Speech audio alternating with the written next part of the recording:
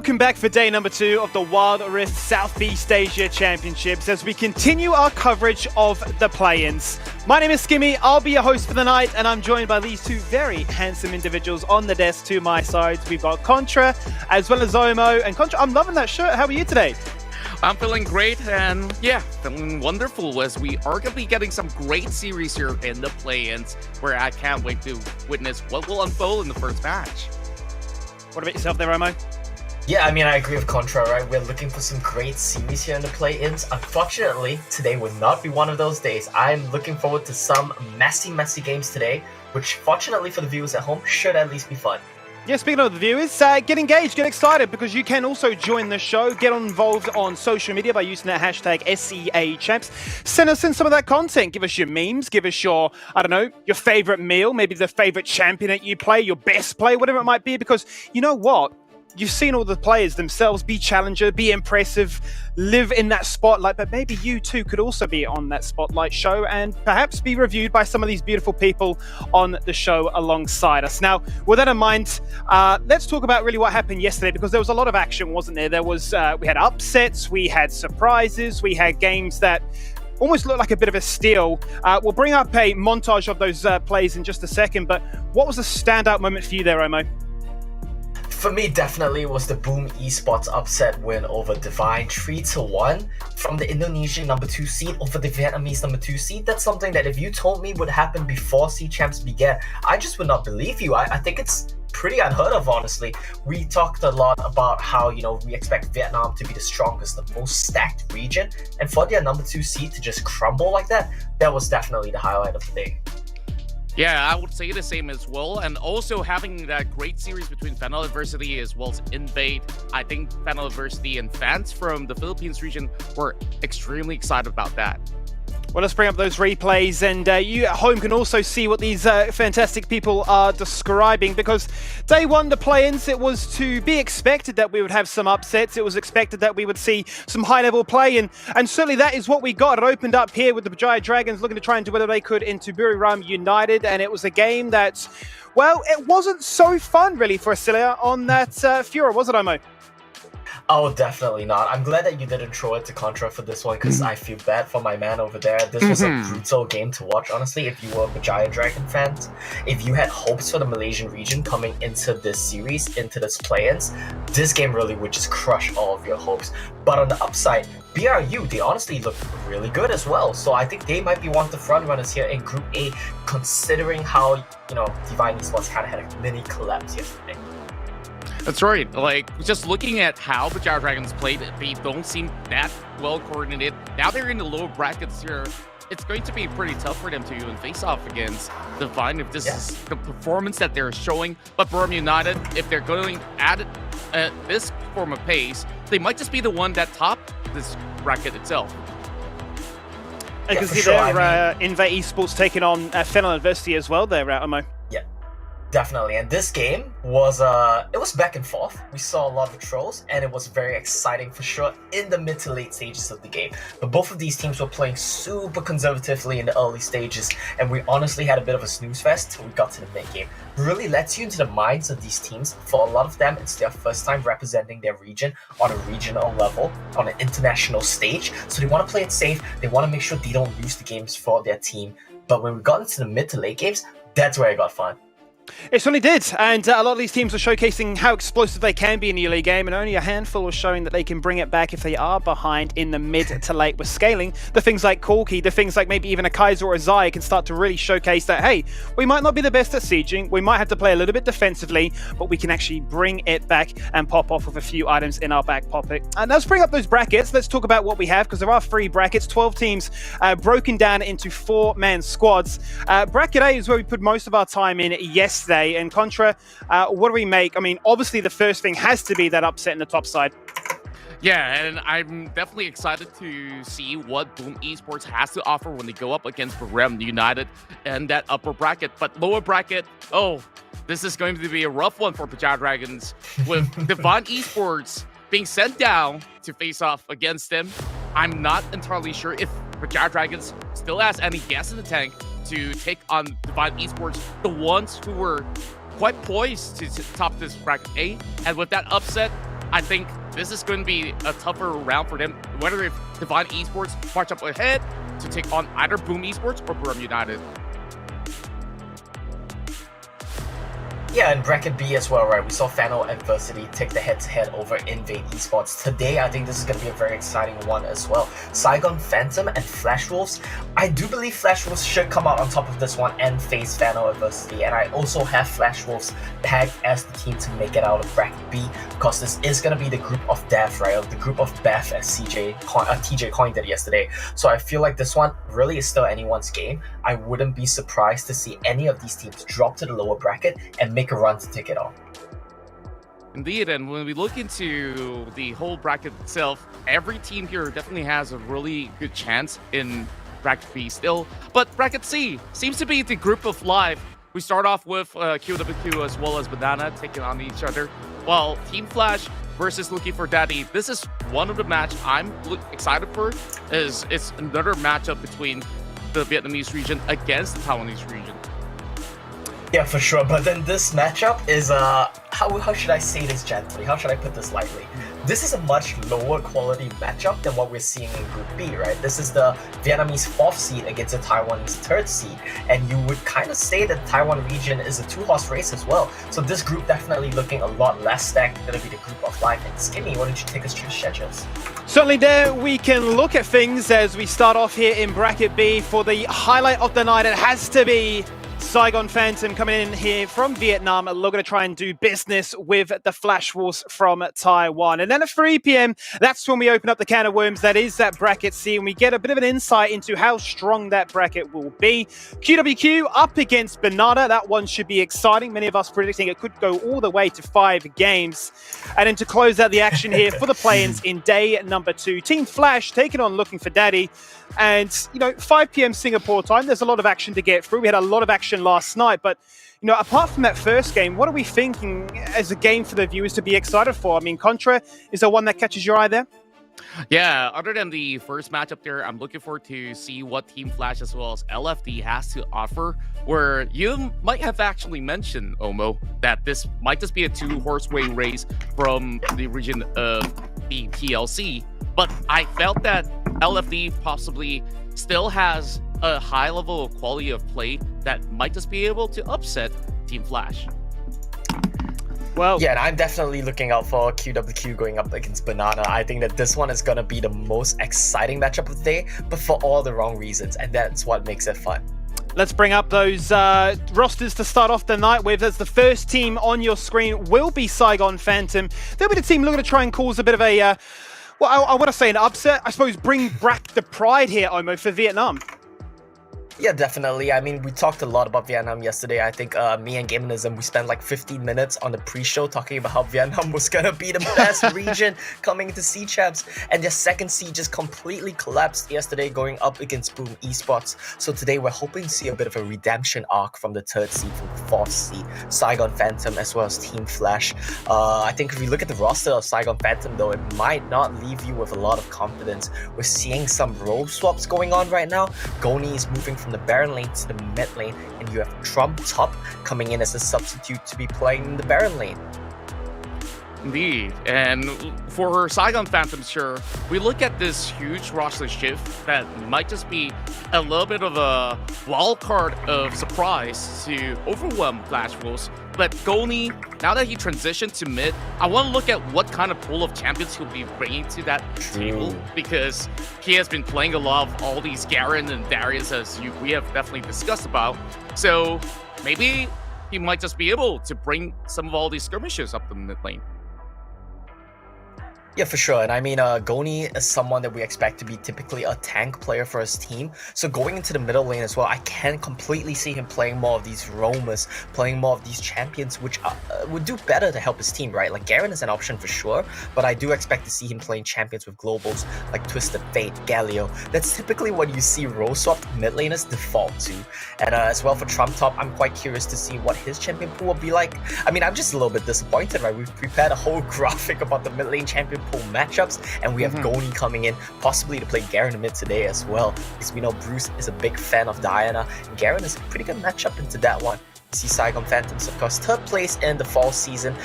Decent win rate, nothing too spectacular. I would say overall they are clearly a step behind Divine, so I'm quite curious to see how they will match up against Flash Wolves.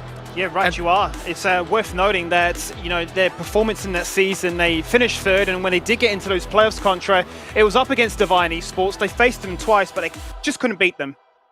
Yeah, and I think that series definitely went pretty rough for Saigon Phantoms. And looking at Saigon Phantoms, they were supposed to be one of the teams to make it into the past Summer Super Cup, and now they're having their very first run here in a major tournament facing against international team. I'm not sure if they'll be overwhelmed when they face off against Flash Wolves right here, but you can always rely on their jungler Blake One, as he always plays extremely aggressive with key picks like Lee Sin, Rengar, or even Kha'Zix to come by. Well, talk us through the Flash Wolves roster here, Contra. What makes this team so feared, and why are they seemingly appearing to be the favorites? Well, I feel like Flash Wolves don't deserve to be in the play-ins. They are definitely one of the best teams in the world, arguably, where you have this wealth of experience coming in from this roster here with Ysera, who has played internationally back in AHQ and have played League PC against some of the best teams possible. Now, you're also looking at Bruce to be one of the key factors here, where he has such a deep pool when it comes down to the champion. You can see him going for Dianas, like Omo have mentioned, and certain times he can even go back to Corki, which we see quite a whole lot back in the Summer Super Cup. So Flash Wolves, a very mid-lane centric sort of the team, will possibly look to set up some really great plays around the bottom side as well. But Locking is the newer addition into the Dragon Lane itself, where last season it was Demon that was playing on AD. So I'm not too sure if this transition has worked too well for Flash Wolves. Yeah, and I'm glad you brought up the point about Corki as well, right? We're talking a little bit about how these players really need no introduction. They come in from League PCs, from some of the biggest teams in the region. I mean, Bruce, this guy used to be a marksman player, one of the best in his region. So coming in to play mid lane Corki is something that we kind of would expect to fit in his wheelhouse, right? I think it's really interesting to see the dynamic as well of how he shifts around and plays different type of mid lane champions, depending on what his team needs. He's capable of split pushing, flanking on Diana, capable of roaming to help his jungler on Galio, and of course if you need him to be the hard carry on the Corki, he can do it as well. This guy does it all, and I think the years of veteran experience on the side of Ysera, on the side of Bruce, and of course Eason as well, who I do believe was on the same team as Bruce, this makes this team always a force to be reckoned with. That's true. Now, I look at this current sort of the performance coming from them. They only lost 6 games, and majority of all those losses comes from one team esports, when we possibly want to see if that rematch is going to happen if they happen to make it to the group stages. Well, let's see what they can do in this occasion. Flash Wolves coming into this one having a strong start, but no doubt will be upset with the way their season finished. The only roster they ever lost to was the #1 seed. It was one team. They couldn't beat them in the regular split or in the grand finals. But we had a chance to speak with Flash Wolves leading into the tournaments here for the SEA champs. So let's check in with what they had to say.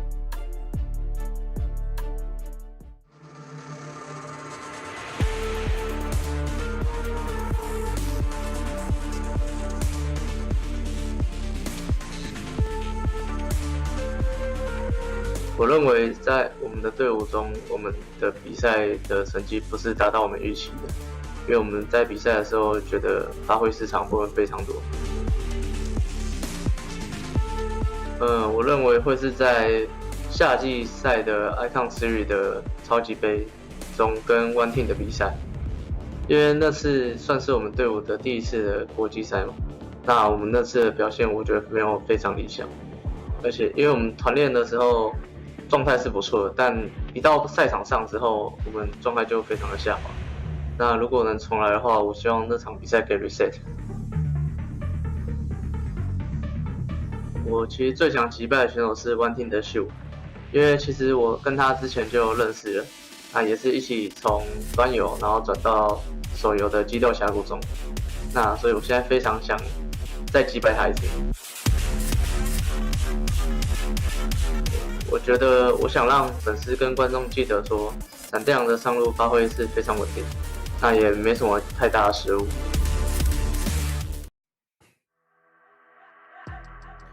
Well, there you see the two teams side by side, getting a chance for a little bit of insight there by the top lane in Ysera.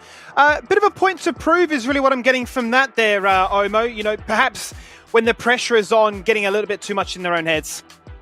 I love that interview from Ysera. It covers so many of the points that I think really have been haunting the Flash Wolves. They've been consistently shut out by one team every single time in the Sea Summer Cup, in their local playoffs finals. This team has been so close to making it across the finish line, but they always fall short and they're always stopped by one team. And I love the point that Ysera raised about himself as well. He wants people to know that the Baron lane of Flash Wolf is stable, and I think that that's going to be a big point coming into today. I was initially going to make a whole point about how Goni against Ysera is the battle of stable Baron laners. With Trump Top being introduced, I'm quite curious to see how he's going to shape up the dynamic, if he's going to introduce any carry top matchups up there in the Baron lane, and how Ysera can deal against that with his veteran experience.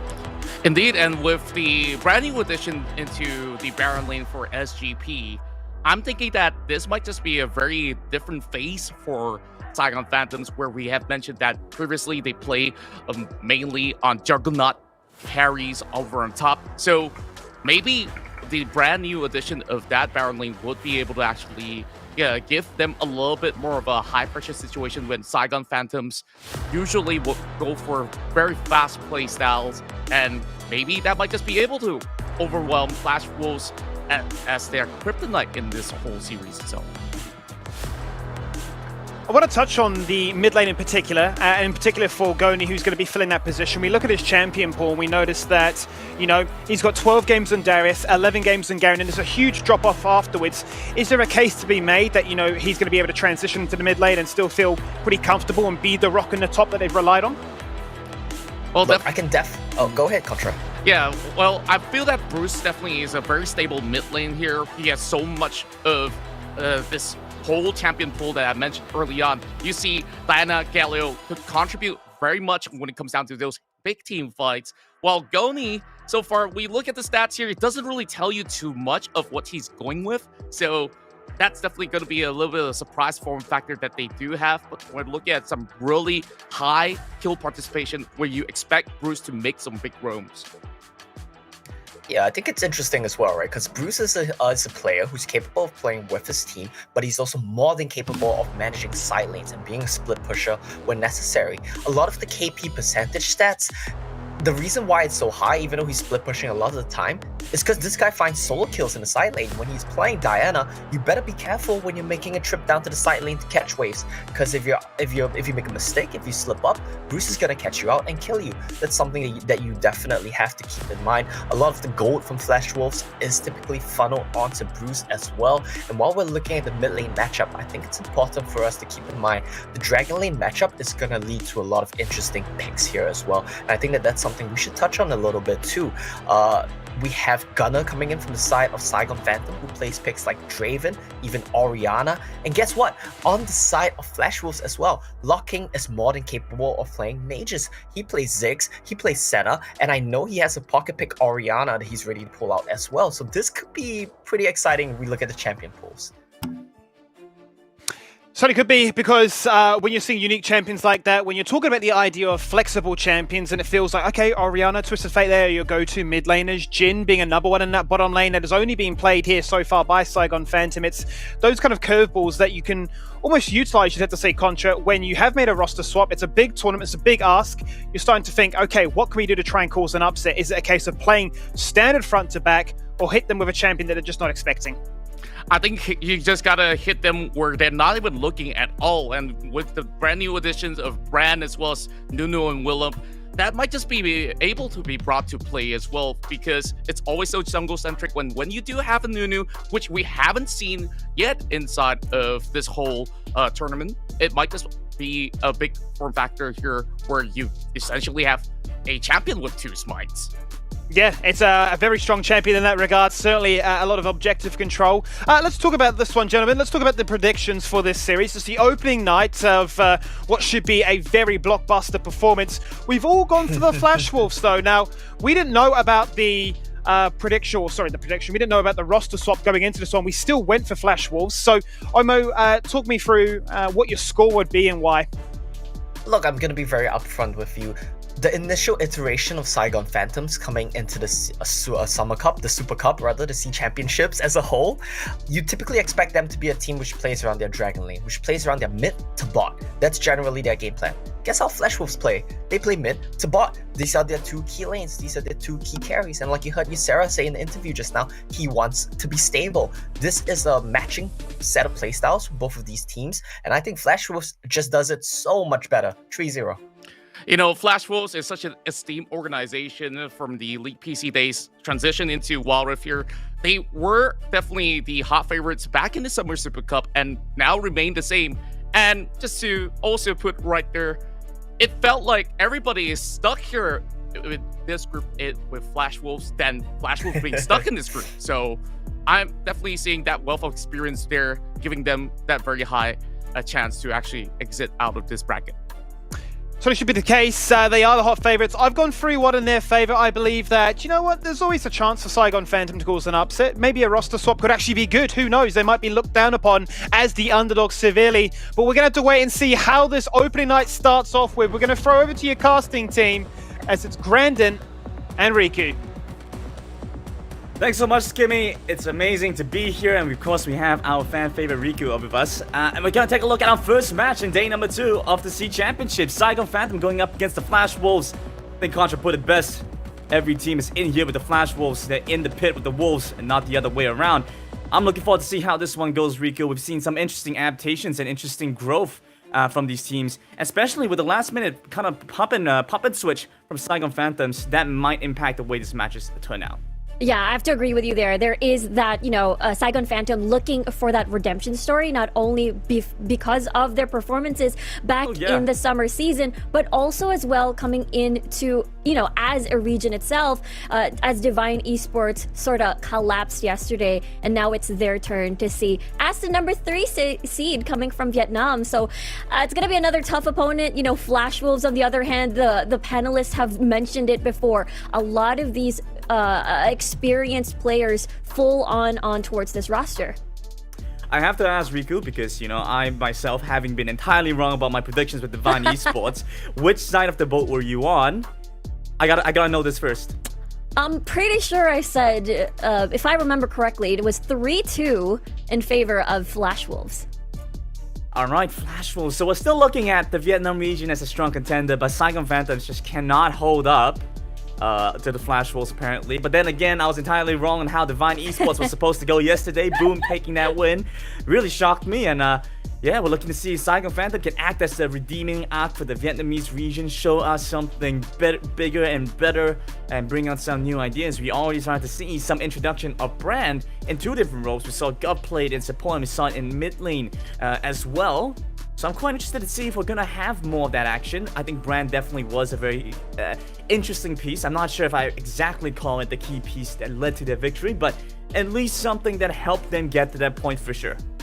Yeah, exactly. There is, still no answer so far to the Brand unless you can finish the game before he has reached his item power spikes and just be completely deadly with 1 cycle of skills, and then you're just gonna burn to death. And exactly, there's a bit of a mystery coming into, at least for Saigon Phantom, just because of the the roster swaps that they did. Ugoni has been one of the scariest members coming from this team. We've seen Divine fight Saigon Phantom as well during the playoffs, and they would constantly target ban Goni, and now he is going to this mid lane. So there's this big question mark whether or not he's going to stick to his guns, play top lane picks, or play picks that are usually found in top, and then just flex it in the mid lane. We've seen it numerous times before. Fiora mid, Renekton mid, Garen mid even. But also, this means that a lot of the mage mid lane picks, oh, what happened there, are also open and could be snatched easily by Flash Wolves, like the Ziggs, perhaps, the Diana, the Orianna, are extremely very, very important, and as well as the Ahri in the mid lane. You know, that's so interesting because while we were having our narrative meeting last night with the casters, when you heard the name Goni, you're like, yeah, no, this guy cannot play Garen for his life, can only play Darius. He has a specific champion pool that he looks really good at, but other champions just seem to not work out for him. Do you feel like that might be the same case if he were to try and switch over to mage mid laners, for example? If we start seeing stuff like the Akali, the Ahri, stuff that Saigon Phantom have played in their regular season in the Vietnamese Sea Icon series? Yeah, I feel like it will completely change the dynamic of the squad. Where are your AP or magic damage sources going to be coming from? Will Gunnar be forced to play these mage bot laners instead because of the adjustments? I mean, we've seen it before. The Ziggs bot lane, maybe what do you call this? Maybe even the Orianna bot lane that we've seen back in the Summer Super Cup, or maybe mage jungle. More on the AP. Maybe Gragas will be seen time and time again. So there's a lot of question marks that would switch the dynamics as well when it comes to the composition. For our fans that might not have known that, I think I was watching the WCK the other day, watching the Korean League, and I saw Evelynn jungle. You know, that's something that we have not quite expected. I think that going to 2.4B, you know, a lot of people might not necessarily understand that, but I think, Riku, you might have some ideas as to why they went for that Evelynn jungle. Yeah, the ganking potential coming from the Evelynn, and as well as the fact that once you ult, it's pretty hard to catch you. You do have that, you know, invuln frame to dodge either. It's really good against matchups against Vi, just because, you know, the assault and battery can't exactly catch you. And as well as your ganking potential, as mentioned, especially if you reach level 5, you can just sneak your way in towards the lanes, even form a lane gank, perhaps top side if you want to empower either duo or top. So there's just a lot of flexibility, although I do doubt that we'd see an Evelynn jungle, perhaps. Maybe farther down in the tournament when we see Team Secret again play it at top side. Of course, yeah, this is the Southeast Asia region where the playstyle is heavily focused on aggression, getting the jump on your opponents early, and so we kind of lose out on that. We don't really quite see stuff like the Evelynn, you know, it fits in a different composition, different playstyle, and that's why the WCK has that, but not necessarily what we're seeing in the C Championships. Do take note, I think we had some stuff happen between the picks and bans, so we should be loading into game pretty shortly. But again, this is Saigon Phantom going up against the Flash Wolves, and Flash Wolves, I like the way that Omo put it. It's a two-horse race in the TLC. These guys have been looking so good in their regular season. You look at the third place team, they didn't stand a chance against the Flash Wolves, playing in the lower brackets, going up against, standing for the chance to play against one team again. You know, this is stuff that we are super excited to see out from Flash Wolves. Yeah, I think that is the sad story for Flash Wolves. Constantly, it is always one team standing in their way, either in the local qualifiers to the Summer Super Cup, as well as they got eliminated by exactly the same team that they lost to. So now the journey continues. Flash Wolves, again, looked pretty strong even during the Summer Super Cup. They had a pretty, I guess, relatively easy group back then. I think it was Group D. But this time around, I feel like it's a little bit more challenging now that you're with, you know, Vietnam, Thailand, both strong regions that finished really, really high back in the Summer Super Cup. And of course, add in the Philippines as well with Final Adversity. And Final Adversity had a really good set last night as well. We saw an impressive gameplay, impressive series going up against Invade Esports there. I know a lot of people are looking towards the Philippines as a region that we weren't quite sure how strong they were. It feels like Group B has been a very good assessment on the power levels for a lot of these different regions, Riku. Yeah, I have to agree with you there. You know, it's of course a mixed bag. You know, number 3 seeds, number 2 seeds coming in, but it is still incredibly close, and that's why it's going to be incredibly exciting to see how these two Titan regions are going to duke it out, both Saigon Phantom and as well as Flash Wolves. I mean, based from what we've seen before, it has been, you know, it has been Vietnam that was able to get third and fourth place last time with Cerberus and SPTC. But of course, one team was the second placers, and of course, Flash Wolves got eliminated by one team early. But yeah, the Group B is incredibly stacked, and I think this match in particular will set the pace and set the tone how big of a gap is, because yesterday Indonesia and then Vietnam was a completely big surprise when it comes to the region gap that we were talking about. Yeah, it's a mixed bag of nuts, Riku. You reach your hand inside, you're not quite sure what you're gonna get. You could get a peanut, staple, standard. You can find a cashew, a macadamia, top-notch prime nut action, and at the same time you could grab stuff like green peas, and it's not just it's not what you want. It's pretty boring, it's pretty plain. You never quite know what you're gonna expect. I think Group B is exactly that. You have so many opportunities to face off against incredibly strong teams. At the same time, you could also see teams flounder, and that might be the case as Saigon Phantom go up against Flash Wolves. A lot of expectations on both these teams. If they don't quite meet up the standard, then people are going to start wondering exactly how strong those regions are. But talking back a bit about these compositions and these teams having gone for this lane swap or this role swap, we see Saigon Phantoms, they might falter a little bit here. We play very much into tanked style junglers, not necessarily the carries. You feel like changing up the mid jungle synergy is going to impact that? Yeah, there's the difference in dynamics for sure. Whether or not, Blake in the jungle, we're gonna definitely watch out for him if he's going to, synergize, team up with Goni now that he's in the mid lane, now that he has more access to the rest of the lanes, not, alone at the top portion of the map like we usually see. So that means Goni can create more opportunities for this side of Saigon Phantom alongside with Blake. I think back then when we witnessed, when I was watching their VODs up against Divine, the Mundo pick is something that will be very difficult and will be very slow to ramp up if they ever do decide to pick that once again in this series. Right, I've also just gotten word from production that we are about halfway through the picks and bans. Unfortunately, we've come across some technical issues, so we can't quite get that on the screen. That being said, we are just minutes away from getting in on the action. It is pretty much what we're looking to get into. Saigon Phantoms and Flash Wolves, what a better way than to start day number 2 of the SEA Championships. It's a powerhouse match for sure here, Riku. I've been a big advocate for the Vietnamese region since day 1, hoping they don't disappoint me 2 days in a row. If that's going to be the case, I might just have to disown them. I know we've been seeing a lot of interesting things from them, but if they can't perform here today, then it's too bad. Yeah, you talked about the picks, right? I mean, there are a lot of popularized picks that, that sort of sprinkle down to the rest of the regions. Like the Nami Misfortune has been very popular in the Vietnamese region, and as well as the Varus Ash, which, trickled down towards the Philippine region as well last season. Yeah, we should be moving into our picks and bans. Actually, as I'm getting told, there's an interesting one. Take a look at what we have for both these teams. It's a big start of the day. Day number 2 of the SEA Championships, and only one from Group B will be able to make their way through, and here we have it. Yeah, this is the adaptation that we've seen. Trump Top is going to be playing for Saigon Phantom, and Goni is now in their mid lane. Yeah, this is going to be very interesting for sure. What will Goni play? Will he stick to his guns, focused primarily on his top lane picks, or perhaps maybe he did manage to sneak in a little bit of those mage control mages and mages in general in the mid lane, but the bans are looking pretty spicy so far with high focus on the jungle. Oh yeah, get rid of those jungle champions who don't quite want to deal with that. I also appreciate Saigon Phantom banning away the Gragas and his Flash Wolves to start things off by grabbing Renekton for the Sarah. That's his icon pick, I think, and it's looking good for the Flash Wolves to start. Yeah, that means Saigon Phantom basically takes away Boost Fate, which means that can empower the side lanes, especially Sarah back at it again on this Renekton.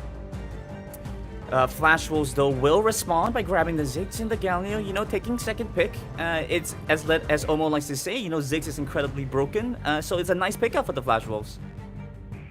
Exactly. This still could be towards locking, so we'll see if Flash Wolves decides to play this one out in the Galio and the support role or towards Bruce, but there we go, Saigon! The Varus has been unlocked once more. We barely saw Varus yesterday, and now it's back again. So all of these single target CC focused composition from Saigon Phantom as they lock in the Vi. Riku, do you see this? Do you see the Yasuo? Yes! I see it! Oh my goodness. Flash Wolves coming out the gate strong, bringing in the Yasuo in game number 1. You love to see it, Riku. And pair that together with the knockups that we have. You know, you have Cookies, Justice Punch, a Satchel Charge. You get the knockup for the Riven. That's exactly what we want for Flash. With Saigon Phantom, like you said, looking like they have that pick composition going for them, though. Yeah, there's just so much. There's just really big team fight, all in, coming from Flash Wolves with a little bit of poke on the side as well. Big knockup, big layering of CC. And just as you mentioned for Saigon Phantom, this is pretty big, more on the single targets with the Chain of Corruption, with the bubble, with the gold card, and even the assault and battery coming from Blake. It's going to be very exciting how they can find these picks, because I'd be afraid of the Varus. Poor Gunner here has to face against this all-in composition from Flash Wolves, and I don't think the bubble and the tidal wave is going to be enough as a form of disengage. You know, that's actually interesting that you mentioned that, Riku, there. Talk to me a little bit about this Yasuo, because this wind wall, it looks massive, right? They ban away the Braum, but then they grab another wall that looks even better with this Yasuo. Yeah, that's true. Is able to block all of these projectiles, and it's going to be very exciting for sure, because again, Gunner is going to be incredibly vulnerable, and Flash Wolves definitely has access, and as well as they're not exactly going to get outranged just because they do have the Ziggs on their side, so I feel like locking can match Gunner in range. Well, there we have it. Saigon Phantoms going up against the Flash Wolves with a new Vamp composition, new Vamp team, a couple of role swaps. We're looking to see how this one plays out. Flash Wolves moving into game. We'll see how the mid game is going to look like for Flash Wolves, as they can assemble this 4-1 as well as Sarah is forming in the split push. Cookie as well can do the same thing with a 1-3-1. And it's going to be interesting as well because they have Eason on this Galio, so any pressure coming from the side lanes, they can immediately respond with a hero's entrance, make it a 2v1, but Goni is also there to make it a 2v2 as a Twisted Fate to respond. So it's really relying on Goni to find these angles here, and especially later on in the game, you know, as you start to see Cookie scale up, the split push, this is interesting that you mentioned that, Riku. We've seen a lot of Irelia come online and really pop off in the jungle, in the mid lane, whatever you want to kind of put, wherever you want to kind of put it. How's this going to go into this matchup with Cookie split pushing the side lane? Yeah, I think it's going to be very, very scary, and that's the reason why I think Flash Wolves will need assistance coming from Eason. The timing, the punish, whenever Trumtop would go all in as an Irelia, you get the taunt coming through.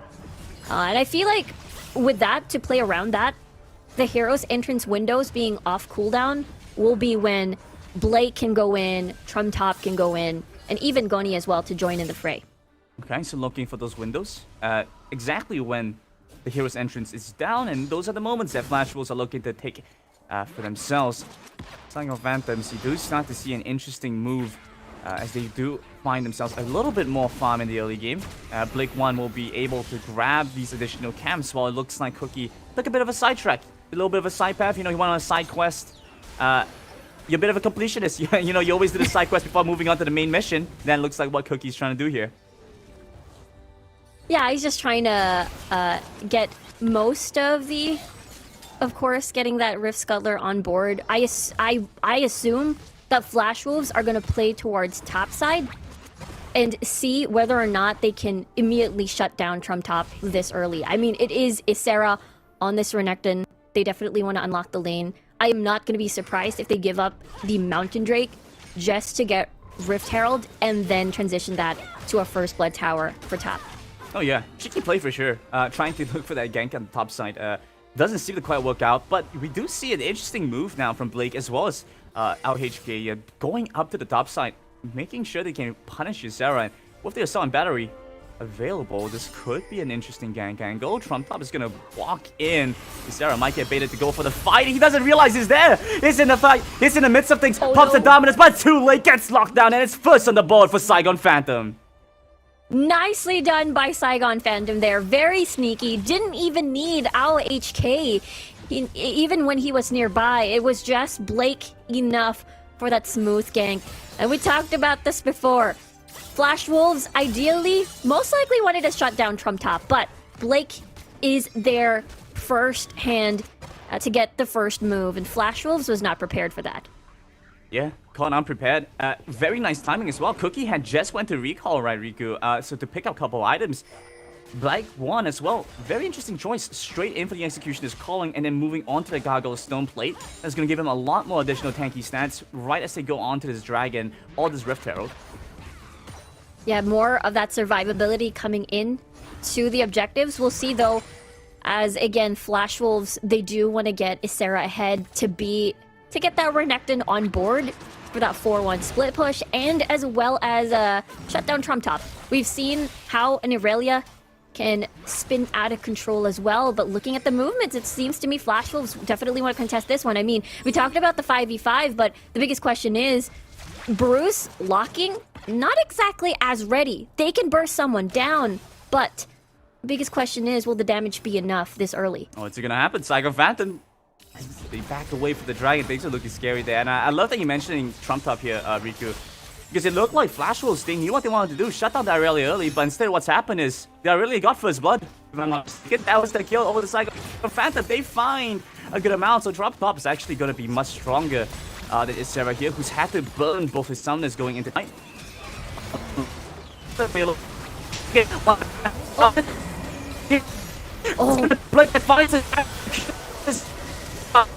There it is! Coming through for Bruce. They're still looking to go on, chasing them deep into the jungle. They're on the Trump Top. A couple more attacks will find it, and he will not go down. Bruce survives through it all. Blue buff won't be able to save Saigon Phantom's effort.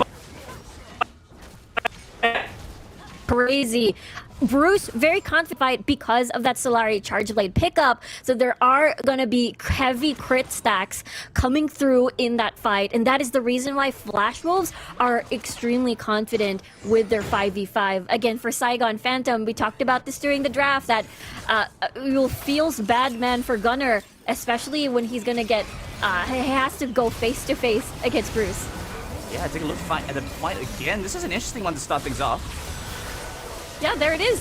It was Bruce heading straight to the back line, and our HK is not going to be enough because he's squishy. There is no Braum, there is no Galio to punish anything. It is just a measly Nami, and that's exactly what Flash Wolves can keep doing.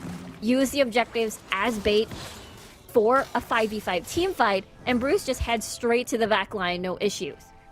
This is interesting as well. Goni wasn't quite in that fight the last time around, so he didn't even use his ultimate, I think. He was sitting by the side. That was a big reason I think Saigon Phantoms couldn't get the tempo that they wanted. That being said, don't they still have the goal lead? It's a small one, but the goal lead is there, and Saigon Phantoms also have that. Great. So Flash Wolves, they're looking to equalize by moving towards this Rift Herald now.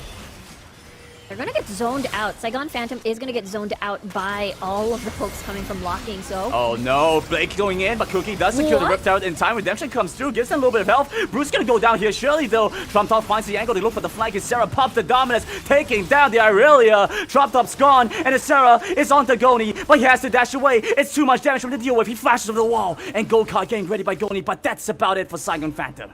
Yeah, nicely done by Saigon. They were very patient coming into the fight, but I think the problem is, you know, they weren't able to get that steal as Cookie was able to really secure that in.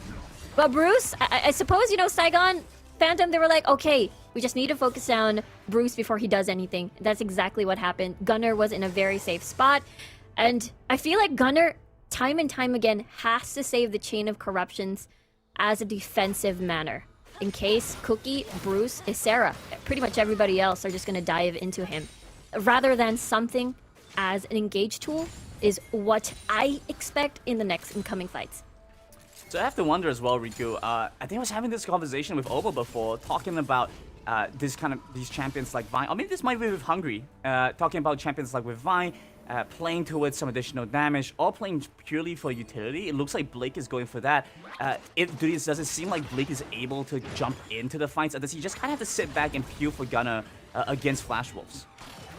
Yeah, aiming more on towards, you know, getting a bit tanky, having to survive, having to stay in the fight as much as he can. Blake is gonna be fine. He's gonna be fine. But yeah, he's a tanky boy. He's a beefy boy. He's a beefy boy. He's building beefiness. But that's the thing. it is his job to peel for Gunner, because we talked about this, how Nami, HK possibly may not be enough. So the setup's going to be there. Randuin's even getting picked up, so he's going to get even tankier. Yeah, a lot of emphasis on the Nami alone, so it's going to be difficult to get anything done there. Rift Arrow will charge his way through mid, maybe looking for a second charge. They do manage to smite it in time, but that's first turret, I believe, over to Flash Wolves. A nice chunk of change into their back pockets. And the timing coming from Flash Wolves as well. It may be a tad early because the dragon has now spawned, and therefore no pressure is building towards the map. They're forced to fight this 5v5 full on as Cookie will come from the sides. All right, round number 2. Blake's the one to start things off. Shield Duran zones away Divine. They're looking to take this dragon down slowly but surely. Sarah's over the side. They're split onto 2 fronts. They don't have the manpower to look for this. Trump top pops the Vanguard's edge. And Eason, he's moving in, but he has to back away. And now Saigon Phantom right back on this dragon. Nicely done by Saigon Phantom. They were very patient. They knew that Flash Wolves wanted a pincer attack them, and they just focused one down. And unfortunately, that target was Ysera. Flash Wolves, the rest are pretty much far away for that sandwich to happen. So Saigon definitely took advantage of that. Yeah, make great moves then. And going kind of wraps up that fight by using the Destiny to rotate back over the mid lane, clears out the wave, and now they're rotating to the top side. But this is an interesting one. Look at the zone pressure coming through. Forces Trump top and going away. Very nice boost from Eason and Cookie here. They're really nicely done. They want to keep going through these towers and possibly getting a pick again, because even though Blake doesn't have his ult, Gunner still has his. They could possibly get another pick against Ysera. Very sad though. It has been, I think Ysera has been constantly targeted so far in this game, and it could be the trend to slow down Ysera and as well as just keep Trump top at the very top. Yeah, I have to say, I like this Riku. Ysera, he has run away with games before. You have to acknowledge that this guy is a main primary carry for Flash Wolves. I really like this adaptation from Saigon Phantom, and this is the Vietnamese region that we're looking for. Where was this in Divine Esports up against Boom? Saigon Phantoms have come online as the team to watch, and the Vietnamese region have, I don't want to call it too early, but I have been casting with almost, so I like to count my chicks before they hatch as well. Are looking much better in this match 1 of match 2 of bracket B actually. Yeah, they look very, very solid. They look confident. They look like they are not pressured at all to make moves around the map because, again, it is Flash Wolves that will want to start the fight, and then Saigon will just react. So I imagine Saigon will go through and wait for this Infernal Drake and basically do what they did. Get a pick, make it a 4v5, as Flash Wolves would want a full-on 5 unit to access through these fights. And now look at this though. Flash Wolves just wants to deward the Baron, but I assume Flash wants to take control of this area and see if they can bait out Saigon and possibly get a pick themselves. Flash Wolves have a lot of combo here, so these river fights could be very nice for them. It could be. With the taunt, Justice Punch into the AoE stun by Cookie, it is possible. Again, Gunner are very vulnerable targets. They're just gonna stand there and see if they will survive. And if Flash Wolves just all-ins on them, Nami, HK can't do anything. I feel like the vision control, the flanks, the pincers are gonna be key later on to the fights. Especially this Infernal Drake will be highly contested. Saigon Phantom on their way to their 3rd dragon. That means it's going to be absolutely scary once Elder spawns. Yeah, but it's not without trying though. LHK, she already completed Uncensored and the Redemption, so pops up his team, makes them a little bit stronger. You're trying to make sure that Trump Top is going to be able to dive into the back, deal with them. But what I do like from Flash was just how much crowd control they have. It's one of the good things to deal with the Irelia here, I think. And like you mentioned, 3rd Drake, it's going to be the Infernal. And so if Saigon Phantom are able to grab that, that's a win condition. It's difficult to play into the Ziggs. There's a lot of wave clear, is able to kind of stop teams from finding momentum. But once you get Baron, you know, he loses a lot of his power. Yeah, exactly. That is, you know, looking into this 2-item power spike. Again, Ludens and Rabadons is your sweet spot. So for Saigon, they have to be wary. They can't exactly stay in one spot as well at this, but then they do have Gunner though to respond with the poke, so we'll see if Flash Wolves will just instantly hit that go button. Look at them though, they're trying to form this possible pick, perhaps. But of course, Saigon Phantoms, they see this coming. Yeah, playing in the mid lane. So what happens now, Riku? What goes into the Riku notebook? You know, why are you looking to see Saigon Phantoms try and get done here? So it looks like the Destiny's already been proc. This starts things off early, but I think they have to back away. It might be a bit too ambitious to try and force a fight here. Yeah, go-kart comes through, but that's all they have, really. In a 5v5 scenario, Flash Wolves are definitely going to win. All right, Especially Saigon Phantoms, they've got impatient. They're done waiting. They're done waiting for this fight. They're going to start on their own. Nice tidal wave. And coming through with the ultimates as well. Locking down the hero's entrance. Finds nobody in that time. Drum Top, he's going golden. He's holding on for time. Cookie dodges away from the flawless duet. It's a nice last breath coming through from Bruce. But he's gone into 4 from Saigon Phantoms. There are too many there for him to deal with. But Blitz caught by his back on the wall. Doesn't have his teammates there to protect him. He's going to go down. And Gunner nearly gets taken out by locking 2. Saigon Phantoms pulled the trigger, but a bit too aggressive there. And that was just too close. That would have been an Infernal Drake in favor of Saigon Phantom. And that's the reason why they all decide to just back away and respect the fact that they've lost members on both sides. Especially Blake is the jungler that is gone. Fight. Flash Wolves still, again, not confident. Just because, again, this composition requires them to be complete. And with that, I like to take a look at that replay. All their focus, their efforts are towards Blake as he's in front. But remember, he is insanely tanky. He has that Randuins. He has a lot of tanky items on the board. So if Flash Wolves just mainly focuses on him, it is going to be the carries like Gunner and Gonny going to be happy about that one. As, again, Blake is buying them some time. All right, we jump back in, and Flash Wolves have already got the Infernal Drake.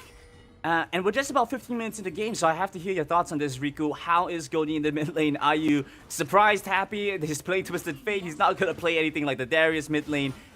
Going to play a traditional AP mage. How's this feeling out for you? Yeah, for Flash Wolves, for Saigon Phantom, rather, I feel like they're going to be in danger. Especially as the game progresses later on. Flash Wolves are not going to hesitate to just go full-on heavy dive, and just head straight to the back line. And it will all depend on the vision control that Flash Wolves is going to have. I can imagine Cookie's going to cut off escapes in the mid lane, or possibly just stay around the jungle and get a flank set. Even Isera as well can do that. The more map control Flash Wolves acquire in this map, the more chances that they can assemble that pincer or that flank that we talked about. These death brushes as well are going to be insanely scary. I mean, looking at Saigon Phantom, look at them. They've got 3 Zonia's Hourglass and no Twin Shadows, so I imagine Flash Wolves are going to be comfortable setting up these death brushes. There we have it. Saigon Phantoms, they're Ralph in the bus, and Flash Wolves, they're the one driving it. So Saigon Phantoms chuckles, I'm in danger, just like Trump Top by BS. Cookies won't walk up to the top, down to the bottom side. Gonny pops the ultimate, gets some information. They're onto the Baron quickly. They spot out the junglers, so they know they're not going to be there. But it looks like they're going to back away. It's a little bit too risky to try and finish it for Saigon Phantom. They're too risky because Trump Top is absent that entire sequence. So we'll see now what Saigon decides to do. Because again, this is the team that will gladly take a pick if they see one. All right, they're back. But in an all-in engage, they will definitely use everything defensively. Well, back again. Saigon Phantoms, they're the one to start up the Baron. And Flash Wolves here to respond. Ethan, he pops his enchantment early. Look at how tanky he is. They force him back. All HK's looking low. Might just go down. Blake tries to re-engage back onto Bruce, but he's way too tanky. Has a Guardian Angel to boot. And that makes it a difficult fight to go for. Saigon Phantoms, they're flanking over from sides, trying to decide what they want to do. Decipher something here, but they're just going to have to back off. The Dominus, oh, they're going in. They flash onto him, they're looking to take it down. Gunner's gonna go down, Gunner's gone. Gunner's dead. Flash Wolves with a massive pick off in the jungle. Exactly what we were talking about 3 minutes ago. Cutting off the escape, cutting off the escape of the carries. And Saigon Phantoms, they've got way too impatient. They're still looking to try and take this fight. Flash Wolves, they have the tempo, the momentum to chase them down. The Aqua Prison catches off Bruce, but they have nothing to follow up with. They're just going to have to back away, give this one up. Flash Wolves get away.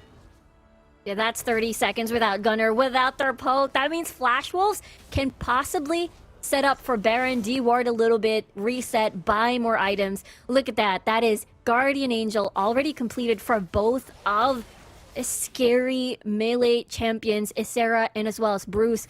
So they're going to survive on top of the stasis enchant that they have, they're just gonna out-sustain Saigon Phantom into a fight here. And let's take a look at that replay. Literally 3 minutes ago, we were talking about cutting off escape, and that's exactly all we saw. Gunner had no choice but to accept his death at that point. Yeah, we're just watching as Flash Wolves have scaled out of control. Saigon Phantom really don't have a good way to deal with this. And the combo starting to pan out for Flash Wolves. You know, all the knockups working in for Bruce, and Bruce, honestly, he's an independent Yasuo. He don't need no knockup from his team. He can make things happen on his own. Saigon Phantom is looking a little bit impatient, and that's pretty much characteristic of the Vietnamese region. I have to say, that's one of the beautiful parts of Saigon Phantom. And going into this one, you know, continue to make things happen. I think TJ has mentioned himself. Saigon Phantom are a team that like to play for that 70-30. They like to do a coin flip, and they coin flip so damn often. Yeah, I mean, they're able to catch up in gold here. Oh, look at that damage. Gunner, he's already half HP. He's not prepared for this fight. Yeah, and so is our HK. Gonen's gonna walk in. They have to stop this pickup for the Elder Drake here. But it's looking low. 6,000 HP. It's going down so quickly. They need to find an entry now. Okay, here's the tidal wave. They get the engagement. Blake 1 leading in. They jump into the back with Cookie. But Vi has no backup. He doesn't have his team with him. And Cookie jumps in. He has to win/fight so much damage in the process. The heroic entrance locks them all down. Saigon Phantoms falling to pieces. 3 dead, 4 dead, and running for the hills. Drop tops left alone here. What a fight from Flash Wolves there. They just abandon this dragon and just go straight to the Nexus. It's done and over. Flash Wolves are knocking on the door. This is the victory march as they walk in on the Nexus. Locking still alive. The Ziggs. Everyone on Flash Wolves is in here, and they're looking to take down the Nexus. Trump can only get so much done by himself. Buys a little bit more time, but this is the Flash Wolves coming in big with the first win of the series. A dominating performance coming from Flash Wolves here with their full-on 5v5 teamfight composition. It looked shaky in the middle, but at the end of the day, they were able to rack up some items for their Yasuo, for Bruce, and then just hammer the victory home. Yeah, they played it a little bit slow, took their time, had some tempo before jumping into this. But then when they went and really played for it, Flash Wolves had such great momentum. They were able to layer the crowd control so well. I'm loving what we're seeing from the TLC right now, and the representation that we're seeing even makes me more excited to see how Group C is going to play out with LFD there. Yeah, the Yasuo, I believe that is our first ever Yasuo in the C Championship. So it's going to be incredibly interesting. Usually when we see Yasuo, it's usually set up with a lot of these, you know, Wukong, Gragas perhaps. But, you know, the Galio is enough, or the self-knockup that Yasuo has is definitely enough, and the Riven as well. Yeah, they had plenty of crowd control and plenty of knockups to work with Bruce there, but either way, they made it work by themselves. In order to break down exactly how Yasuo managed to come so far ahead and how Flash Wolves took that win, we're going to toss it over to the analyst desk for Skimmy and the boys to break it down. Thank you very much there, Grandin and Riku. And yeah, maybe a bit of a shaky start, but surprise, surprise, if you lock in Yasuo as your 5th and final pick, you can deny so much CC. We're talking Twisted Fate, Irelia, Nami, Varus, whatever it was. The Windwall pretty much could have won the game on its own. And Omo, you know, there were moments in that game where you're thinking, you could see the idea of what the comp was built to do. Bruce is jumping in, survives at what, 5 minutes in, barely anything. Once the GA came on through, once the confidence was there, they were hunting in the jungle, the flashes, the aggressive nature. That's when you saw a Flash Wolves that's deserving of our praise and our prediction. Yeah, I mean, there were some good moments in that game, but I wouldn't say that performance for me was anything deserving of praise from the side of Flash Wolves. I feel like they really dropped the ball at a lot of key moments, and overall, the whole team looked really disjointed, and they looked really afraid to pull the trigger and make plays. Now, in this game, I think we were specifically looking for Riven to find flank engages to set up the Yasuo. Or even, you know, you could even look for Ysera flashing in, and the big one that I wanted to actually look out for was Satchel charges onto the backline to set up Bruce. And if you look at the charts right now, Locking and Bruce, I think these two guys are definitely the key factors for a Flash Wolves victory here. I feel like the rest of the members who needed to be stepping up, especially Cookie and Ysera, to pull the triggers, did not manage to play their roles, and that was a bit of a letdown for them.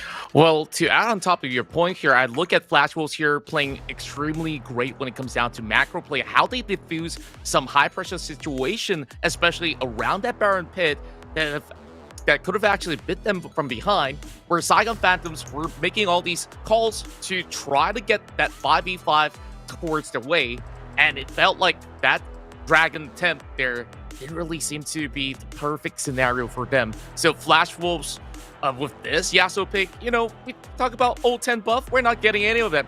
Does he go into build very early Guardian Angel there, giving so much more safety net for Flash Wolves for those extended fights, and you just look at locking with 33k to offer throughout the whole match. Yeah, it's Ziggs, right? The champion is broken. I said it every day, and I will continue to say it every day. This champion is not balanced. If you don't have a counter prepared for it, ban it. Pick it away. I think it was first picked by Flash Wolves, so Saigon Phantom. Maybe ban it next game. Ziggs is not balanced, guys. Get rid of that champion. Pretty strong champion, offers far too much in the grand scheme of things with the poke, with the 2-item power spike, with the ability then to harass from afar and not feel too threatened. You're going into a composition that Saigon Phantom put together. They want to be aggressive. It's what the region's known for. They found themselves a fair few picks in the early game. They were able to accrue a lot of those dragons and put you in a situation much like you mentioned, Omer, where you're thinking, Flash Wolves, what on earth is going on? Is the pressure once again becoming a little bit too much for you? Not in the end. They got the dub. They lead the series. It's a best of 5. We'll see you soon for game number 2.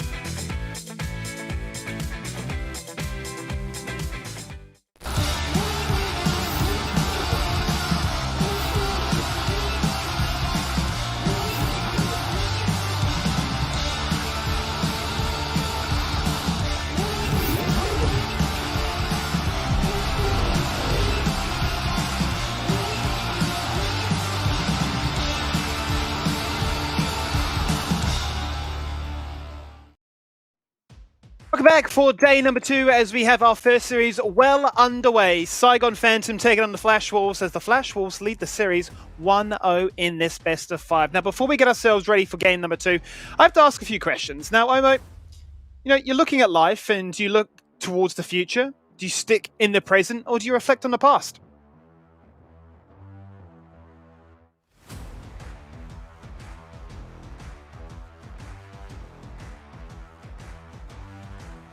Well, of course, before we get to Omo, maybe I want to take that one. I guess they look into the future because the future looks pretty bright for Flash Wolves here. They pick into this composition where it's almost unbannable when it comes down to the priorities of the list, and they got really good skilling going on with the Ziggs over bottom lane being a very safe pick, and Eason was definitely clutching out in many of all these key moments where he could easily drop into the hero's entrance to save his teammates out there. So with this sort of comp that's being shown from Flash Wolves, I don't know how would Saigon Phantoms actually hold on if they're just going games after games with this. I like what you're thinking about the future, because it's also what happens to be our sponsor. So you can open the door to your financial future with Franklin Templeton. Get started on your investment journey with one of the world's largest investment managers. So a big thank you to them for helping us with the sponsoring of this show to make the SEA champs as good as they are now. Omo,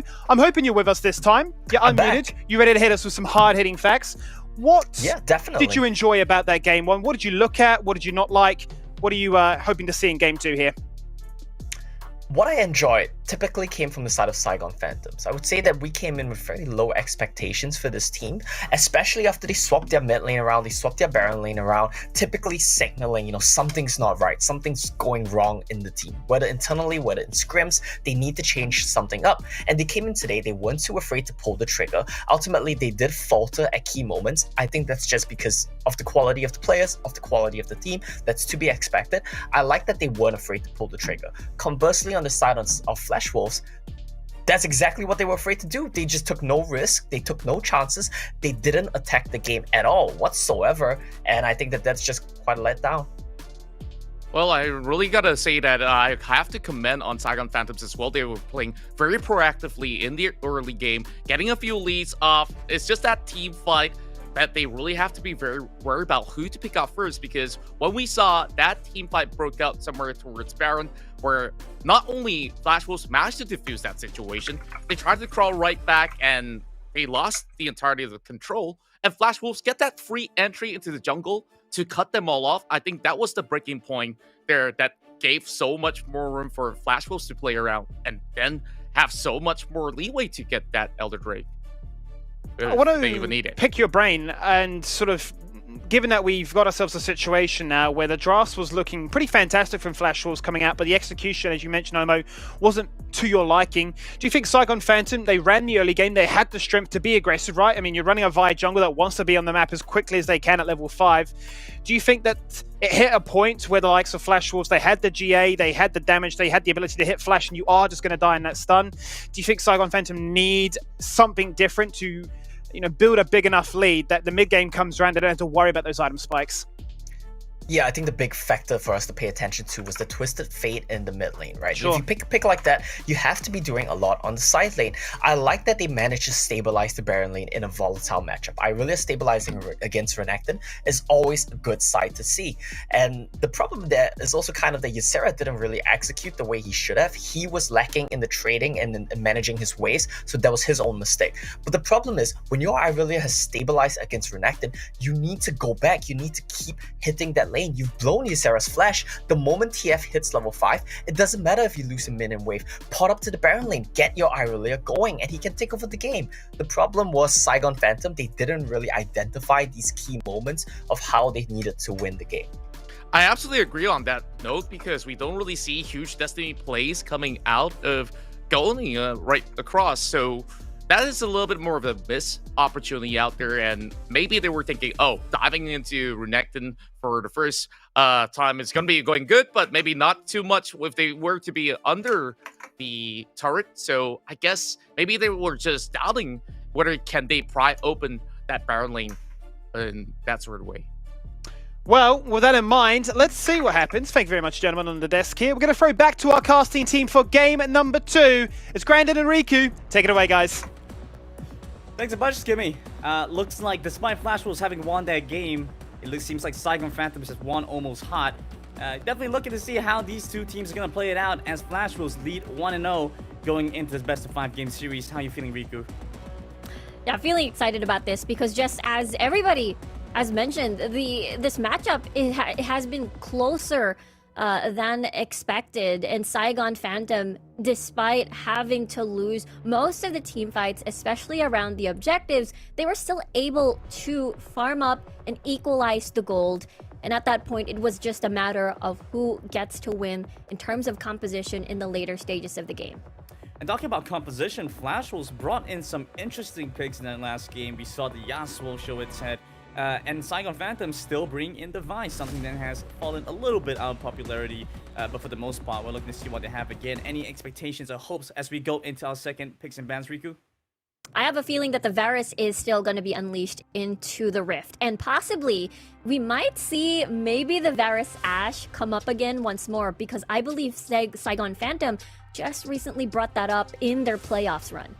Alright, so maybe a change in the style that they're going to play the bomb side. RHK, he did his best. He tried his best, but fortunately Nami was pretty restricted in what he could get done. So for the most part, maybe see some changes there. Flash Wolves and Saigon Phantom start things off with a very similar ban phase and first pick. Olaf, Kha'Zix, Braum banned away. Lee Sin, Camille, and Gragas, and now the lock-in for the Renekton for Flash Wolves. Yeah, this is still going to be the prime pick for Ysera, having to unlock that 4-1 split push. Saigon Phantom now having the Ziggs and as well as the Nami, meaning they can still pick up the Varus for themselves unless Flash Wolves decides to get that away from them. Nami is just there to compensate for the lack of mobility, and if they lock in the Varus, it's going to be a very strong poke composition. But for Flash Wolves, Senna, that means the Senna Nasus can be available for Eason and locking. That's an interesting one that you mentioned there, Riku. Senna Nasus is something that we have been seeing rise in popularity, but not so much in the C Championship. Saigon Phantom will go for the Corki and what looks to be the Vi again for Blake 1. But let's talk a little bit about this Senna pickup and what this means for Flash Wolves.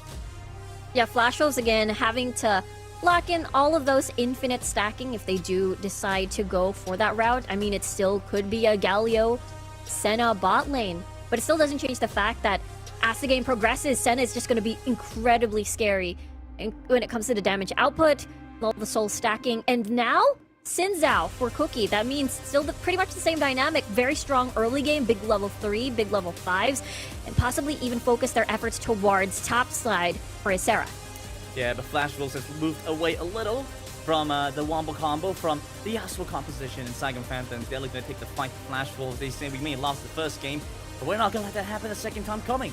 They grab the Ziggs now with the Fiora to deal with Renekton as Ysera. Things are looking pretty decent for this team. As well as the fact that, we've been seeing some Galio paired together with Senna. If the Galio comes online as that sort of AP carry while Senna's scaling up. But this means it's going to take a while, and Flash Wolves, we know they're risk adverse, but can they afford to take their time against Saigon Phantom? Yeah, that's the thing. So Flash Wolves will focus a lot to propel Ysera into that potential snowball. And again, it's a 2 birds in 1 stone kind of thing as well, because that means they're able to also shut down Top before the late game arrives for that 4-1 split push as well, coming from the side of Saigon Phantoms. So definitely very important on how this top matchup is going to play. Yeah, we saw Irelia come through last game. Now it's going to be Fiora and Renekton. It's an interesting one for sure. This is a little bit more conventional. We've seen a little bit more of this, haven't we, Riku? Yeah, I'm very excited about this pickup here as, again, big level 5s coming in, trying to visit the top side with Bruce. Gonna form a dive against Top. And meanwhile, pre-level 5 is gonna be interesting. We'll see if Ysera can survive the big level 1. We're not seeing the usual soak experience in the mid lane. Yeah. But it is Saigon Phantom over here who's gonna get priority, gonna help get priority rather for Goni. And it is not gonna be Gunner on the Corki. It is going to be more of that mage bot lane. So that's gonna be a ton of poke and range. So feels bad a little bit for Eason here as that melee support. Yeah, the melee support's going to take a little bit of harass. So they just have to be a little bit careful with that, but I guess the bright side is, locking has Senna. A lot of sustain there with the blinding darkness. We do see an interesting start. So the movements from Saigon Phantom seems very contemporary. I could put it that way. Going to the mid lane, grabbing some EXP, then move to the bomb side. But as a result, they've lost a little bit of momentum, a little bit of tempo there. So Flash Wolves will get some decent control to start. Yeah, that's a lot of control, a lot of poke as well. Because of the Winds of War, and as well as locking here on the Senna, they're able to take control, especially come level 3 for the Galio. This 2 squishy dual laners are going to be very vulnerable for a taunt, Justice Punch lock-in. Both sides will end up trading Scuttle Crabs, but it looks like Cookie is actually even a little bit more ambitious than that. Was walking towards the Dragon lane, but a little bit too much, I think, and decides he has to go for the Scuttle Crab instead. It seems like Blake 1 will do the same. For now, though, Isera has to be aware of this. I think he has to be a little bit careful. First game, he died first as well. So now, just gotta be extra careful in the Baron lane. Yeah, looks like he saw it coming, despite, Blake still not level 5. But a dive could potentially happen, but look at Cookie, he's nearby. Yeah, Blake 1's definitely trying to force the issue here. Bruce is going to make his way up to the top side. He gets a decent amount of healing, gets the shield from the barrier, still alive at this point. A lot of damage coming through from the turret. And Cookie, he crashes forward, but isn't able to find anything just yet. He uses the audacious charge onto the creep. Won't be able to find the distance that he needs, and that's the win. Becomes lightning, plus the gold card. Misses out the wild cards, but it doesn't matter. Ysera with first blood. There we go. We talked about this before. Bruce and Cookie visiting topside to relieve or either add pressure. It's going to be a 2 birds in 1 stone kind of thing because they will enable Ysera and as well as shut down Trump Top here on this Fiora. And it's going to get even more prevalent once Bruce gets level 5, get that Destiny, even getting First Blood Tower, perhaps. More kills for Ysera and possibly even getting the Rift Herald. Maybe using that for a different part of the map. So I believe that this will be the formula that Flash Wolves are going to take. Well, let's see what Blake has to say about this. He's going to jump right onto Senna right away. Locking has to try and flash away. Already burned both his summoners. There's a huge Aqua Prison onto 2. But Bruce is in here. He's joining into the fight. They find the first kill back on the Divine. There's no mana left on Gunner, but he still has the flash. Can at least get away. But Bruce, he might have something to say about this. Still has a decent amount left in the tank. Pops the gold card. Is prepared. He flashes in. He's onto the Ziggs. Won't be able to get the damage through, though. Hero's entrance barely dodged away by Goni. And Saigon Phantoms and Flash Wolves and an impasse. That is just an aggressive flash coming from Bruce, possibly wanting to get a gold card in and a wild card, finish off the kill, maybe 1 auto attack, but it's definitely not enough. But the thing is, 30 seconds more or less for the next objective to spawn, or rather Rift Herald, and as well as the Ocean Drake, meaning Bruce is going to be very vulnerable in the next fight, even locking as well. So Saigon Phantom can use this as an opportunity. Especially if Blake gets his assault and battery up on time for the next fight. Yeah, this next one is going to be especially interesting. And I want to hear your thoughts on this, Riku, because Flash Wolves, you said it yourself, they're a team that's willing to scale up. You get the TF online, you get the Senna online, and despite that, they've taken the fight much more aggressively this time around. They're taking the handshake trades with Saigon Phantoms, and have been coming up ahead. What does this mean for Flash Wolves here? Exactly, they can just keep doing this. Just trying to see if they can punish any sort of aggressive plays coming from Flash Wolves. And now, for Saigon though, we're looking into a strong mid-game. Goni, 2 items, perhaps Essence Reaver, Solari Chargeblade, and then Rabadon's Ludens for Gunner. And I feel like that is the sweet spot for Saigon Phantom to be more confident in these fights. Alright, but Saigon Phantom looks like they have confidence and plenty of it to boot. They're moving on to the Rift Tower and trying to take that one down first, but it's Cookie that secures it. And Blake immediately follows after. And now they're jumping back onto Gunner. He has to flash, he has to dodge away. Wind becomes lightning, connects with the Winds of War. The shooting ran just out of arm's reach, but they still move back onto Ziggs, and Gunner is dead. Cookie will hand it over to Easton, in fact, getting this gal even further ahead. That is wild for Flash Wolves. Not only do they get the Rift Herald, but also the fact that they were able to get 2 kills on the side of Saigon Phantom, meaning that Saigon can't exactly position right away towards the Dragon area. We'll see though, as locking will reset a little bit later. But that means Flash Wolves can get a 2-in-1 deal in this scenario. Getting that Ocean Drake for that Omnivamp will increase their chances of survivability in these fights, especially they want to out-sustain Saigon Phantom with a lot of poke coming from the side of this team with Corki and Ziggs. And I want to mention as well very quickly, I mean, looking at the build path, this is very interesting for me, seeing both the Executioner's calling on Blake as well as knocking, as well as the Bramble Vest. I mean, Bramble Vest makes sense, up against a Fiora, but then double Executioner's calling early on gives them a lot of those grievous wounds, denies a lot of the healing coming through. So we're seeing much less impact, I think, from our HK going into these fights. Yeah, I absolutely agree with you there. The sustain definitely needed, especially, Bruce has a little bit of poke as well. Just decreases the survivability overall. So I imagine this Ocean Drake will be very, very important for Flash Wolves to try and deny most of the sustain away from Saigon Phantom. But yeah, you're talking about the build path here. It seems it's not going to be the Essence Reaver into the Solari Charge Blade. It is going to be the Mana Moonate into the Triforce. So that means Gunny will have to keep stacking that up. So it's going to take a little bit of time before Gunny's rockets will be able to hurt. Yeah, slightly delayed on the power spike from Goni. So interesting choice from Saigon Phantom. Considering they are playing against a composition that is scaling, and you have to wonder if scaling with them is also what you might want to do. For now, though, things are looking pretty decent. Again, good damage on the Loki, forced the heal off, and that was close there for Flash Wolves. That is definitely something that you do not want. Imagine if Goni was involved in that fight. The rockets, the big one into the bouncing bombs, that is going to be an insta-death. And Eason will really have nothing to contribute to save Locking's life. It could have been disastrous. Flash Wolves could have lost that Ocean Drake there and then, but they survived. Look at that, though. Bruce and Trump Top have both made their way towards the dragon side. This is interesting. Saigon Phantoms will take control of the dragon first. It doesn't seem like Bruce has enough time to reset. He has the ultimate, but it's going to be difficult to get much more done.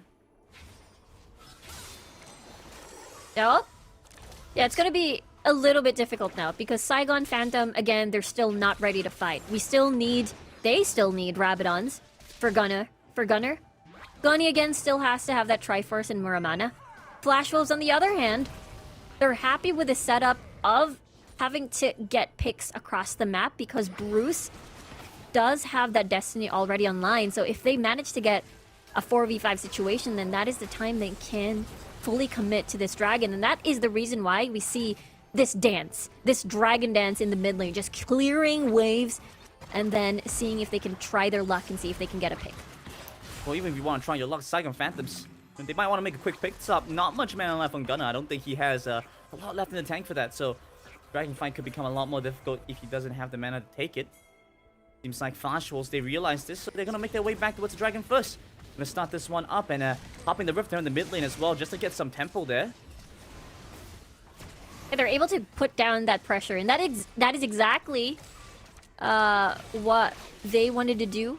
Put the Rift Herald in, Saigon Phantom forced to respond to that, and easy take by Flash Wolves. I really love the patience coming from this team. They know that they really don't have to do anything much, and they're fine with just getting that objective away from Flash. And this is what from Saigon. Yeah, this is the criticism that you had for Flash Wolves going into the last game, right? With the fact that they used the Rift Herald too early before the Dragon was up meant that they had to commit to that, and Saigon Phantoms could contest both the Rift Herald in the mid lane and the Dragon right after. This time around, much better timing. They used it as it was crashing in the mid side, so they could secure that Drake themselves very early on. As it looks like Ysera, he baits out the repulse, and now moving to the top side, trying to take down Trump here. Barely gets away. He still has the barrier, survives through it. Yeah, imagine if that collapse came in sooner by Flash Wolves. It would have been an insta-death for Trump Top, but he still lives. But watching the movements now coming from Flash Wolves, they seem to have to form this potential death squad, and it's going to be absolutely scary because there's just a ton of damage on the board already. Gold card, still no rapid fire cannon for that extra range for the side of Bruce, so we'll see. Saigon Phantom can still buy a little bit of time. Yeah, but Flash Wolves in different shape, in different form, looking much better than he did in the last game, and building up a good gold advantage to show for it as well. 6,000 almost over Saigon Phantoms, and Flash Wolves using this gold advantage should be able to convert it into more. Especially now that you see them locking, he's just going to keep scaling up, going to keep farming, and is moving into that Black Cleaver as well, just going to enable Ysera and Cookie oh so much more. Exactly. Poor Blake as well here. I mean, He will. We saw him earlier into the game, Blake fully building all of these armor just against Isera, Cookie. Yeah, that's a real pity, isn't it? It is, but he'll definitely suffer still from Bruce from what we saw in the previous game. All that magic damage in the world just shredding through Blake. Eason. Yeah, he's in the mid side, just going to stand off against Saigon Phantoms. Just it looks like they might want to start off this dragon. I think they're just going to clear the Skull Crab first. Yeah, you're kind of damned if you do it, damned if you don't, Riku. Blake, he needs to build some armor to survive against Isera, but if you do that, Bruce is going to shred through you. Eason as well, and so now you just really don't have a good response for it. Bruce Locking is also starting to build some armor penetration as well. And looks like Flash Wolves are looking to take a fight in Saigon Phantom's jungle. They find some good damage off Dominus proc, and that's the flashing in. They're looking to lock this one down. Hero's entrance comes in. It's a little bit too late, though. They don't find much more, but over the world, Cookie! He takes down AOHK, and a dash in from Ysera to secure a second. They take down 3 from Saigon Phantoms. Yeah, that is such an easy roam. And I don't think it's quite over yet. Bruce walks in. He has the gold card all locked and ready. They take down 1 more in the mid lane. This is the death squad from Flash Wolves, and now they even get the Baron on top of it. Saigon Phantom, unfortunately, they can only watch this happen. And the fact that Flash Wolves in such a huge lead, they can even gain access to the Infernal Drake as well later on in a few seconds. Yeah, Goni has to be a little careful there. Okay, yes, the package. Yeah, so I was wondering why he stood so far forward. Anything could have come his way, he probably would have died. So, still has that. Gets away pretty safely. But Baron over to Flash Wolves, 12.5 minutes in. They're looking to close this one out as quickly as possible. That denies a lot of the wave clear that Goni and Gunnar both have. So just honestly, good lane clear, good wave clear, good lane management is going to be great for them. And it all started because of this instance. It was just the 2-man death squad, and immediately Eason can just fly in using the hero's entrance. They're in such a huge lead that Flash Wolves can just keep doing this.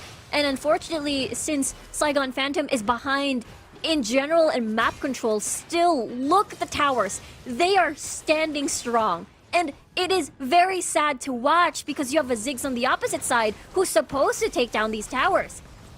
Yeah, really not able to get the tempo or the identity that Saigon Phantom is looking for with this composition. In fact, been in control of Flash Wolves from almost minute 1. I think even if you look back at the gold graph throughout this game, Flash Wolves had incredible tempo control. A big part of it as well, I think it's coming down to Isera. Isera looks so comfortable in this Renekton. I think he's looking in such great shape on it. So for now, though, lane's being cleared out. Looks like the hero's entrance. He's going to join up in the top side. Dawning Shadow comes across, and the redemption is going to keep them safe. Holding onto this turret for dear life, but it's going to get taken down either way. Flash Wolves continue to break open the map. This is a completely, almost perfect Flash Wolves game so far. Now they're doing a 1-3-1, just maximizing all of the Baron buff. And Saigon Phantom, they have no choice but to watch this. Goni and Gunnar, they do have wave clear, but who's going to deal with the bottom and the top? They had to kill away from a perfect game. Eason is going to get knocked back. They're trying to get them off this mid wave, but it's going to be difficult, especially with Bruce bringing in the bottom side. And look at Ysera, look at Cookie bringing the top side as well. You know, there's only so much Saigon Phantoms can do. There are only 5 guys. And it feels like Flash Wolves, they're playing with 6. Look at how present they are with Bruce and Eason. Both of them have an extra person. Each makes for like a 6-man team for Flash Wolves. That's crazy how Flash Wolves has managed to build up this lead, deny any sort of return by Saigon Phantom across the map. And this is exactly the result. 3 towers still standing strong. Feels like, you know, it's just a mini chip damage from bottom and top. And now this is the result. Even full dragon control coming from Flash Wolves. They've been very patient. And now it is a tad too late. We see that the Rabadons is already on the side of Gunnar, but at this point, there's only your 3 inhibitor towers left. It's looking pretty grim. Yeah. You have Rabadons and Gunnar. You know who else has Rabadons? Eason. You support. He has Rabadons too. What are you looking at, Riku? I see just as much damage from the Galio support right now as we're seeing for the Ziggs Dragon Laner. I think Saigon Phantoms have definitely lost the scaling war. It doesn't seem like they're in great shape here, Riku.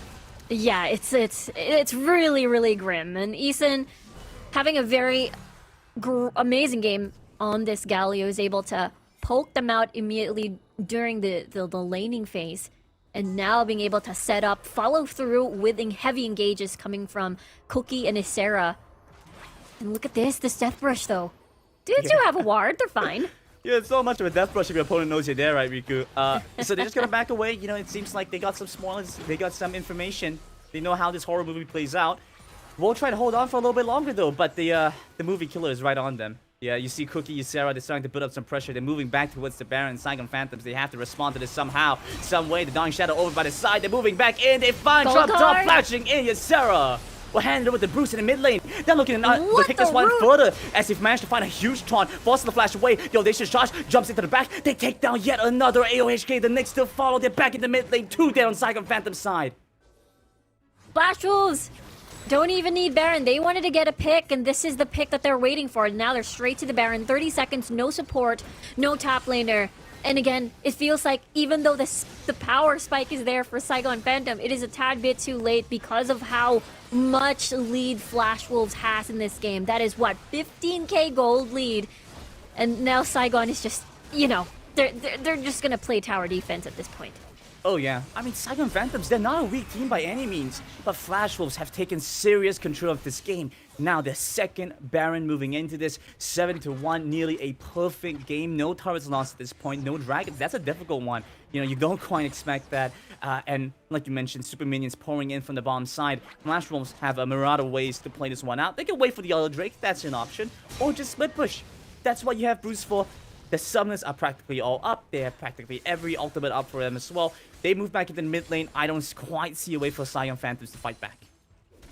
Yeah, exactly. It's just a huge lead. And the fact that even though, let's just say Saigon Phantom has a lot, well, not a lot. They do have pick potential because of the Assault and Battery and the Mega Inferno Bomb from far away, and as well as the Bubble. Easy lock-in. But the fact still remains that there is, what, 3 global ults on the side of Flash Wolves, so it's just very difficult to isolate a target and punish someone trying to split push the side lanes.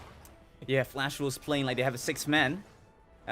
Rotating around the map so quickly, it's difficult. It's for Saigon Phantoms to catch up to them there.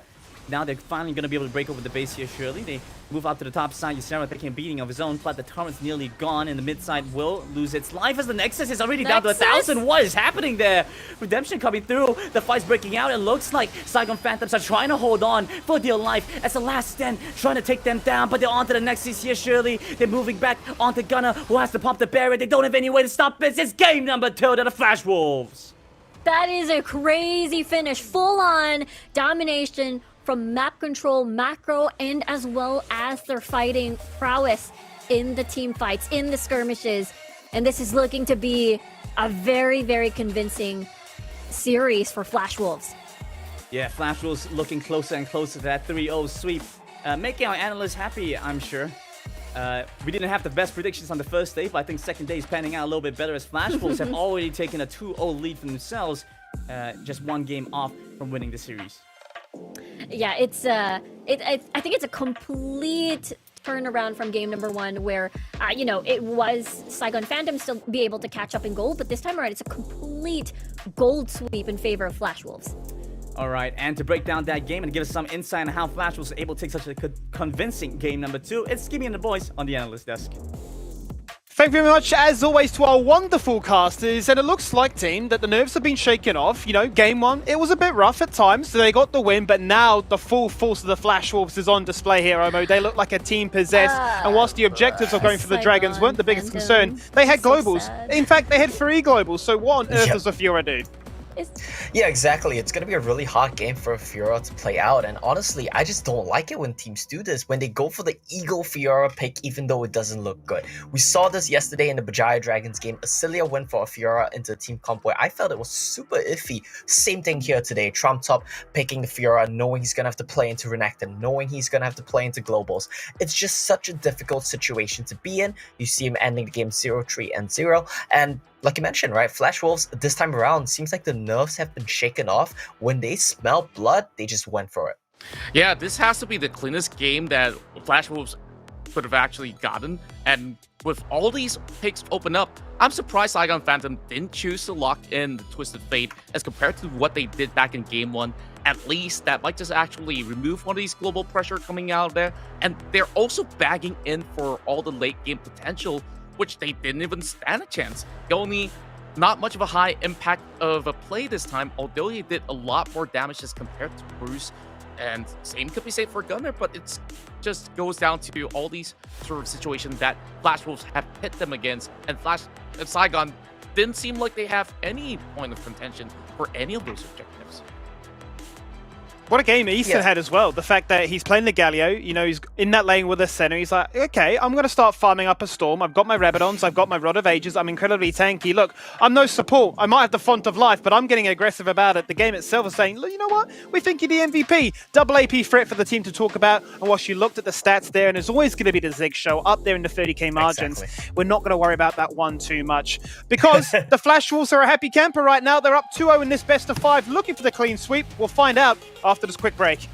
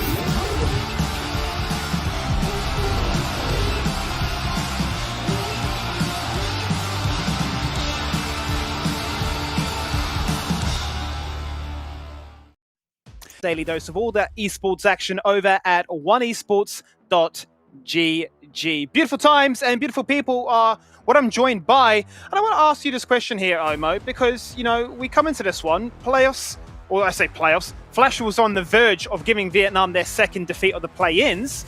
Do you think they were overhyped coming into this? Oh, that's a tough question to answer, Skimmy. I think overhyped might not be the right word. I think the hype was deserved, but we're seeing them collapse in very similar ways to what we saw in the Summer Cup as well. I think that these teams, they just have certain fundamental issues that they really need to address. They're great mechanical players. They're good at playing aggressively, but game plans seem to be an issue. How they want to approach things when games don't go their way is also an issue. And that's what we're seeing in this game. That's what we're seeing when, you know, Divine lost to Boom Esports yesterday, and I hope that that's not what we see when Team Flash play later on today. Yeah, to add on top of that, if you go back to game one, Saigon Phantoms actually looked pretty solid during those early game, but they didn't actually translate on Eason once again. He's going way too comfortable on that Galio, and when you pair that with another Twisted Fate as well as a Senna, there's just no room of play for Saigon Phantoms. Goni, I think that he definitely has some good ideas coming to play with the Corki out there. But yet again, it's not really him trying to play so proactively as compared to Blake, who was the one to set up all these shots. Yeah, I mean, I'm looking at what I'm seeing here so far is a series where we've had Flash Wolves get blue side first pick priority both times. They've not adjusted from what those picks have always been. It's always been the Renekton straight away into the Galio, a strong core Crux, early game aggression in the top side, global pressure in the bot side with protection that can be flexed if need be. But we've seen the exact same bands both times around now. Is there an argument here, Omo, do you think that something has to change, be it side selection, be it bans, be it something a little bit more creative? I think there's just too many things for Saigon Phantoms to figure out right now in one game. But sure, I like your points. I think we could assume it was going to be a Renekton in the Baron lane because it was first picked in both games. But this time around, they didn't have an answer. Sorry, it was first picked in the second game. But the answer is Fiora. It just seems like their core fundamental understanding of the game right now is just off. It's just wrong. And they're kind of... It's expected. It's sad to say, but it's expected, right? Where Vietnamese teams are successful is when they come in with the big mechanics, they go for the outplays. They don't really care if they got a bad draft. If they're happy on their champions, they can outplay you on it. That's kind of what Saigon Phantoms are going for here today, yet again, with picks like the Fiora into an unfavorable situation. But a team like Flash Wolves, you know, their caliber is just too solid. They can punish you, and they will punish you. Yeah, to of course look at the initial thing that they really have to fix here. If they do happen to go on the blue side, maybe it's going down to the priority of objectives right now. They definitely have a high priority focus onto the dragon. If they go to blue, it's going to be an easy access for Rift Herald, and maybe by taking down more structure, leaving majority of the map being open, I guess that is one good way to go about. But the draft remains to be a core issue here. What do they actually ban out against Flash Wolves? Because there's so many lists of things that they will have to think about when you open up Twisted Fate, Senna, or even the Galio out there. You can't have all of that being banned out. And yet again, Flash Wolves having that deep ocean pool of champions that they could go with. If you go for this sort of bans, maybe the Camille will be opened up. And we haven't seen the Camille throughout the entirety of the C champs just about yet.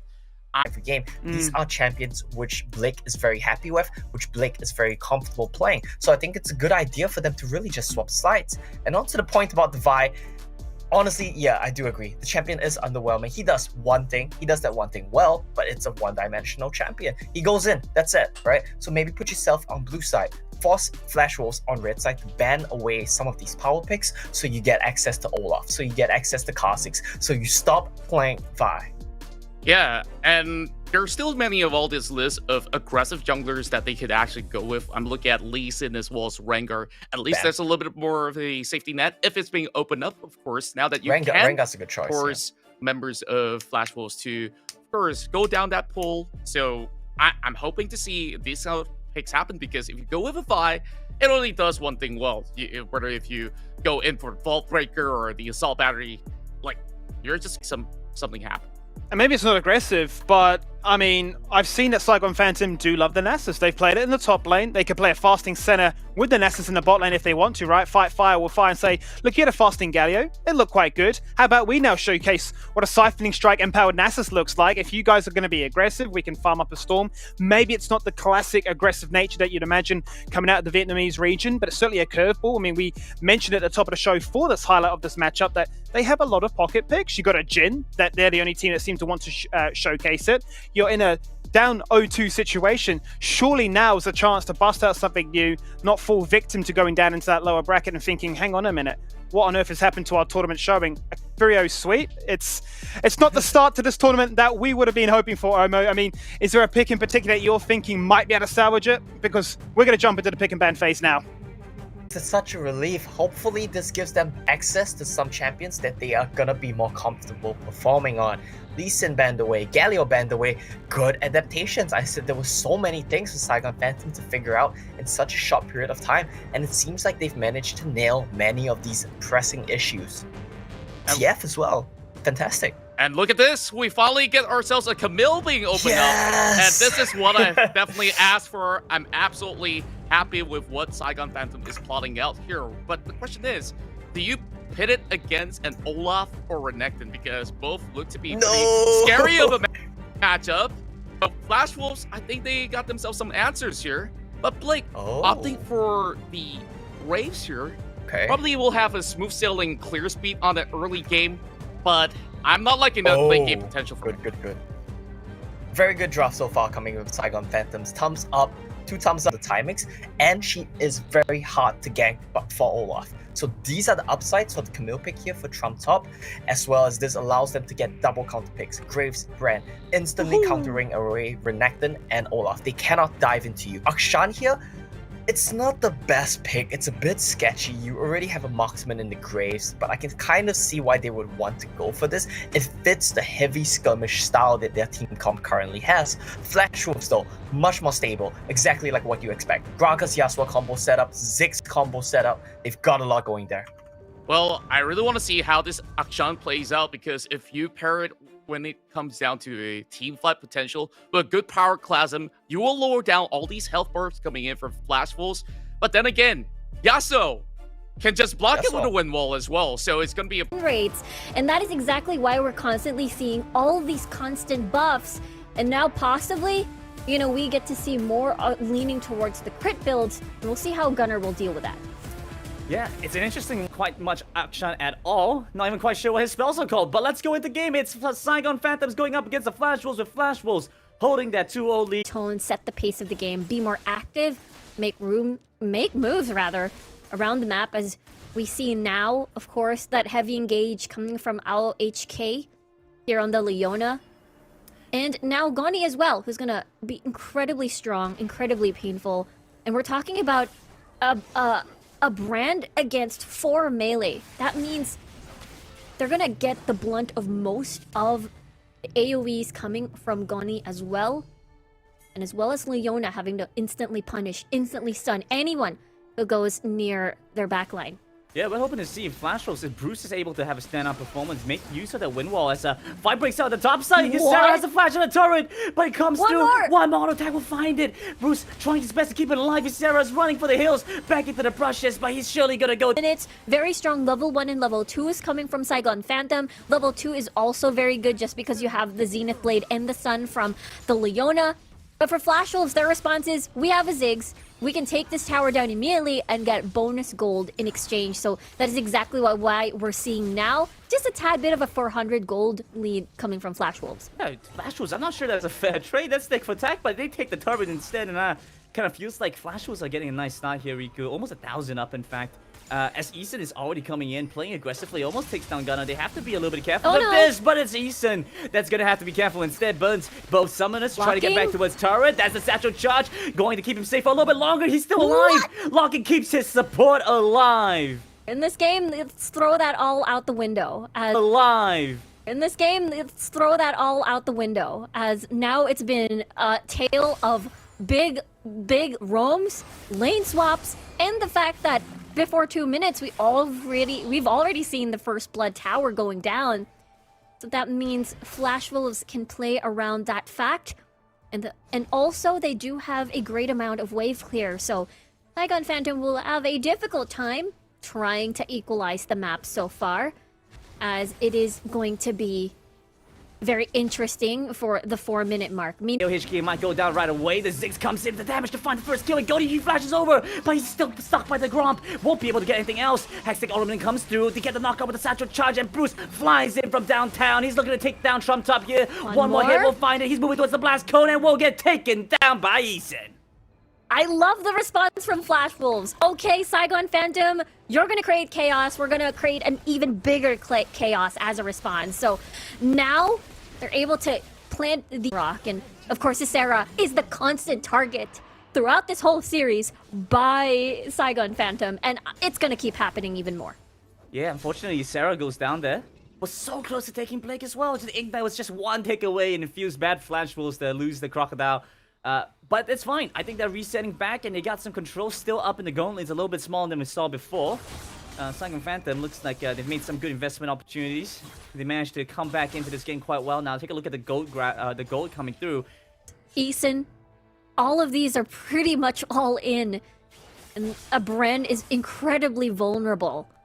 So now they're already first dibs on this Rift Herald, but they're not exactly confident just because Locking has pretty decent mana pools to still keep spamming. Alright, that was an interesting interaction there by the Rift. Now flash away from Gunner.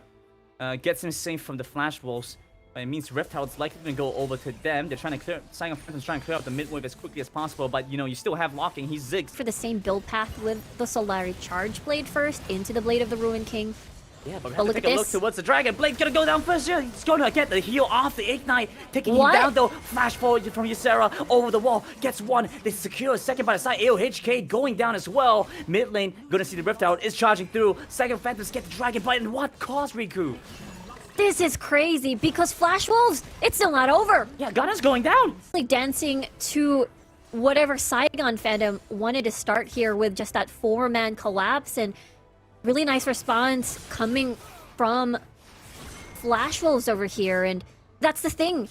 If Saigon loses a fight, loses a skirmish, they're gonna get punished twice because there's a Ziggs on the opposite side that can take towers down so fast. Yeah, one mistake punished twice, just like Blake being up the top side by himself is a mistake, and that's gonna mean Flash Wolves looking at another out of here turret, looking to break them all open by 6.5 minutes in. It feels like Flash Wolves, they're putting on a show here. This is a true crime podcast. They're looking for the ult. They're looking for the knockup. Not like this. They find the last breath onto Gunny, and Gunny's gonna go down. AOHK, he tries to stay alive. He has the Zenith Blade. He has a little bit of crowd control. Huge moves coming in from Trump Top. He's joining into the fight. It's massive coming 3 dead for Flash Wolves. Yeah, that is so sad when the comeuppance charging in, then boom, the wind wall is just gonna block everything down, and that's the reason why Bruce is still able to take down. They're still able to at least equalize the gold, so it is a 2k gold deficit. But at the same time, those kills coming from Flash Wolves, Olaf, Yasuo, these are exactly kills. These are exactly the number of kills that are going to be scary in the later stages of the game, especially now that Eason has been tag teaming with Bruce constantly for that setup on that last breath to get the ult down. Yeah, exactly that, right? The Greg is moving together with Yasuo. Make sure they always have some form of reliable knockups, making sure that Bruce is empowered in these fights. Like you mentioned, like with the knockup, they find some good damage back onto Gunner, but he's stuck in the Hextech ultimate, and Bruce has nowhere left to go. He has to try to flash over the wall, but he doesn't have it. He doesn't have the flash. He gets taken down the side lane. Bruce was very far away from Eason there, and he thought that he had enough damage to see if he can eliminate Trump Top right away. But the biggest problem is the shields, Hextech ultimatum, and as well as the fact that Trump Top still had flash.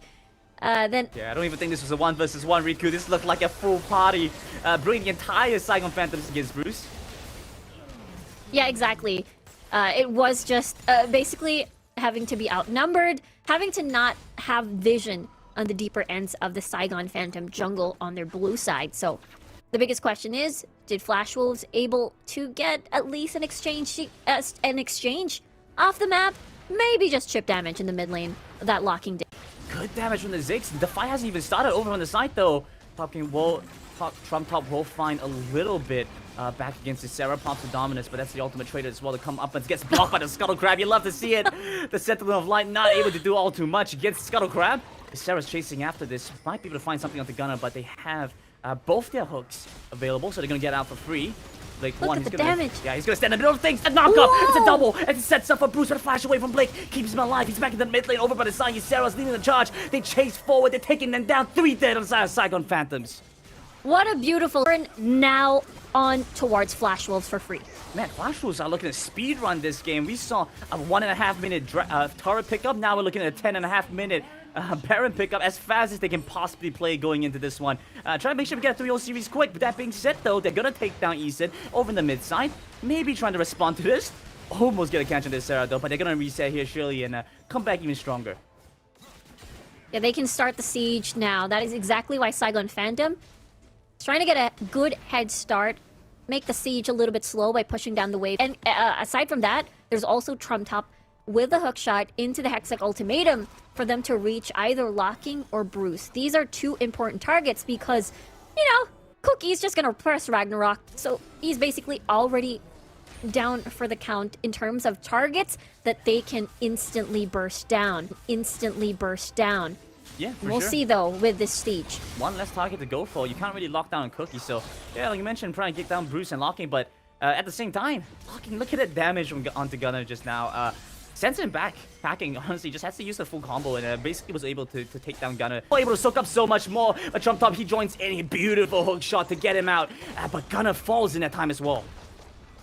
Yeah, it's going to be an exchange of 1 for 2, and that is a pretty sweet deal. way. The fact that Locking is still alive, that means more towers are going to go down. Oh, that looked scary for a second there. Bruce got the knock up onto Goni, and I was sure that he was going to go in there on the as Yasuo. Things are looking a little bit scary. Hook shot as they jump back in again. He's just going to knock them back for a little bit. Gets some distance and then going to back off in time. Saigon, I mean, they still have Blake 1. They still have Trumptop as well. So they can play around that. And the fact that, you know, Goni already has that Leandris on the board, and as well as Infinity Edge already completed by Gunner. They do have a prime opportunity here to see if they can immediately catch someone down. Yeah, I think that's about it. I think Gunner's gonna go down even with the hook shot. He tries to dash away, but it's still not gonna be enough. Both summoners committed there. Trumptop's gonna come back in. They'll lock down onto Cookie quickly, but I don't think that's enough damage to take him down just yet. But the rest of his team, he's gonna watch his balls. Look at this. Saigon Phantom already in position. Is Sarah at top side, split pushing. So Flash Wolves is going to give this up, but at the same time, if Isera removes that inner tower, that means they have more room for this Baron. How do you feel about the proud? Olaf has your number, and he flashes to the wall onto Trumptop, who has the hourglass, but can only save him a little bit more. Nice body slam coming through from Easton as he finds the last auto attack, the last tick of damage to take down Trumptop. They're still chasing after. I don't think that's what Gunner wants, and they dodge away as Sarah flashing in. Wasn't able to get the stun. Flash was have to back up, but they fine-tune the process. You were asking about Blake earlier, and that's the thing. You mentioned the wind wall. Double 80 carry composition. And then the wind wall just basically blocks every single thing in these fights. Gunner going in rogue, just another tower. Things. He's in between cycle done. It's game over as Flash will secure a 3-0 in this series. What a dominating finish for Flash Wolves in this entire series. 3-0 with the Yasuo, and as well as fighting fire with fire. Chaos versus chaos, and they accelerate the game and dominate game number 3. A big pickup for this team. Moving into this, we were wondering how Flash was going to do and why they come from such a strong region. Exactly. Game number 1, you know, Saigon Phantom was able to equalize the goal, make Sean to get exchanges off of the map. It was nearly a perfect game with only one tower falling. And now game number 3, there was Saigon Phantom attempting to create chaos to get that snowball potential. But Flash Wolves, they're like a chameleon. They're able to adapt and as well as respond to that. Yeah, it's a beautiful set for coming in from Flash Wolves to grab that series. Oh, the picks were spicy, but they weren't successful. We got ourselves 5 unique champions. We thought maybe blue side would have been enough, but unfortunately it wasn't to be the case. The Flash Wolves have given themselves that perfect trio and have now booked themselves a date with Fel University in that upper bracket. I mean, it was a game at the start that had a lot of, I want to say chaos, an overused word, a crazy top side gank, a 4v1 just to kill a crocodile. Then what happened bot side? Because I'm seeing a Ziggs. Am I reading that correctly? A Ziggs getting a turret at 1 minute 30? Yes, indeed. That's 1 minute 30. You got the Olaf that could just run it right down and just hunt out any sort of member, and Bruce definitely played it out to perfection as well with some really clutch win wall that keep winning those team fights. And there's nothing you can do even with Gunner coming up with those comeuppance. Comes down to nothing at all. Look, I'm gonna be honest with you, from top to bot this game, it looked kind of close at a point for Saigon Phantom, but to be honest, I think Flash Wolves, they just ran away with it the moment they got a lead. A lot of that does come from locking Ziggs, sure, but I think that the key players, that Saigon Phantoms and the Vietnam region as a whole, we've seen their second seed, we've seen their third seed, and they've been so underwhelming. It kind of makes me really think, like, what can we expect from SBTC as well as Team Flash later on today?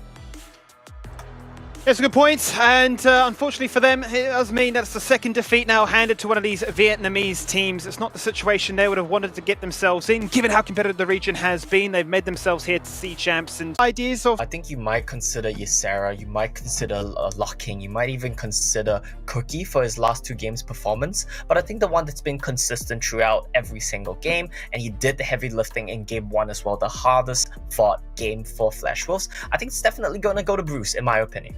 Yeah, I got the same thoughts as well, but if there's gonna be a second award or so, I would want to give it to Cookie, because now they pick it in that perfect scenario where everybody from Saigon Phantoms just want to throw anything that they could get at Flash Wolves, but yet again, that doesn't give them any sort of opportunity, and that pulls out the series for them.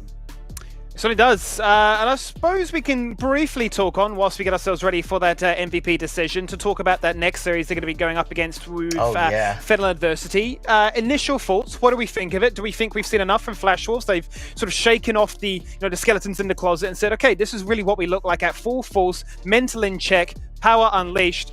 Omo, what do you think about maybe even 3-0, but I think that it's a good warm-up game for them, and if this team wants to go far in the main stage, they need to put on convincing performances, and they need to use this play-in stage as a chance to warm up and shake off their nerves.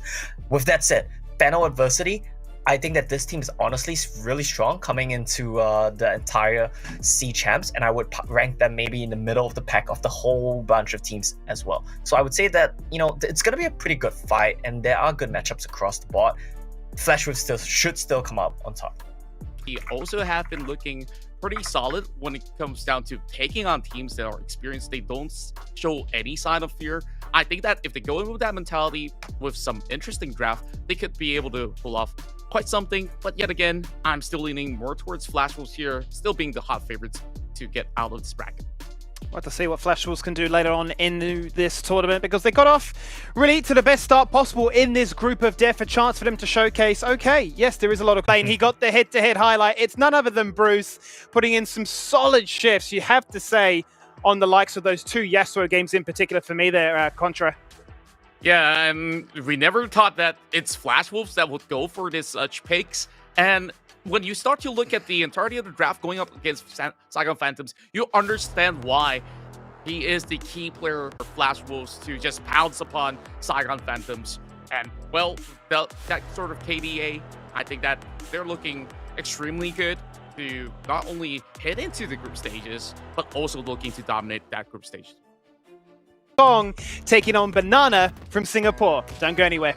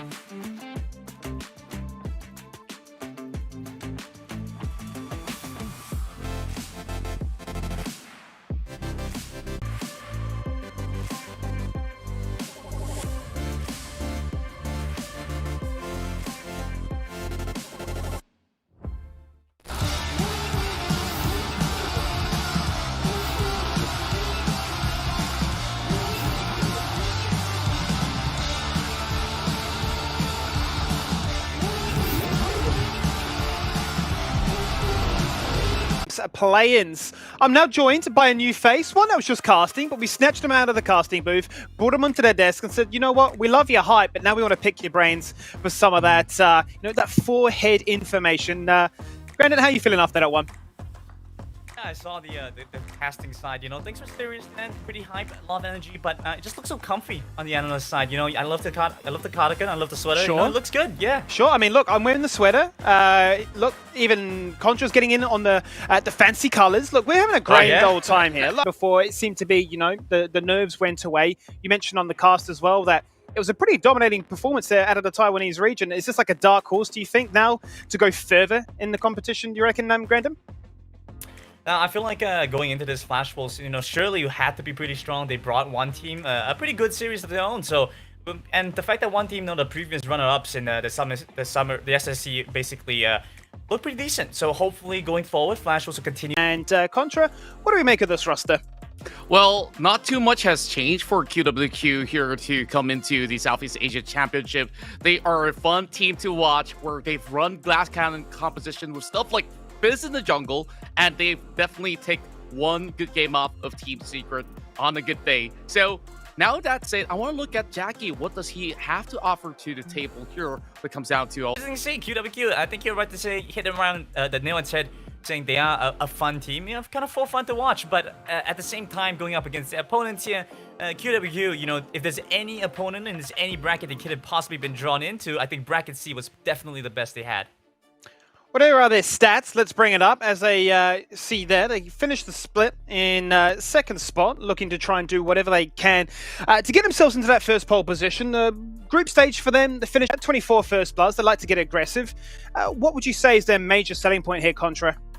Well, I'm looking at their jungler as well as their mid lane who loves to actually take very early roam to get things going for either the Baron lane or even the Dragon lane itself. So on the bottom side, we see that Butjai is a really solid support that has been able to keep their AD carry safe for most part. Now, it's definitely interesting when we look at both sides here, where QWQ will eventually have to face off against Banana. They're not full-time pro players per se. They still have day jobs and they were juggling with that. I definitely... a double elimination format that they'll already be familiar with, but those were best of threes and they managed to run all the way through that lower... The victory here for themselves tonight? Yeah, I do believe that although the odds were against them when they were facing off the Alliance, definitely an unstoppable force in the Singaporean scene where I believe they've never dropped a game, Brandon. So it's hard to gauge whether if... Players, let's see what they had to say loading into this game of the night.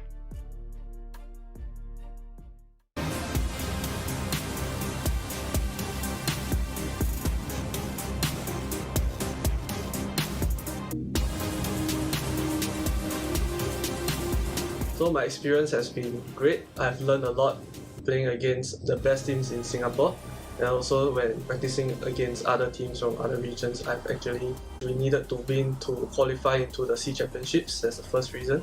Another reason is probably because they actually took 2 games off us in the qualifiers, so we wanted to get our revenge. And to win them again in such a dominant fashion, that felt really good. Not just for me, but I'm sure all my teammates felt the same way. The best team is definitely Alliance, and the second best team is us. Not hold much expectations like we want to win C Champs or anything like that. We're just taking games as they come to us. But if we were to win C Champs, it's probably for the money.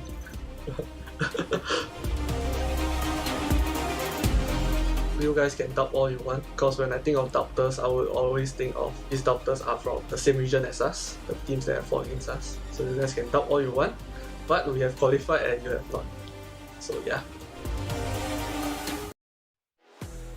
Be guaranteed a little bit of that regardless of where you finish. Those are your 2 rosters. I'm going to jump into a comparison here, in particular highlighting one of the junglers from Team Banana. We're going to look at Vendetta, and Grandin, when you look at Vendetta and what he brings to this roster, what stands out for you? For sure, it's how well he's able to set up for his rest of his team. He's the primary engage. He's the guy that you rely on to get in on these fights, and they really need that, to be honest, because how bloodthirsty and how often and willing Banana is to scrap in these fights, you definitely need someone like Vendetta to set it up for your team. Yeah, I guess that when we look at Vendetta on his style of play, they to play against an aggressive team. So far, when we look into the grand finals back in the Singapore region, I think they've possibly taken a little bit of a playbook from other teams by now on how to deal with QWQ. Yeah, I mean, we're looking at some of the champions, in particular in the jungle position. You're looking at Kha'Zix, Camille, as well as the Rengar. Pick that, well, basically says to me, you want to engage, you want to snowball, you want to hit level 5 as quickly as possible, you want to get that lead, because that's what Assassins are so proficient at. But we have seen a few of these Assassins locked in. If they fall behind, they certainly fall off a cliff, and that is a... Defiance and everything like that. I know how they play, and I've seen what they do. I'm going to keep them grounded and say that, yeah, you know, as much as I do think that Banana stand a really good chance of winning this game, especially since they've been able to take a couple of games off Alliance in the Singapore Icon series. That being said, though, they had to do it by making sure that their bot side was playing weak side and by playing Nasus Senna or Nasus Sona or whatever it was. And so they had to get rid of these options because the Nasus basically invalidates the opponent's Dragon Laner because you know that yours is weaker than theirs. So they say we both just can't get to play the game. Have a little bit more of a curveball to throw back at Team Banana, and we can't really sort of predict what exactly are they coming with here in the C-Champs play-ins, because last time we saw them, you have a Kaisa running mid, you have the Fizz running in the jungle, and, well, I think that already explains a little bit of what kind of mess that they can create inside of the Rift. So I'm excited. I'm definitely ready to see how this one goes out. A team, really brilliant team that have shown that they can play Teemo. Instantly, I'm going to vote against them. But Contra, you have gone for that team. Why QWQ? Well, I just want to bring a little bit of contrast to the table here. And I felt that with them being able to have taken out Team Secret in one of the matches, which is definitely no easy task, if they can actually beat a team as such, why not Team Banana? Because, like, they didn't look that hot going up against... I was on the other side of the desk. I was on the other side of the camera. Don't even get to make that comparison there. So hoping to see them prove me wrong again and take this win off of QWQ. So what are we looking at as being some highly contested picks? I'm thinking Galio, Twisted Fate. I'm thinking Globals first and foremost are going to be very much required to try and assert control, punish mismatches, mistakes, whatever, be it vision control and so on. But do we look between to maybe the jungle and the top lane? We've seen, you know, copious amounts of Renekton and Lee. Series has been the guy who I would put in the upper half, or even the upper third of all Baron laners going into this competition. The fact that he's had to go against him and has held his own means that I feel like Nitrogen's a pretty safe choice. He should be pretty okay. What I think they are acceptable is going to be that bot side. You know, the Dragon lane has its issues sometimes. Sometimes they're able to come online. We've seen them play stuff like the Zyra Rakan before, even played some Thresh, but unfortunately I don't feel like that's going to be enough against a lot of these teams going into the C-Champs. Yeah, going back into QWQ side, that can possibly be some of all these game-winning picks here in the draft that could actually give lead to either or QWQ or Team Banana. I'm curious to see how far this series will go, because some of us have predicted in our predictions. We're not going to leak them, or we can. Depends if you feel comfortable in doing so. I very quietly, I went 3-0 Banana, because why not? They have a fantastic logo. I want to see something crazy happen to them. Maybe a Banana slip. Maybe a little bit comical in that regards. But I've said Banana because I feel like, you know, anytime I can see that a champion or a player is locking in the likes of, you know, Sona, Nasus, farming, whatever it might be. Opponent in the form of Alliance, and that's good experience for them training up going into this one. Get some decent scrim practice as well against teams that are not just from the Singapore region, but also from some of the other... QWQ here. Yeah, okay. You might throw some banana peels on the ground. I don't think they'll be slipping this. Yeah, it's a happy cry for sure, Contra. Look at QWQ. I mean, that's a smiley face if I've ever seen one. Tears of joy. And they're hoping to try and make something happen here again. I like this ban from QWQ. First off, for Khan and Senna, both heavily focused for Banana, but they kind of have to get rid of the Nasus. They don't want to leave that option open. Yeah, really solid ban structures coming out from QWQ, making sure that there won't be any solid initiating support with Rakan being removed, so that doesn't allow that much of a Xayah Rakan combo to come up. Now, they're sticking to the usual pick inside the jungle. Tommy feeling extremely... pass it together with Vendetta very well, so the fact that they're going for Nami here is an interesting choice in my mind, especially the fact that Gragas was left open still. Yeah, like I do like that Nami offers you so much more sustainability, and when you have that Feather Storm up online, that gives so much more of a room if QWQ wants to focus down on the bot lane. But QWQ, they're looking to be pretty much dive heavy with the Ahri as well as the Gragas locked right in. What do you think about that Kha'Zix as well as the Galio, which is most likely to go mid? Yeah, it's a little bit strange for sure. Banana, the fact how QWQ has the winning bot side matchup, I actually think it's going quite favorably for Banana. Unfortunately, I just don't see a way for Tails to scale into the game enough to take this win away.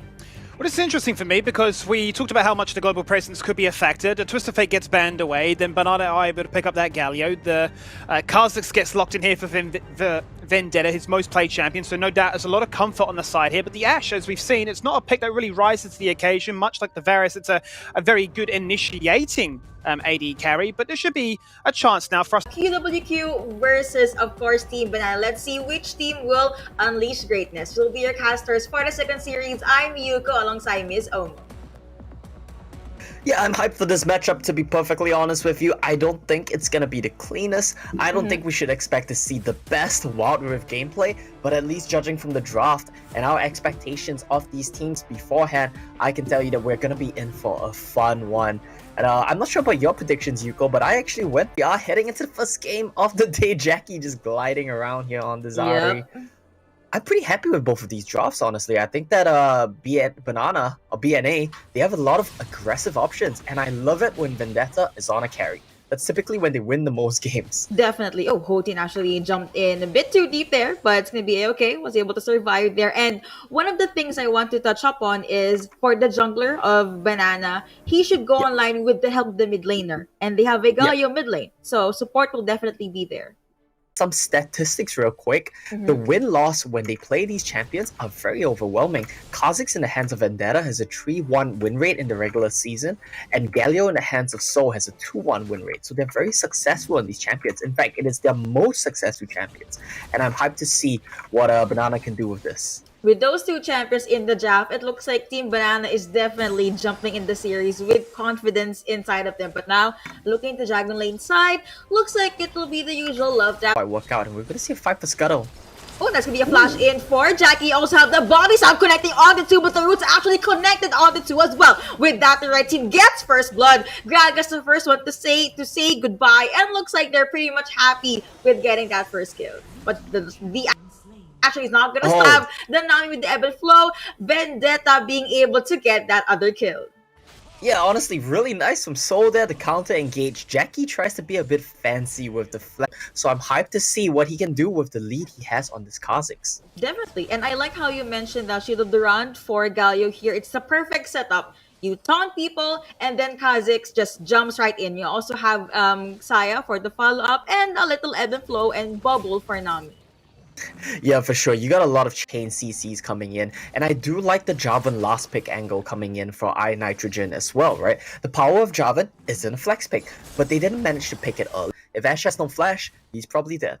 Well, I guess one of the things they could do is force the flash out of that champion. But for now, That's right. 3 minutes in, looks like Saya and Nami decides to just play this one out conservatively. I mean, you have a lot of sustain. It's going to come out from the support. And for the side of QWQ, Cool just needs to ramp up on damage. Once the arrow is available, though, that's when the team will most probably go all in. Yeah, I agree with you. I mean, I think QWQ, they don't really care. Oh, Arrow is going to connect, but you have the cast coming through as well. The Feather Storm is going to come through for this Saya, but no actually. Gained the CC well enough, and he manages to go to the skies, manages to get out of that situation. I think if he committed the flash on the pullback of the feathers, he might have even been able to get the kill. I mean, when you look at the game state so far, I feel like QWQ, they should be having less focus on this Dragon lane. They really need to be playing for the Baron lane and making sure this Riven can get a lead. They shouldn't be wasting their resources down here. Exactly, I was expecting them to even go over to the Rift Herald and then transition to the Baron lane, but looks like they want to get the buff from this Dragon, which is an Infernal Drake. No team fight. Who that is going to be the taunts connect. You also have the Cataclysm being popped. You have the charms coming through. Vendetta being charmed at the side. And with that, Banana, Team Banana, just decides to get away. Ari does dash in. The arrows are coming out from Ashe, but still no actual commitments. Team Banana, they are just giving their space. Yeah, they all get chunked up there in that situation, but QWQ, they managed to turn that one around. Tommy face checks to start the fight off and gets taken so low. but the rest of the members, especially Hoteen and Jackie, were in the right place at the right time. As we're gonna see a camp. That isn't not connecting yet again, but the bubble will try to stop him. Dash in for Galio, but Vendetta into deep in the back line. From Mr. Vendetta, so much damage already coming out in the Kazakhs this early on in the game. It's not something you want to see if you're a QWQ supporter, and it's a bit unfortunate that we're seeing this kind of get out of control for them. They had a pretty good setup for the Dragon. That was their chance to come back in the game. The problem was, when things started getting a little bit messy, Vendetta, as well as the rest of Banana playing around this Kazakhs pick, I think they're gonna have a field day. They will. I mean, they're gonna wait for QW to collapse or maybe try to overstay their welcome, and then they'll do something about this. I was waiting, by the way, for Hotel like not being too safe. Featherstorm has been used. Redemption is being popped as well, but still, Saya pretty much alive. Yeah, I mean, when we talk about Xayah and the power of Xayah, what do we normally say, right? She clears waves really well, and she has the safety of To the Skies. Problem there is, I'm pretty sure that Tails got caught by some form of CC, bringing him down so low, having to use Barrier, as well as commit the ultimate to survive. That's not what you want to be seeing from your Xayah player in the mid lane. But I do want to point out across the board, A better much laning phase compared to Ari. Tommy though, being quiet at the sides. Vendetta did not see the champion just yet, but he is also lurking with that. Tidal wave is available, but I don't think Team Banana is gonna jump in just yet. Bubble has been sent out. The Scuttler went over to them, but now you have this Galio alone at the bottom lane side.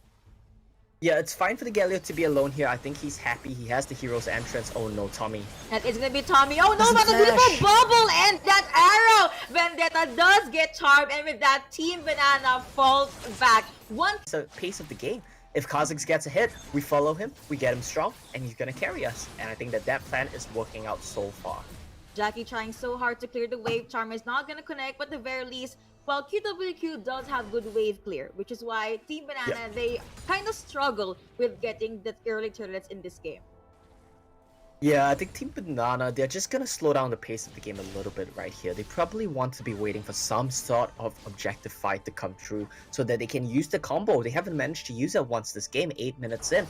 Jarvan into Galio, or Kazakhs into Galio, and then you get a tidal wave. That's the CC combo coming in from Banana, and they need... Which the Dragon will be up in 9 seconds, but looks like both teams they're actually being very careful. I mean, Saya and Nami is just there at the mid lane. Pool will just focus on clearing out the waves. But now, slowly but surely, Team Banana, they're making their way in the riverside. You have to shove in the mid lane wave first. You gotta make sure that you don't get punished for not doing that. I like that iNitrogen is here. I like that Hoteen is here. Both of these teams, they won the 5v5 nicely. Oh, that is gonna be the arrow connecting. Proto belt out. You have the Ragnarok being popped by Olaf as well. Cool. He is now unstoppable. Hoteen trying to get out, but looks like Vendetta. Is he gonna get the pentakill? He does get the pentakill. First ever penta here in the C Icon series goes over to Team Banana. And I'm a little bit of a biased caster here, but I cannot tell you how happy it makes me to see Vendetta on this Kazakhs.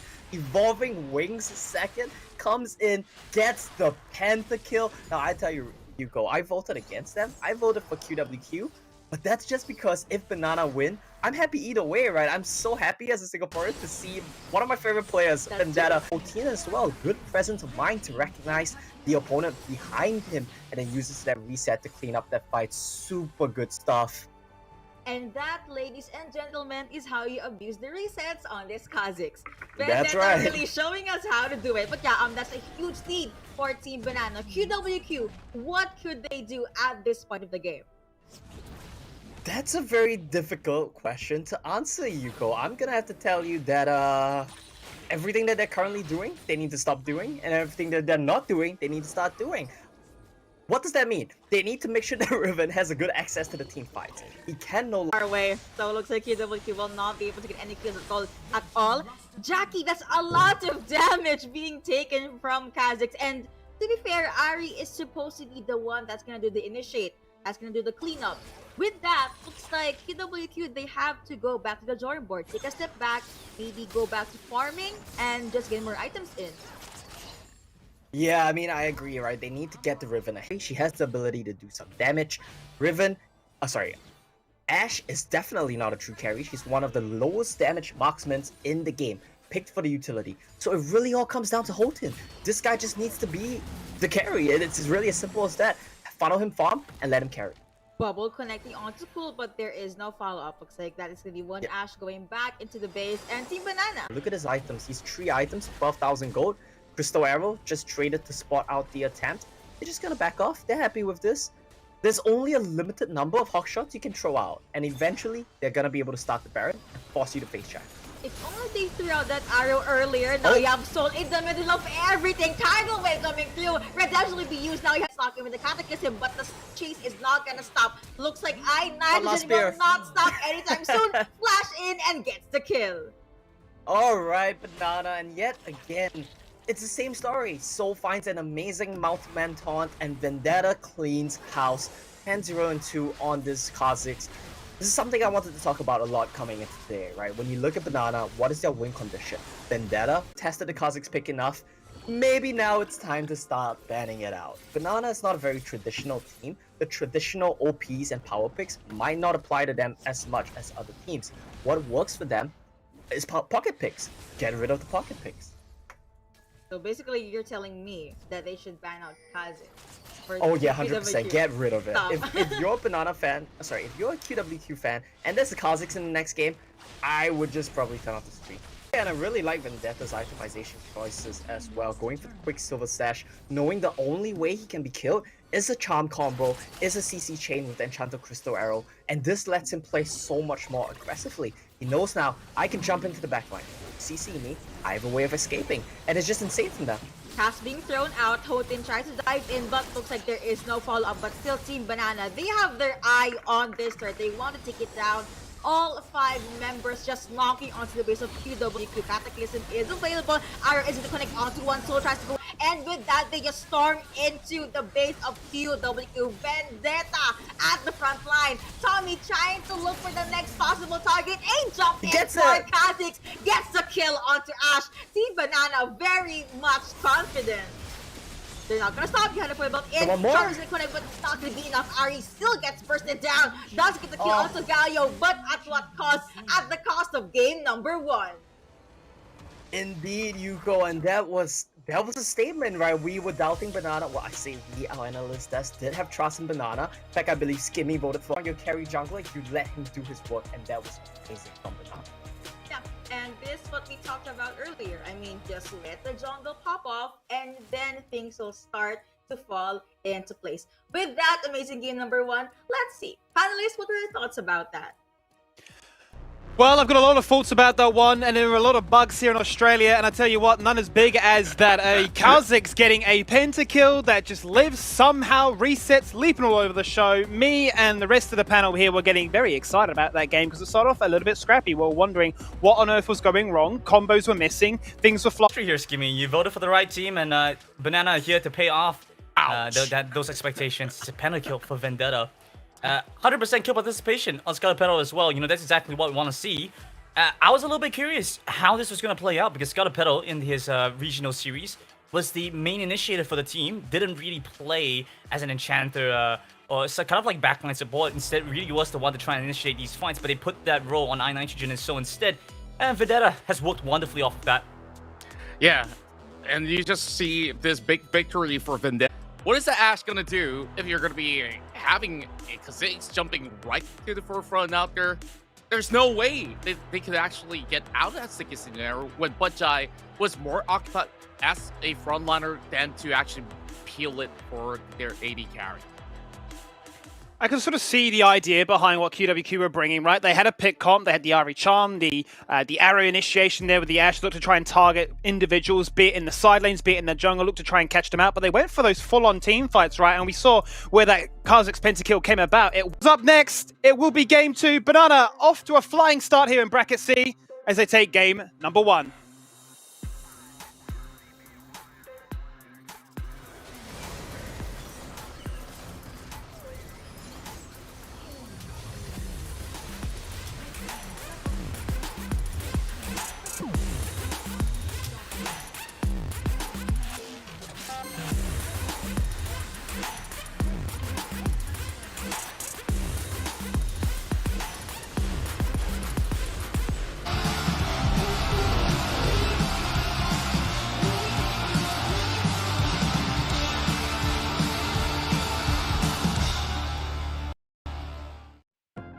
And welcome back for that second matchup of the night.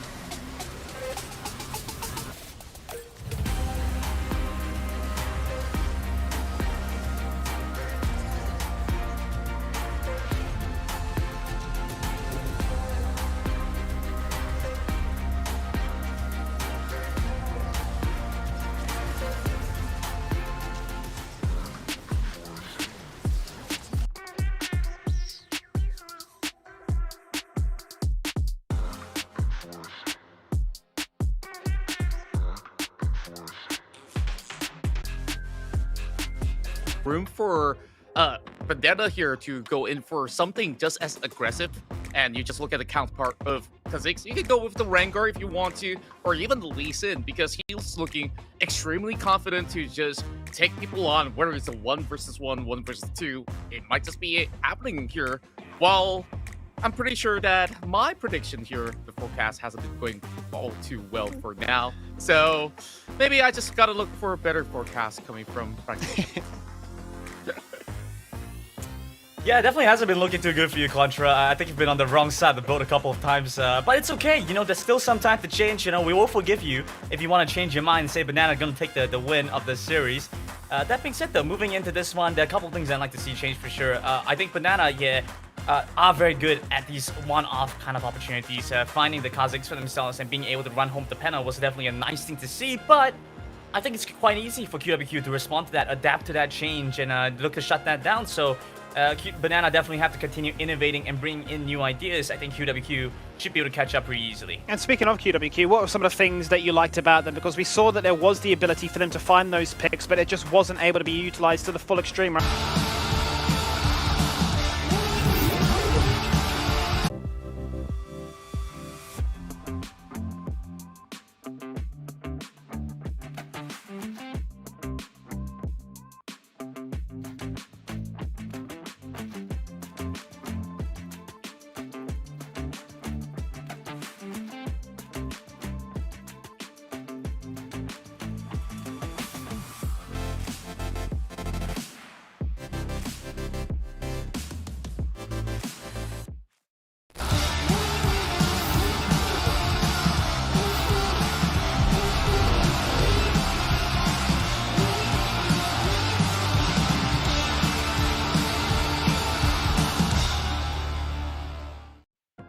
And welcome back for that second matchup of the night. Well, it certainly did get off to an explosive start here as the Kha'Zix went and ran the Rift on his own terms, really. 12-0-6, I believe, was that final score. Got the first pentakill also of the CE Champs. Won with Franklin Templeton. So open the door to your financial future with Franklin Templeton. Get started on your investment journey with one of the world's largest investment managers. Now, I want to say, Contra, you know, you talk about investing in the future, you talk about investing in the next draft. What would you love to see next draft? What would you love to see be changed here this time around? Because I feel like for sure Kha'Zix has to go. It definitely has to go. They have to invest in that one ban, but it also opens up a little bit more room for Vendetta here to go in for something just as aggressive, and you just look at the counterpart of Kha'Zix. You could go with the Rengar if you want to, or even the Lee Sin, because he's looking extremely confident to just take people on, whether it's a 1v1. I think you've been on the wrong side of the boat a couple of times, but it's okay. You know, there's still some time to change. You know, we will forgive you if you want to change your mind and say Banana gonna take the win of this series. That being said, though, moving into this one, there are a couple of things I'd like to see change for sure. I think Banana, are very good at these one-off kind of opportunities. Finding the Kha'Zix for themselves and being able to run home the penna was definitely a nice thing to see, but I think it's quite easy for QWQ to respond to that, adapt to that change, and look to shut that down. So Banana definitely have to continue innovating and bring in new varying successes on different styles of play, right? You know, you bring out the Fiora, then the foreman has to be strong, falls apart. We see the side of pick comp here, but it feels like right now teams are getting away almost illegally at times, just running these full head ramming comps, front to back, AoE centric. How many combos can come together around the Dragon or the Baron Pit? And the fight, or even in some cases, the game is won from that point onwards. Well, what they should not do is to involve these engagement tools that they didn't really come in full swinging, where they should have actually chained it all together on maybe one or two of their unit, but there seems to be a little bit of disconnect between the members of the QWQ to take advantage of those key moments. Yeah, I mean, right away from the draft, things are a little bit suspect for sure. The fact that Zaya hasn't really been much in the meta, it kind of has a reason for that. Very short range, and honestly, it's difficult to play aggressively. You kind of want the opponents to play into you. But like we've mentioned before, I think we've established you through their way. We already touched on that, Rakan, but do you think they need to leave that Twisted Fate up? The fact that they need to try and match the globals? Because it just gave Banana perhaps too many outs where they could fight, they could cross-map, but they could always gank you and had that numbers advantage. If they're going to be playing blue side, then I guess leaving these bruises, these engaged targets, I'll just default to Enchina duties. And look, a lot of these support players are going to be very happy to play the likes of, you know, the Namis, the Sonas, the Janas, the Lulus, if need be, because if you've got so many threats like they had there with bruises, be it the Jarvan and so on, you know, there's a whimsy. Have a shield, get into the action and survive a little bit longer, and that seems to be the main talking point for me. I'm curious, though, about some of the bans that QWQ threw their way. We already touched on that, Rakan, but do you think they need to leave that Twisted Fate up? The fact that they need to try and match the globals? Because it just gave Banana perhaps too many outs where they could fight, they could cross-map, but they could always gank. Don't get that Galio. Maybe if you switch it up, put it in the mid lane, it's going to be an okay decision. Just for the fact that if, in the case that we're running for a very similar style coming in from Banana, then they can actually easily match up by coming in with a big counter. Because if you put in an enchanter support, currently on the S tier list, I would put it myself. Nami is just a very safe pick in general. Like, you could just empower your AD carry, and if you drop a great Aqua Prison, that can actually win fights. See, here's my issue with that Contra, because if you style, which might not be what QWQ want, they do play a lot of Twisted Fate themselves, but again, it might not be the composition they want, knowing that what Banana are likely to bring to the table. The second part of it is that, okay, so now you've left the Twisted Fate open. Let's say that Banana do end up banning it, and you take away the Ziggs first. Now you're left with this issue where they get 2 power picks of their own, so they get to have a very strong top side. And then secondly, they get to pair together with either a strong jungle or a strong mid lane as well. Yeah, I'm curious. The jungle. Oh, no, go ahead. Go ahead. Yeah, the jungle pick coming in from QWQ. To Fate themselves. But again, it might not be the composition they want, knowing that what Banana are likely to bring to the table. The second part of it is that, okay, so now you've left the Twisted Fate open. Let's say that Banana do end up banning it, and you take away the Ziggs first. Now you're left with this issue where they get 2 power picks of their own, so they get to have a very strong top side.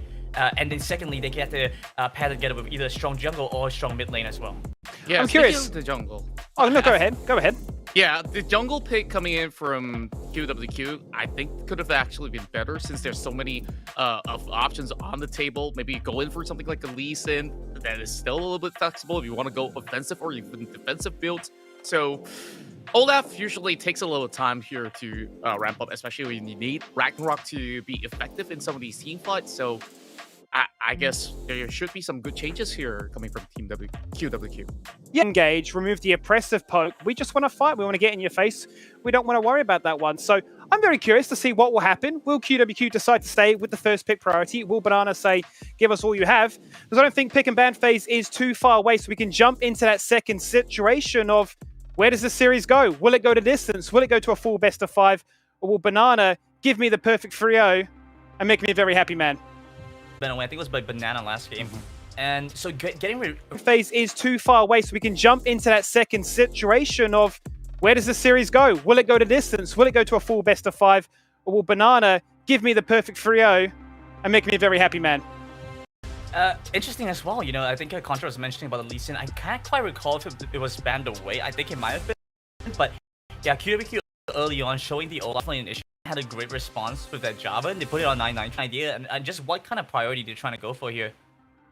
Yeah, like if we go into QWQ side, it's gonna be a very safe bottom lane in general, who's most likely to be flexed out as well into really put emphasis on these enchanter supports. Gives me an idea and just what kind of priority they're trying to go for here. Like if we go into QWQ side, it's gonna be a very safe bottom lane. You just want to ensure that this Astral remains to be alive. Just arcane shift to pull out massive poke, but somebody's got to deal with this Darius eventually, which I think is going to be pretty interesting when you have that Renekton who's most likely to be flexed out as well into the jungle. So I wonder if this is going to be good for Banana to get those early initiation. Yeah, not quite sure whether Renekton or the Darius is going to be. I think it might be a Darius jungle instead. I think Renekton is just generally better in the lane. But like you mentioned, yeah, the bot side is cute. So here's the thing, right? Normally, yes, I would agree, Cool and Bajai should have a pretty safe lane. But Banana, I'm looking to play this a lot more aggressively here, I think. You're going for Kaisa Lulu, you're trying to get control of the lane early. You're trying to shove them in, possibly bring over the jungler and your mid laner down to the bottom side, especially when you're picking that with Ahri on So and Ahri. You really want to dive them quickly and get some tempo there. I love the flex, the fact that you can say we're locking in a Darius because it can be played by a top laner. He's played 3 games on both the Darius as well as the Renekton iNitrogen. He's won them all the time. He doesn't care, so they're thinking, hang on a minute, where on earth is this Darius going? I think you raised a good point there, Grandin, because that's been played in the jungle once and got a win as well. Vendetta might be the hero once again. He's got a Penta. Can he get another? Let's find out by throwing over to our casting team. Honestly, I think he can. I mean, no Kha'Zix, no problem. We actually saw the team being able to bag you number 1. But now, things are a bit different. Draft adjustments, we are now in game number 2. Yeah, Yuko, and I don't know if you noticed, but I'm looking a little bit different here between game 1 and game 2. I've made some adjustments as well. I've gone full on into Team Singapore, and the camp switched away from me before I could show it off, no. but it's alright. That's okay. I do want to very quickly point out, though, off the blade of Wants to bank on that damage. The apprehend will not come through. Vendetta in the middle of everything. Beautiful killer instinct in. Hero's entrance will be here first because he has wave prio, because he resets first as he's out of that. He gets there first. Banana overchase. They're way too deep and they get punished by the Riven. And now he's 3-0. Almost 1,000 gold up on iNitrogen. We talked about how last game, whole team needed to be the one to carry. And it looks like he's being set up for that here in game 2. You know what? I believe QWQ is listening to us. Somewhere out there in the world, they knew. Okay, Omo and Yuko said, we need Hoten to ramp up. Let's do that in game number 2. And we're seeing it right now. Out of 4 kills, this 5 minutes in. 3 actually. Yeah, here we go. They're going to plop the Rift Held down in mid. They're going to secure themselves Dragon. And what is this? iNitrogen with the shutdown. Yup, a shutdown on Riven. And now looking at the mid lane, Rift Herald has been summoned. Now you have Team Banana trying to take that Rift Herald down and push QWQ back, which they were able to do so. Because, I mean, you don't have a Baron laner that can go wherever he wants. And his turret is actually vulnerable in the lane. Yeah, exactly, Yuko, and I think that this is a really good point. iNitrogen with the Blade 3, he tries to acid shift out as well, gets the stack, hits the Olaf rather, gets the stack onto the Riven as well, and look at the CC chain from Jackie, stops him from being able to dunk. He keeps his team alive, he sacrifices his own life, and we kind of missed it, right? But whole team came down, which means iNitrogen got the Baron lane turret for free here. This is gonna be a very happy Renekton. Getting solo kill, he's now a hit. Definitely. I mean, I can already see the It's a good idea. It's gonna be a bit hard for the champions to siege. 1v2! Woohoo! You have the dominance being popped by this Renekton, but still, Tommy is not stopping. The kill went over to Renekton though, and with that, whole team being able to get their vengeful tidal wave being popped, taunts connecting, Vendetta in the middle of everything, Riven gets bursted down. With that Team Banana, they're still not stopping. Dashing in for this Ahri, killing spree for this Vendetta, the kill onto Ezreal. 4 champions just trying to chase down Bajai, but still off with a 1v2 from iNitrogen, and I'm amazed at how he managed to turn this game around. This guy was getting solo kills. The backline Talway being sent out yet again, the stunts connecting onto Cool, but still this Renekton is very much tanky. He gets a double kill, Ezreal gets taken down, but you have Olaf dancing on the turret, which just got taken down as well. IK Rain hurts a lot, and it pushes Tommy back. It will be a 2-1 in favor of Team Banana. So clutch right there. iNitrogen barely got his first kill off. He managed to spin and pick up kills, healing himself a little bit in the process as well. That was a really nice setup on the flank attempt from... I mean, I guess that was just a Hail Mary play from QWQ. You have the two-shot barrage being sent out, Char not connecting. At the very least, they were able to wither down the HP bars of Team Banana, plus a turret to beat. Yeah, and iNitrogen here looking for a bit of a flank attempt, but his team got chunked off way too hard right now. He's still in position though. They might want to go for this, Yuko. He's right there, being the he's a bush. But now you have the fight starting. Hero's entrance from this guy. What looks like no one will commit just yet. The full chase on Ben. Patient. He's kind of at a weird in-between where it's too late to do anything and it's not early enough. Soldo eating a bit of poke. Redemption will be used. You also have a good Arcane Shift there to make an opening for this Ezreal. Oof, that damage though. Nitrogen Let's see, they're gonna go with the steal, but now we have Hero's entrance connecting onto Nan. Ari, the first one to say goodbye. Olaf in the middle of everything. The Wild Growth connecting onto Vendetta, but still the just not there. It was a good try though, to be fair. But if you look at how this fight plays out, it's just because QWQ, they dive too deep. Cool, good attempt, right? He assassinates the Ari. He kind of puts himself in a weird situation though. He didn't... Okay, I know what happened. He misread the killer instinct from Tails. He thought that Tails still had it available. So a little bit of mind games going on there. A lot of a very chess-paced match from these two teams. And I'm loving it, you know? Yeah. It's almost 15 minutes in. Let's see, will QWQ be able to turn things around, or will Team Banana still push through power? The problem is Ezreal needs to get some armor penetration going. Darius is getting tanky. Renekton's getting tanky. Your poke is gonna start doing less and less to them. That is true. Let's see though if they will itemize accordingly. But now you have iNitrogen in charge of split. Yeah, and look at this, and Tails, the Mortal Reminder comes out as well. I like this. You don't have to be the main carry source of damage, right? With that said, he does already have 3 items, so a Mortal Reminder on top of that is always gonna be nice, but I like that he's itemizing for healing reduction here. Letting his team just go in and... This series, I do not know why. It's a banana special, Yuko. It's definitely a banana special, and for a team that plays all around their jungler, it seems to work. And you know what? Why fix what's what not is broken? this? If it works, then it works. Now it's gonna What be is this, a Banana? free Baron, possibly, for Team Banana. They're gonna storm through this purple worm. And for Kaisa, a triple kill at that. Make that a quadra for this champion. Kuwait at the late game. And a shutdown for the champions of QWQ. With that, they will storm into the base of their opponent. I was just about to say, Banana, what is that? You're starting the Baron on a ward that you see, but they don't care. They get the Baron, they get the kills, they're going for the end. Looks like this is gonna be it. Game a bit. Till jinx this already? Luckily though, they managed to find the evidence to come back into the game. The team fights were what they expected it to be. And 2-0 up, I think it's the time for me to say this. It's really time to go for Team Singapore over here. I'm going all in, full on Hopium.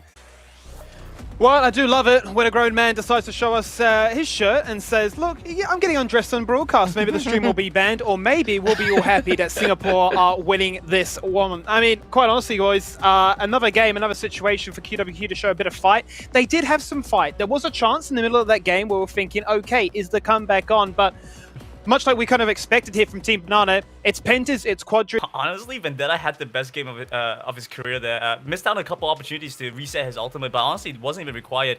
And we were a little bit critical, saying like while watching the game, saying that Tails could have been a little bit more aggressive. But honestly, it pays off really well. He knew the windows they had to hit. I feel like the Riven is still doing decently for them, but this Olaf has not been paying off. Yeah, and the backbone being Scarlet Petal that can easily just pull the Wild Growth if ever Vendetta drops low, so should be put upon. Do you want to get Soul, you want to get Tails, or Vendetta? It's definitely hard to tell, and you just look at the damage output. It's just overwhelming coming into the late game where Banana, they just scale incredibly well. They certainly do, and it was a case where we had that 1v1 with Cool and Tails showcasing what they could do. Cool says, you know what, I'm going to try and carry this entire game on my back. I'm going to look to try and do what to prevent back-to-back 3-0s, which would be a bit of a shame, maybe a far quicker day 2 here in the play-ins, but we will have to find out. We'll jump into a break. Banana, match point, can they win? We'll find out soon.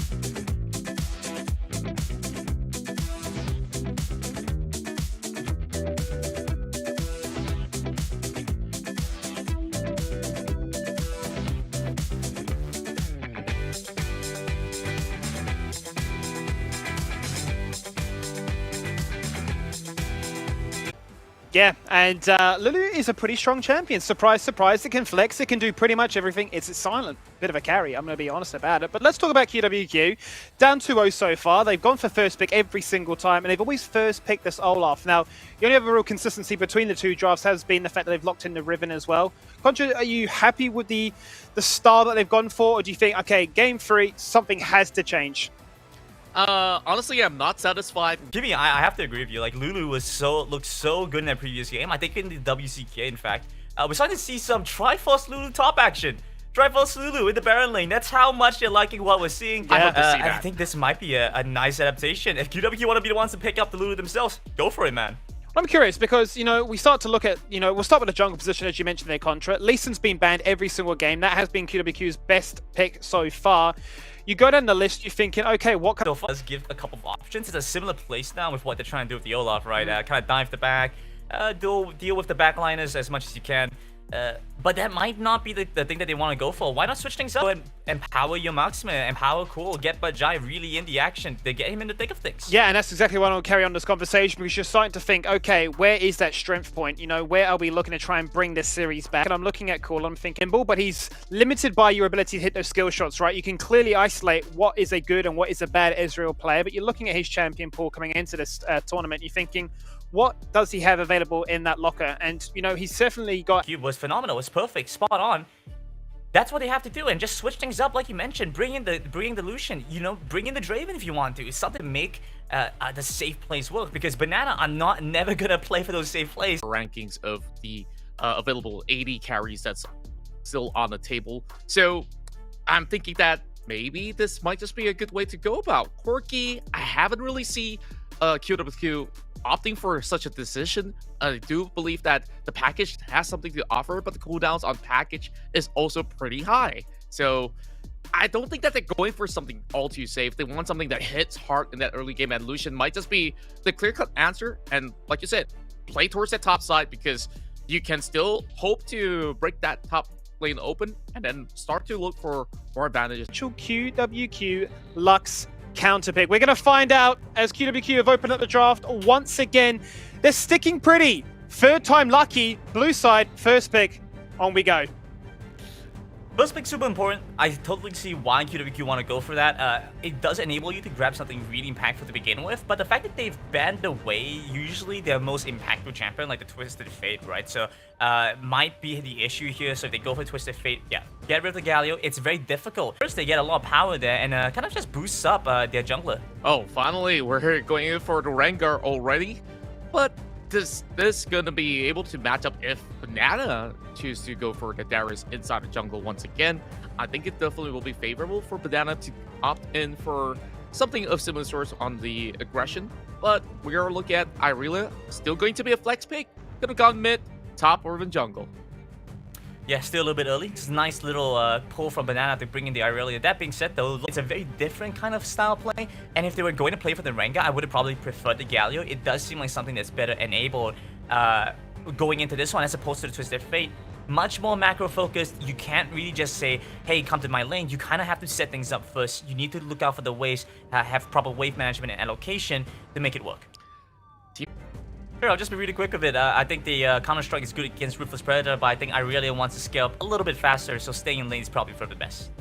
Well, let's find out what happens in this one. I'm a big fan. QWQ have stolen the Lulu. Might just be the best champion in the game. They've got an Ashe, they've got a Twisted Fate, and they have a Cat ready to prowl. Let's throw it over to our casting team, and let's see what happens in game number 3.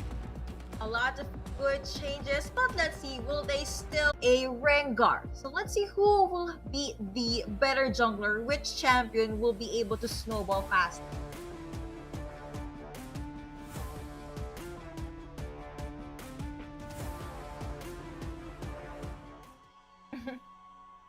Minions have spawned.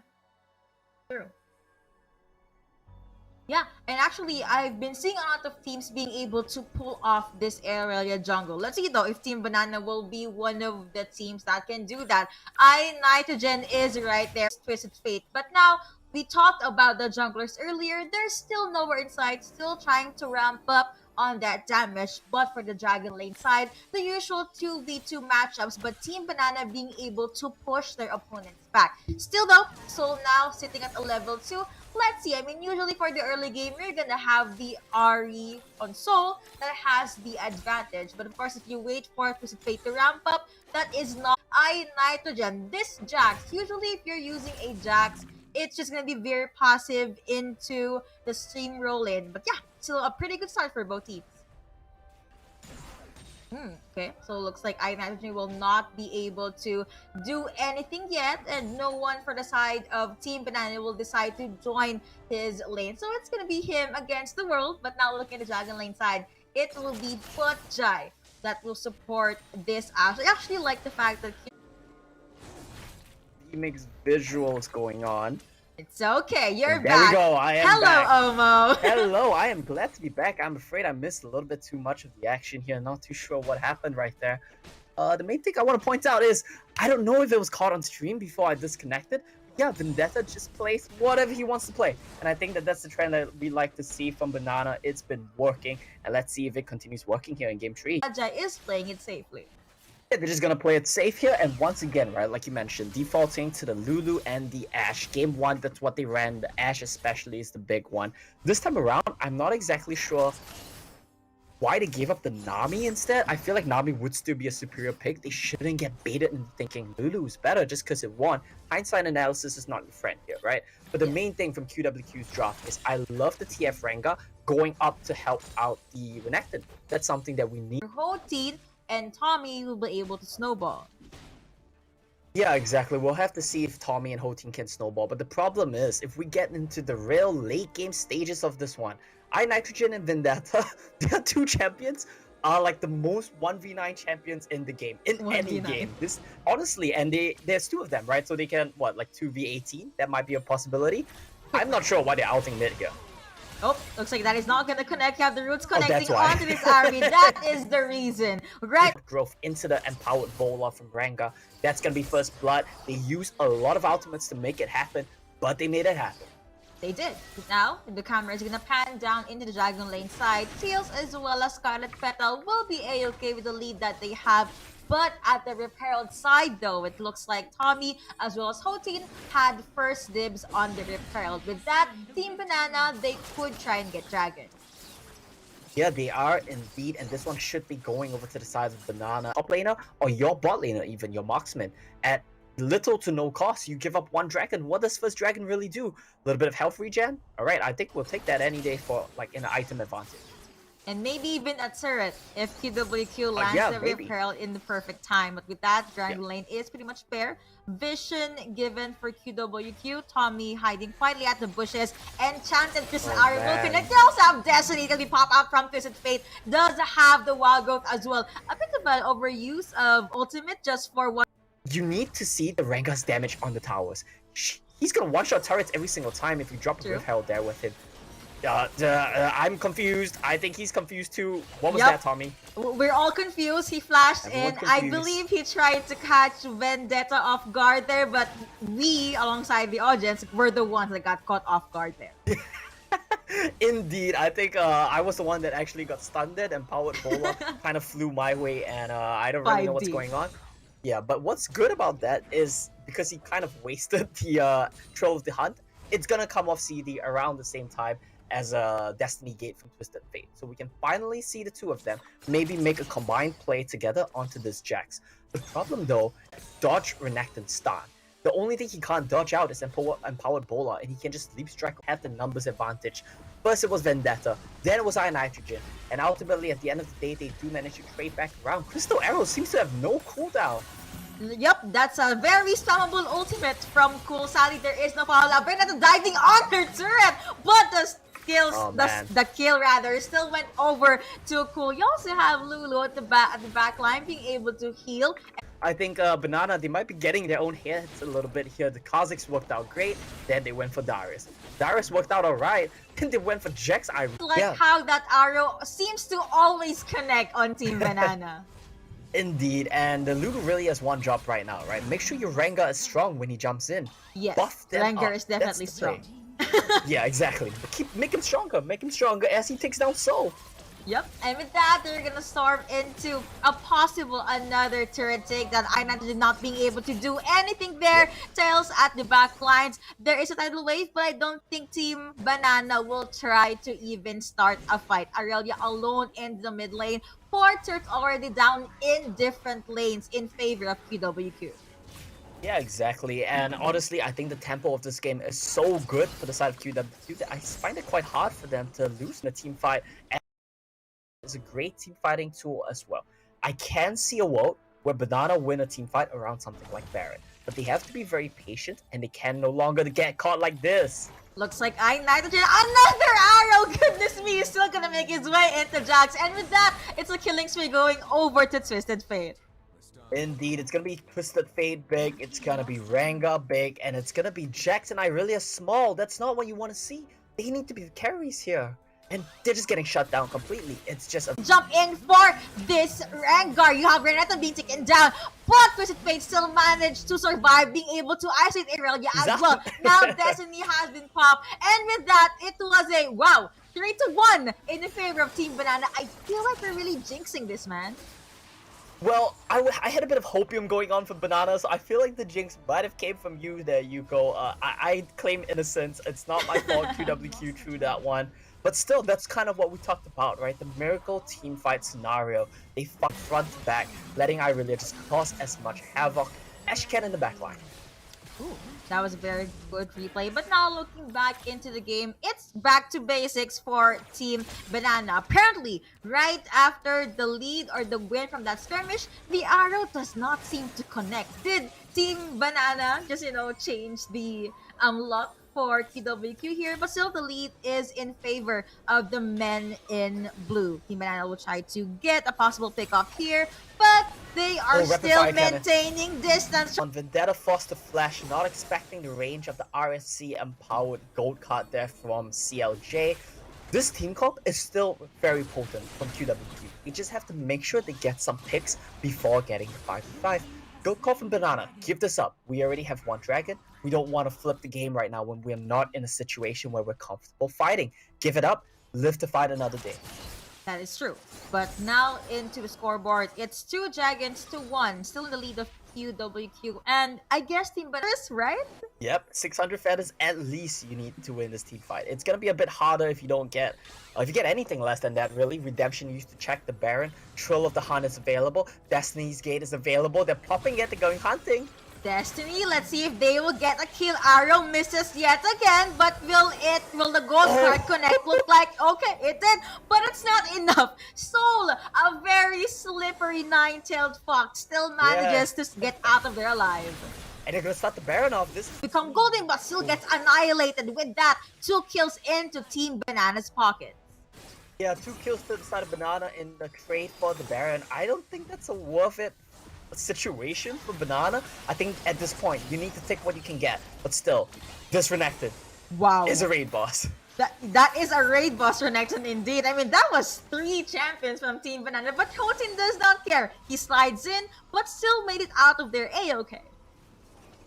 Indeed it is, and I mean, Banana to get out of this is good for him, but they need some more tanky stats. I would say once Jax picks up the Death Dance and Irelia picks up the Sterak's and vice versa, once they get both pieces, they're comfortable to fight. They will take any 5v5 and they will win it. At this point though, it's still a little bit sketchy. And I want to see Rengar and Twisted Fate flying over to the lane that Renekton is in and just 3-manning this Jax. Wow, QWQ having the control over into the Drake pit with that Team Banana. Looks like we touched on this a little bit earlier. Rengar is just a demolisher of turrets. If you let him touch a turret, Lulu's gonna buff him with Ardent Sensor and he's gonna one-shot it. He's gonna take it down in, I don't know, less than a wave, 2 milli creeps, he's gonna take it down. So you have to be very careful if you want to trade sides of the map here with QWQ. Nitrogen, he's almost at his fourth item, rather. He's almost at his death stance, and I think that that's gonna be a big timing window here for him. once he gets that last item, Team Banana will have all of their win conditions in check. But the question still remains, Will QWQ let that happen? Now, Nitrogen, the Jack that we've been mentioning earlier in this game, still pretty much alone into the Baron lane He can't side. show. That's the thing, he can't show. He's so scared of showing because he doesn't know where Rengar is. He sees where TF is, but anytime TF fogs, he has to hide. Because if he doesn't, there's a Rengar ultimate and a Twisted Fate ultimate on your head. Tails, Here oh no, you QSS. go. Okay. Well, then QSS, Trill of the Hunt being traded here for the QSS, that's fine, you're happy with that as Banana. But if you commit the our Zaya ultimate as well, sorry, got a bit distracted by Spirit Rush.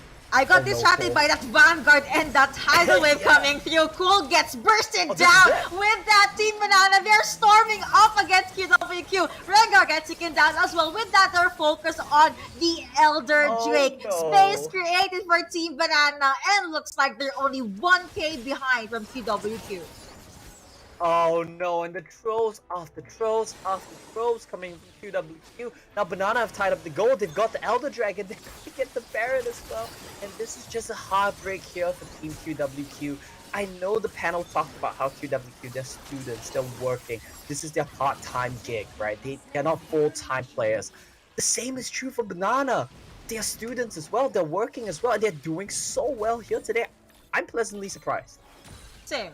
But you know what? I don't know why, but I still kind of want to hold on to the fact that maybe QWQ can still make something happen. A jump in from So, but apparently the charm did not connect.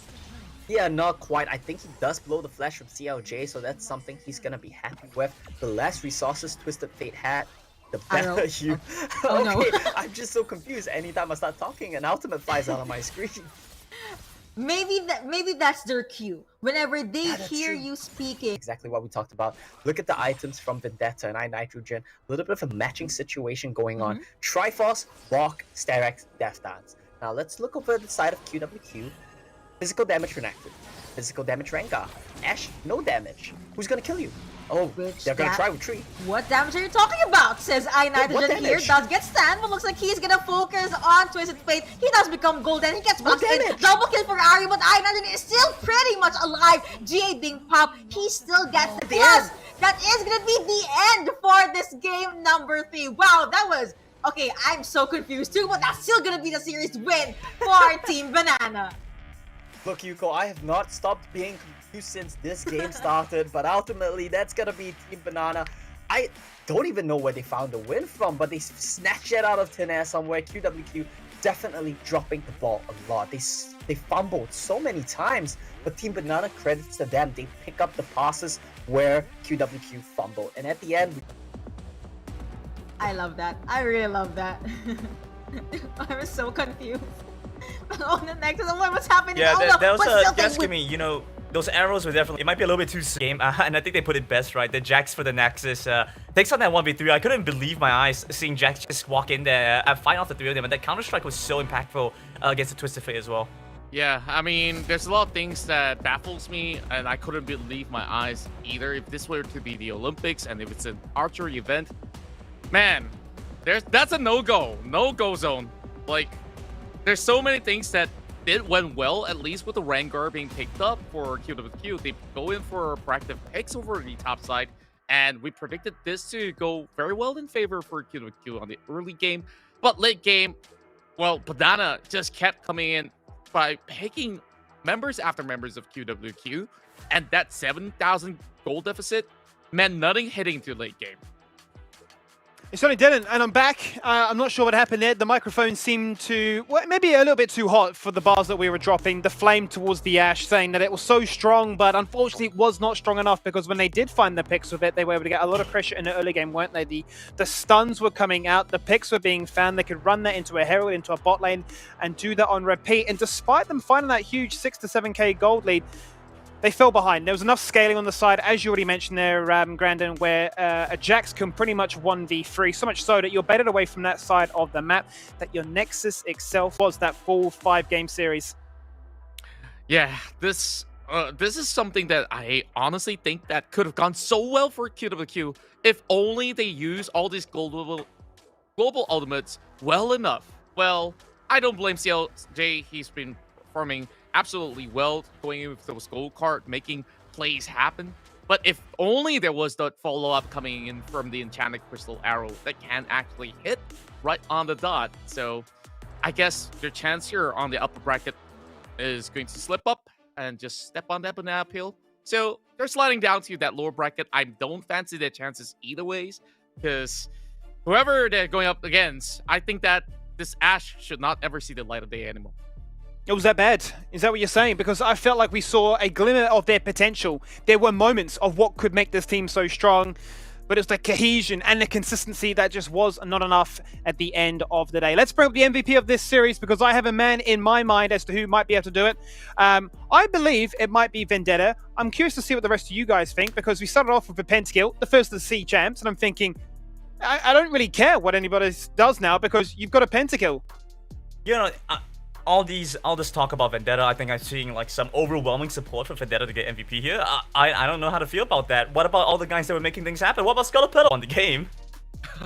Man, I'm on this banana hype train as well. Like, if they're gonna go against Flash or any other team out here in this group, they're looking pretty creative. I like the way that they think for their draft. So I feel like there's so much depth that comes into how they play out majority of their matches here.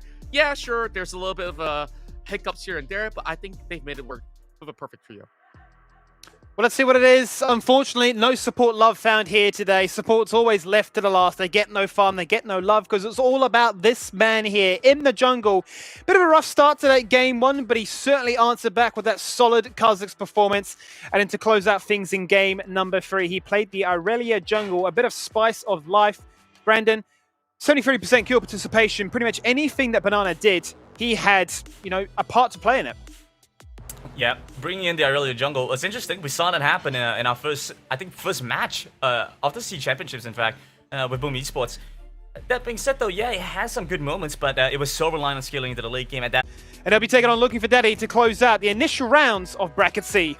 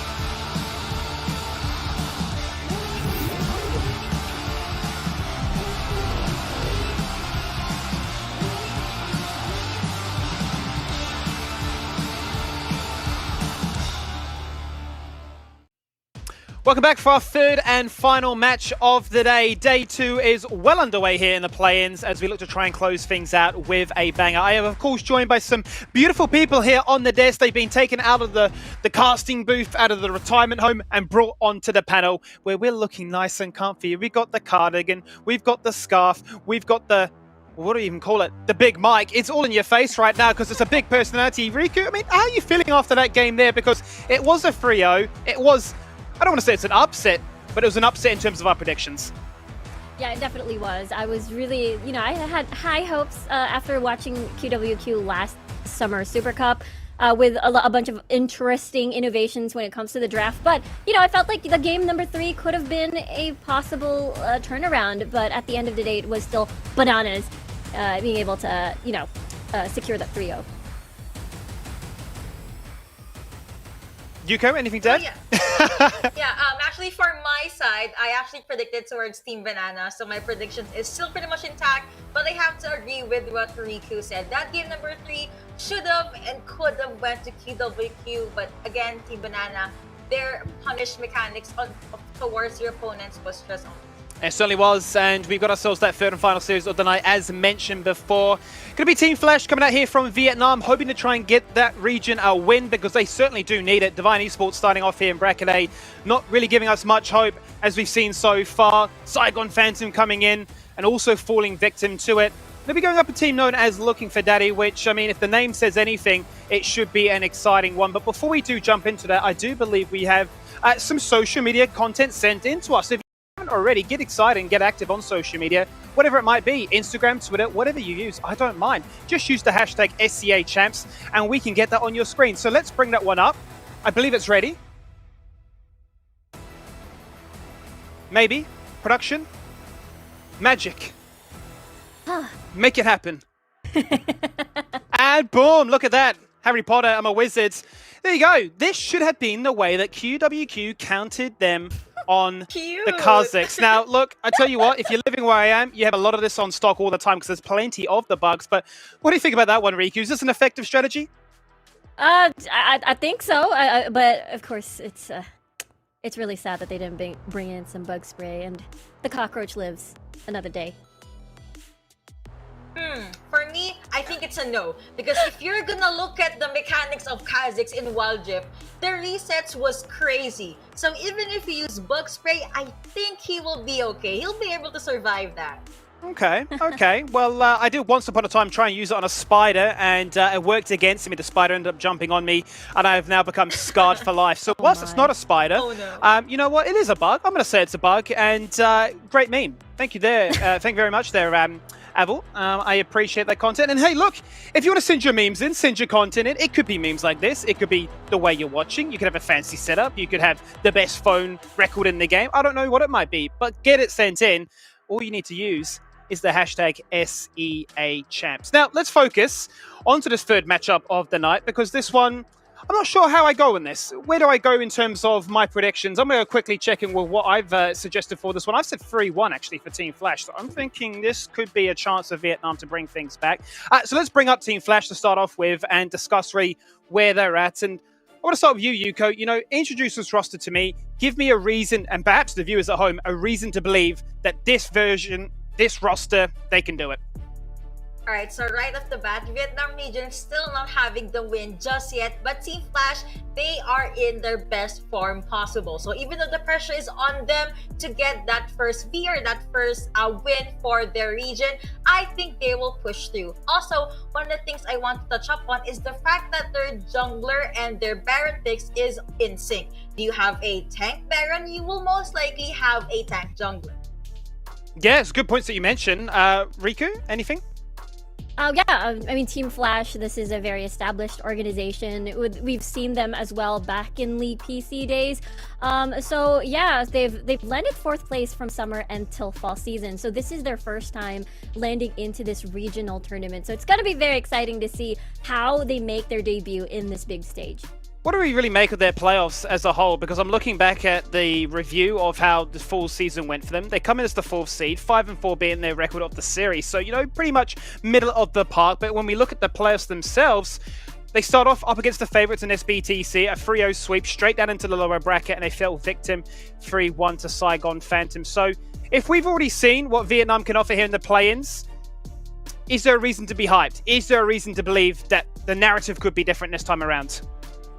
Honestly, for me, it's a yes. Totally not because I voted for Team Flash, by the way. But yeah, if you're gonna look at the lineup, these are mechanically gifted players. They even have a random Smith composition. Still, I guess one of the reasons why they fell off, though, is because in the late game, they tend to have questionable decisions in game. Hopefully, they will not do that in this series. Hopefully not, but here is that roster. We'll start off in the top lane there with the Shy. That's going to be in the jungle, played by Joyce. Ellie in the mid lane, and down in that dragon lane, Dailing and Glory D. Now, this is a team that excites me for multiple reasons here, because you go, like, I look at some of the champions that they play, and they play a whole bunch of them, but they have pocket picks like you would not believe. I'm looking at Garen in the bot lane, I'm seeing a Kali Fizz and Zed in the mid lane, and a Wukong that might just get flexed pretty much anywhere. I would love to see a Wukong, honestly. That Cyclone can just open a lot of opportunities for Team Flash. Not really buying the idea of Garen in the Baron lane, though, in the Dragon lane rather. But let's see, if Team Flash, they have something in mind, they have unorthodox picks, I'm pretty much happy to see them. Yeah, I mean, we're looking forward to the style of heavy skirmish, top, mid lane, and in the jungle. And I think the biggest difference is that we're not going to be seeing most likely like Kaisa, Xayah. No, Dailing prefers his early to mid game impact. So we're expecting more Corkis, more Varuses, and more Ezreals. And we'll see if those are going to be, the attack, the approach in their debut game over here in the SEA Championships. I like the point you raise about the Ezreal, because checking in at the bot lane, it is the most played with the Ezreal. 7 games so far, 3 and 4 of that win-loss streak, but a nice, nimble, safe champion. But the big reason for me that stands out more so than anything is the fact that Glory D says, you know what, we've got our Namis, we've got our Lulus, but I'm actually a bit of a Janna connoisseur. 13 games on that one. You put those two together, it's a bit like peanut butter and jelly. They go so well together, don't they, Yuko? Definitely, they do, and they really just make those support or enchanter supports work. Well, this I'm is their excited about stats. the strategy. I apologize, strategy as well, because I thought of something. They like to play the cat ball composition, which is the Orianna and the Rengar, so I'm excited to see if they're going to play that right away in their first tournament. Very good point there, actually. All I wanted to touch on here was the fact that these are their stats, as we were kind of alluding to before, finishing the season in 4th position. In a very competitive region is what really has been a narrative for us when we do look towards Vietnam. And whilst their score streak shows as 14 and 17, they have taken some games away from some of those top dogs. So certainly a bit of a dark horse in Bracket C. Perhaps a chance, given that Bracket C seems to be looked upon as the free pass from many of us, a chance for them to get out and cause chaos. But I'm sure the very first game here, a chance up against LFD, it's going to be a big ask for not only a skill check, a form check, a mental check, and how many more checks can there be, Riku, because something has to happen. Yeah, it's not looking well from day number 1, and especially today as well. You mentioned Divine, Esports, and Saigon Phantom. They struggled within their bracket. So we'll see. Maybe it's a different story. Maybe it's a different tune, a happy tune. As again, it's a different opponent this time. It's the 3rd seed of Taiwan, LFD. I'm still looking forward to seeing what kind of ADC will they pick up, though. I mean, Rico did mention a chance to see Corki, Kaisa. I'm actually leaning more on Corki just because of that early up until mid-game spike. But again, Team Flash, they need to just be able to recuperate if ever they just fall off or they tend to just throw sometime into the game. And I do not know why, but I'm really looking forward to seeing a possible Varus mid. But another win condition I would like to bring up for Team Flash is Shy. The Shy really needs to pop off in the Baron lane. It's certainly a fantastic point there, because there's just so much flexibility in this roster, and that could be a huge advantage going into that pick and ban phase, causing confusion not only for your opposition, but perhaps even for yourself, unsure really how you want to play the game. Let's talk about this one here, Riku. Looking for Daddy is their opposition coming out from Taiwan. Talk us through this roster. Yeah, this roster, again, the entirety of LFD, their first timers to the regional scene, and looking at their regional performances, and it hasn't been the best because the gap between one team and as well as Flash Wolves are huge. But at the same time, they do have a little bit of their own flavor.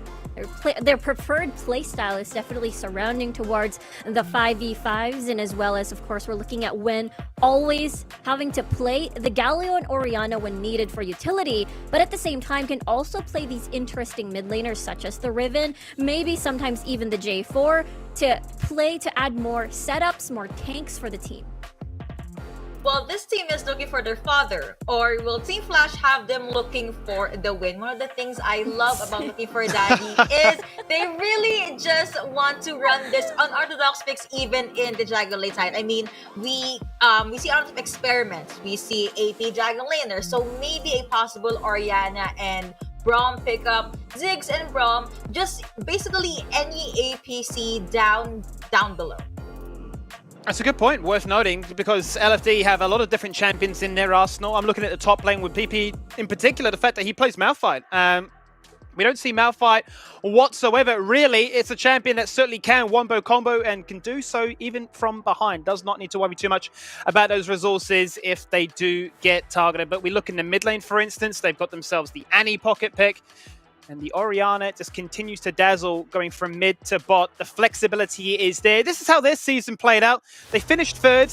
12-10 was their score streak. And, you know, it's a chance for them to showcase, okay, you know, we've made it here to the tournament. We've got ourselves a chance to showcase what we're all about. But, you know, how strong is the region back home? How good is the competition in the TLC? Because they come in here as that third seed, and it feels heavily dominated by the likes of one team and Flash Wolves here, Riku. Yeah, exactly. I mean, looking at the score as well, 12-10, and First Bloods is, you know, just 5 in comparison to the rest of the other First Bloods we've seen before. And it's due to the fact that, again, this team prefers their 5v5s. You mentioned the Malphite for PP. That means that's basically, you know, a big wombo combo happening. Jarvan 4, Orianna, and I assume, you know, having that late game carry as well on the side for Juan. And I'm expecting these 5v5s to work out up against Team Flash. And the biggest question is whether or not they survive that early game. Well, we're going to find out what they can do in this one. Sorry to cut you off there, Yuko, because we're going to check in with a video. A chance for us to breathe, but also a chance for the viewers to get to know LFD just a little bit more.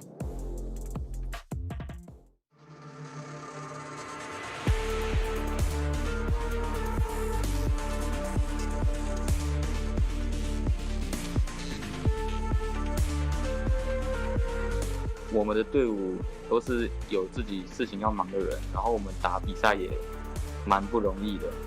然后经历的部分就是我们一路上也换了许多队员，因为大家都有各自的事情要忙，所以也是蛮不容易打到参加这个比赛的。我们打算以5人之力前进到8强。最想挑战的队伍还是我们台湾赛区的One Team跟闪电狼吧，毕竟他们是个大团队，如果我们能用5个人的力量将他们击落的话，那一定是会很有成就感。那肯定不是的，我们只能算是台湾赛区前几的队伍吧。然后赢得东南亚对我们最大的目的就是证明，可能路人玩家也有崛起的一天。我对于质疑我们台湾赛区的人，我只能说，台湾可能在电竞这一块，给的奖励或奖金可能不多，等于说是我们选手可能大家自己很努力，自己所换取来的，就是可能也会比其他国家、其他赛区更加辛苦。然后质疑我们队伍的话，我只能说，那就捏住5个人，然后我们来碰撞看看。And there it is, he's just laid down the gauntlet. Find 5 friends, come together, and stop talking in Twitch chat because you're not better than us because we're here on that screen. LFD in our final match here for day 2 of the play-ins up against Team Flash. And Yuko, you look at this one and you're starting to think, okay, LFD look to be I don't want to say a wild card in this one, but they look to be a team that we're unsure really of how strong their power rankings are, given that the rest of the roster in the region is pretty stacked. Yeah, that's true. And look, backtracking on what Riku said earlier, actually, that the Looking for Daddy does love their team fight. It just goes to show that we're gonna be seeing a lot of 5v5s. Right on cue, this is the melee matchup. I was just about to say that while the Dragon Laner for Looking for Daddy does prioritize Darius when run a Riven mid.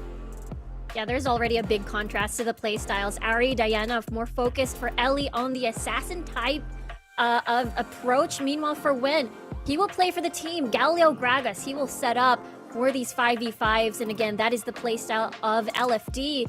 And the biggest question is, will Wen be that stable and solid ground to make sure that he has priority, make sure that he can sort of solidify that early game for the rest of the squad?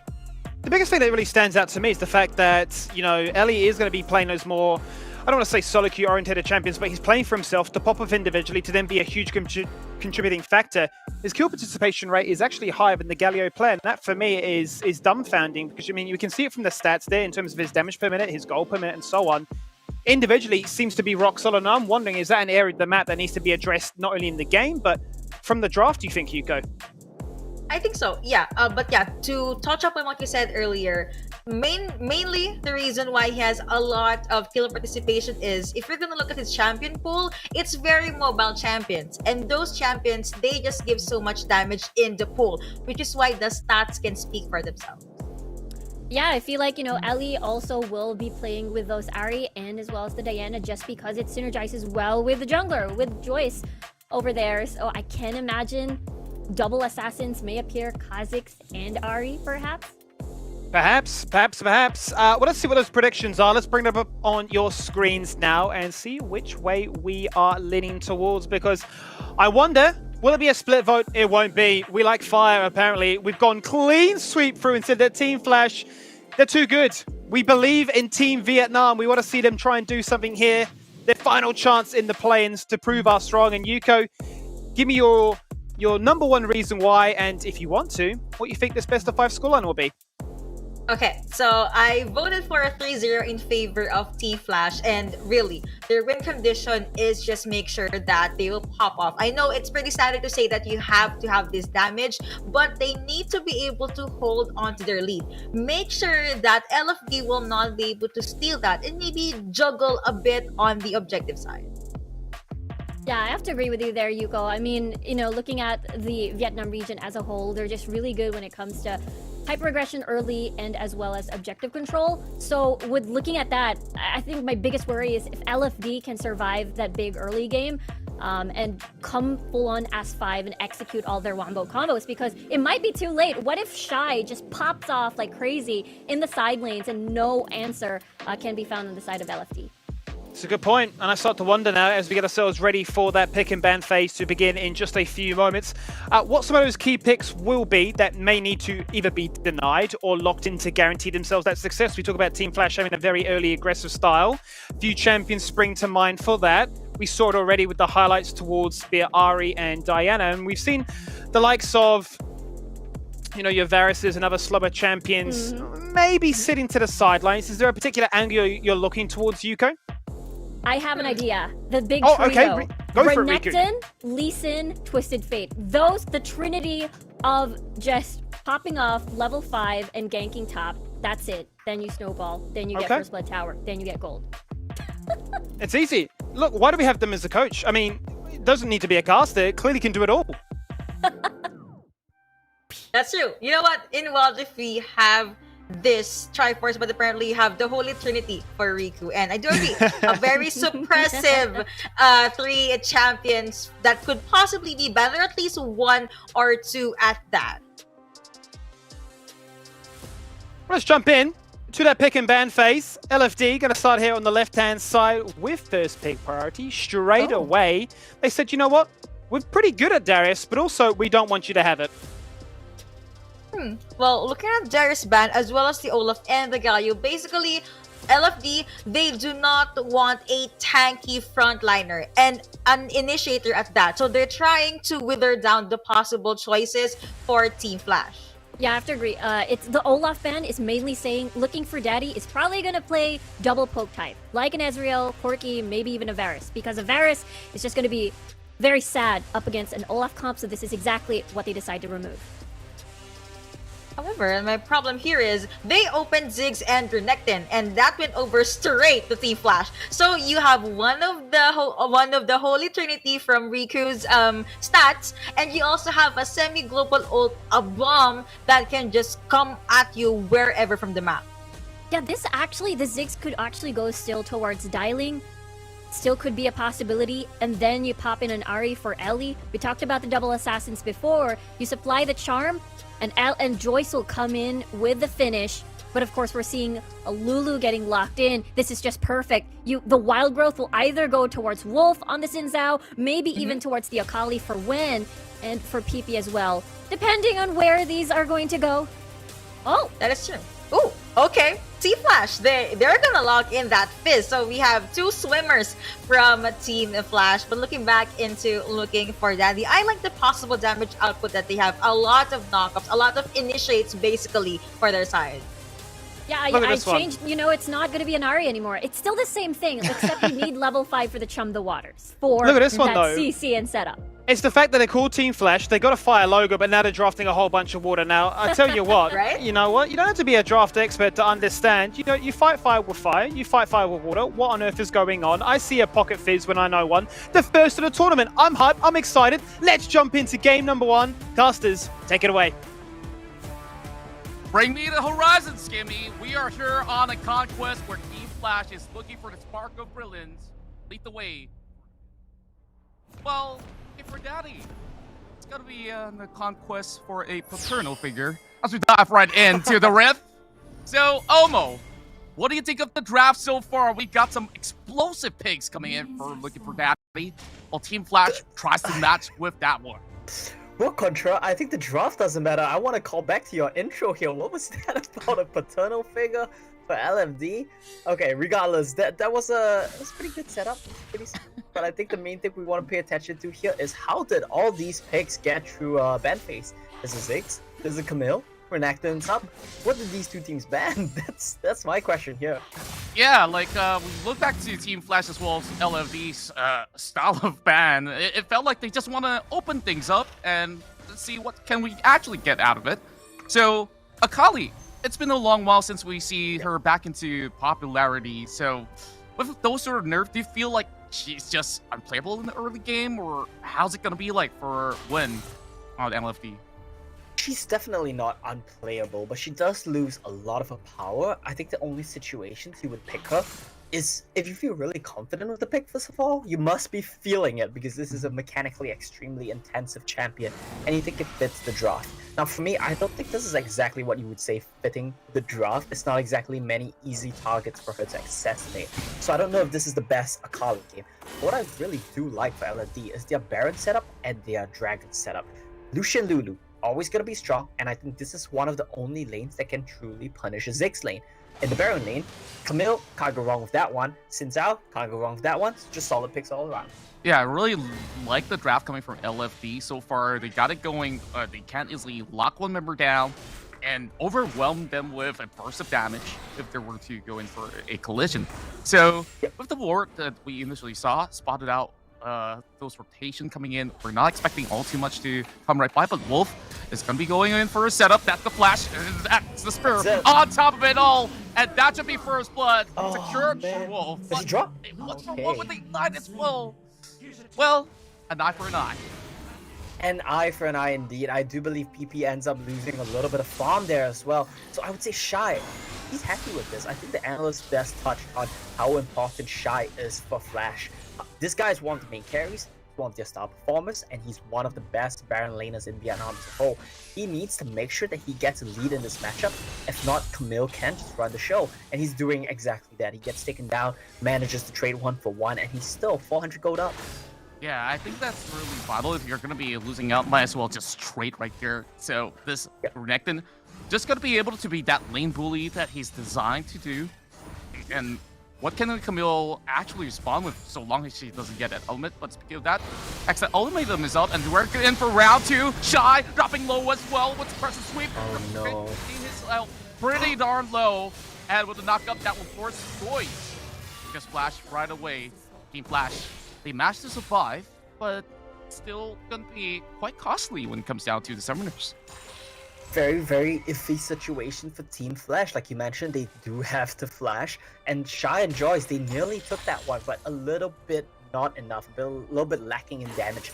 Wolf on that Xin Zhao with the lead that he has is tanky and does damage. That's kind of the whole point of Xin, right? He goes in, he does a bunch of damage, and he can't kill. That's exactly what we're seeing. What I do like so far from both of these teams, they correctly identify Baron lane is the core of the game. This whole game is going to hinge on that matchup, and we need to play around that. Now, Wan's going to drop. Oh, that's some hot takes right there. Perfect execution. Not enough to take down Ellie. With only a slither HP left, I think that was a great chum of waters that have landed. Yeah, it definitely is a very nice chunk of waters. He punishes Ellie appropriately. The way this matchup needs to interact is you have to be so fast as the Akali.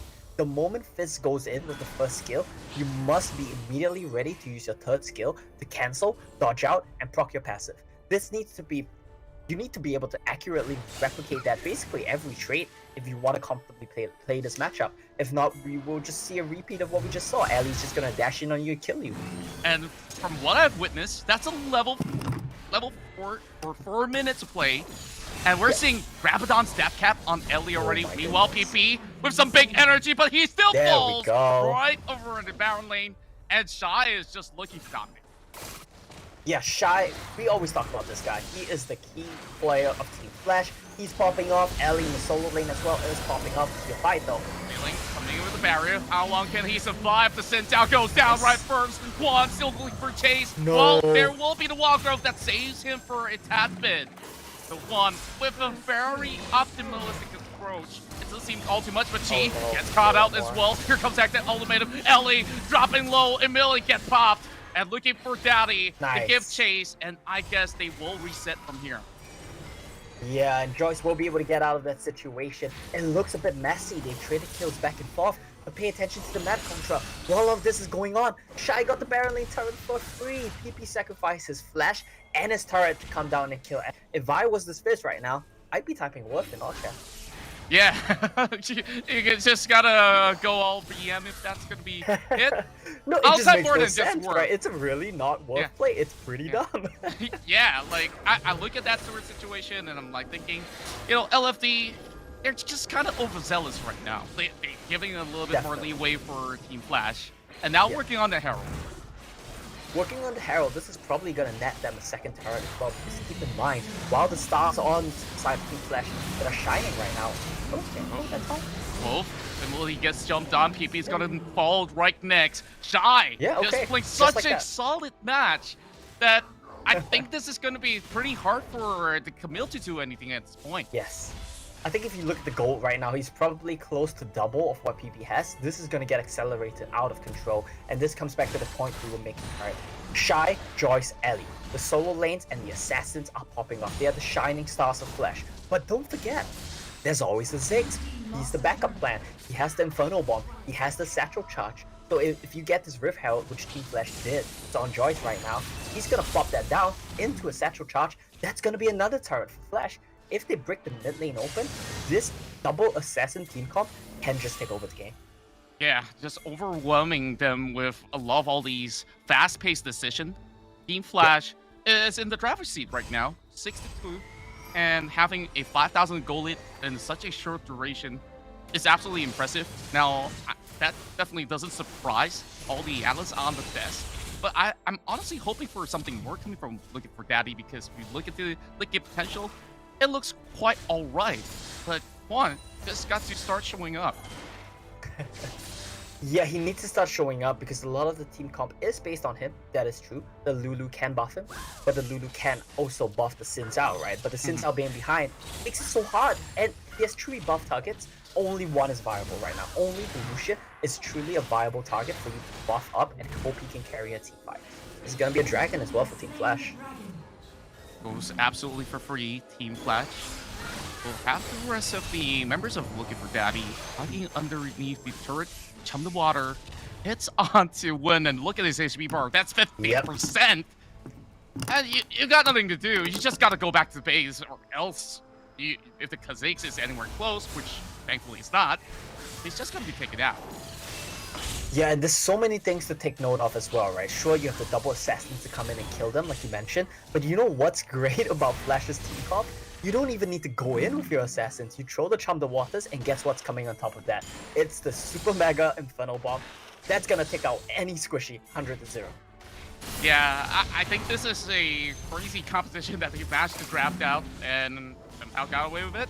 And same goes to Win, who can't even handle the Renekton's pressure, which I doubt Wolf will be able to do so, but he will be able to defend for a tad longer.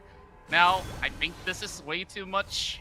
Once more, I want to look at the items again. What does Shy have? But meanwhile, we have one turning golden as the turret crumbles. Team Flash takes out all the tier 1 within span of 8 minutes. Yeah, indeed, Contra. This is just domination from Team Flash. They've looked at their compatriots from the Vietnam region. They look at Divine Esports. They look at Saigon Phantoms. They said, we're going to succeed where you guys have failed. We're going to take down our opposition. And this is going to be Vietnam 4 against Taiwan 3 at that. The Taiwanese second seed did take down the Vietnamese third seed prior to this, but they kind of want to avenge their countrymen, and they want to make sure, you know, they want to leave a statement saying Vietnam is here to play. We might not be the second seed or the third seed, but we can qualify for the group stages. Quite a redemption arc, if you ask me.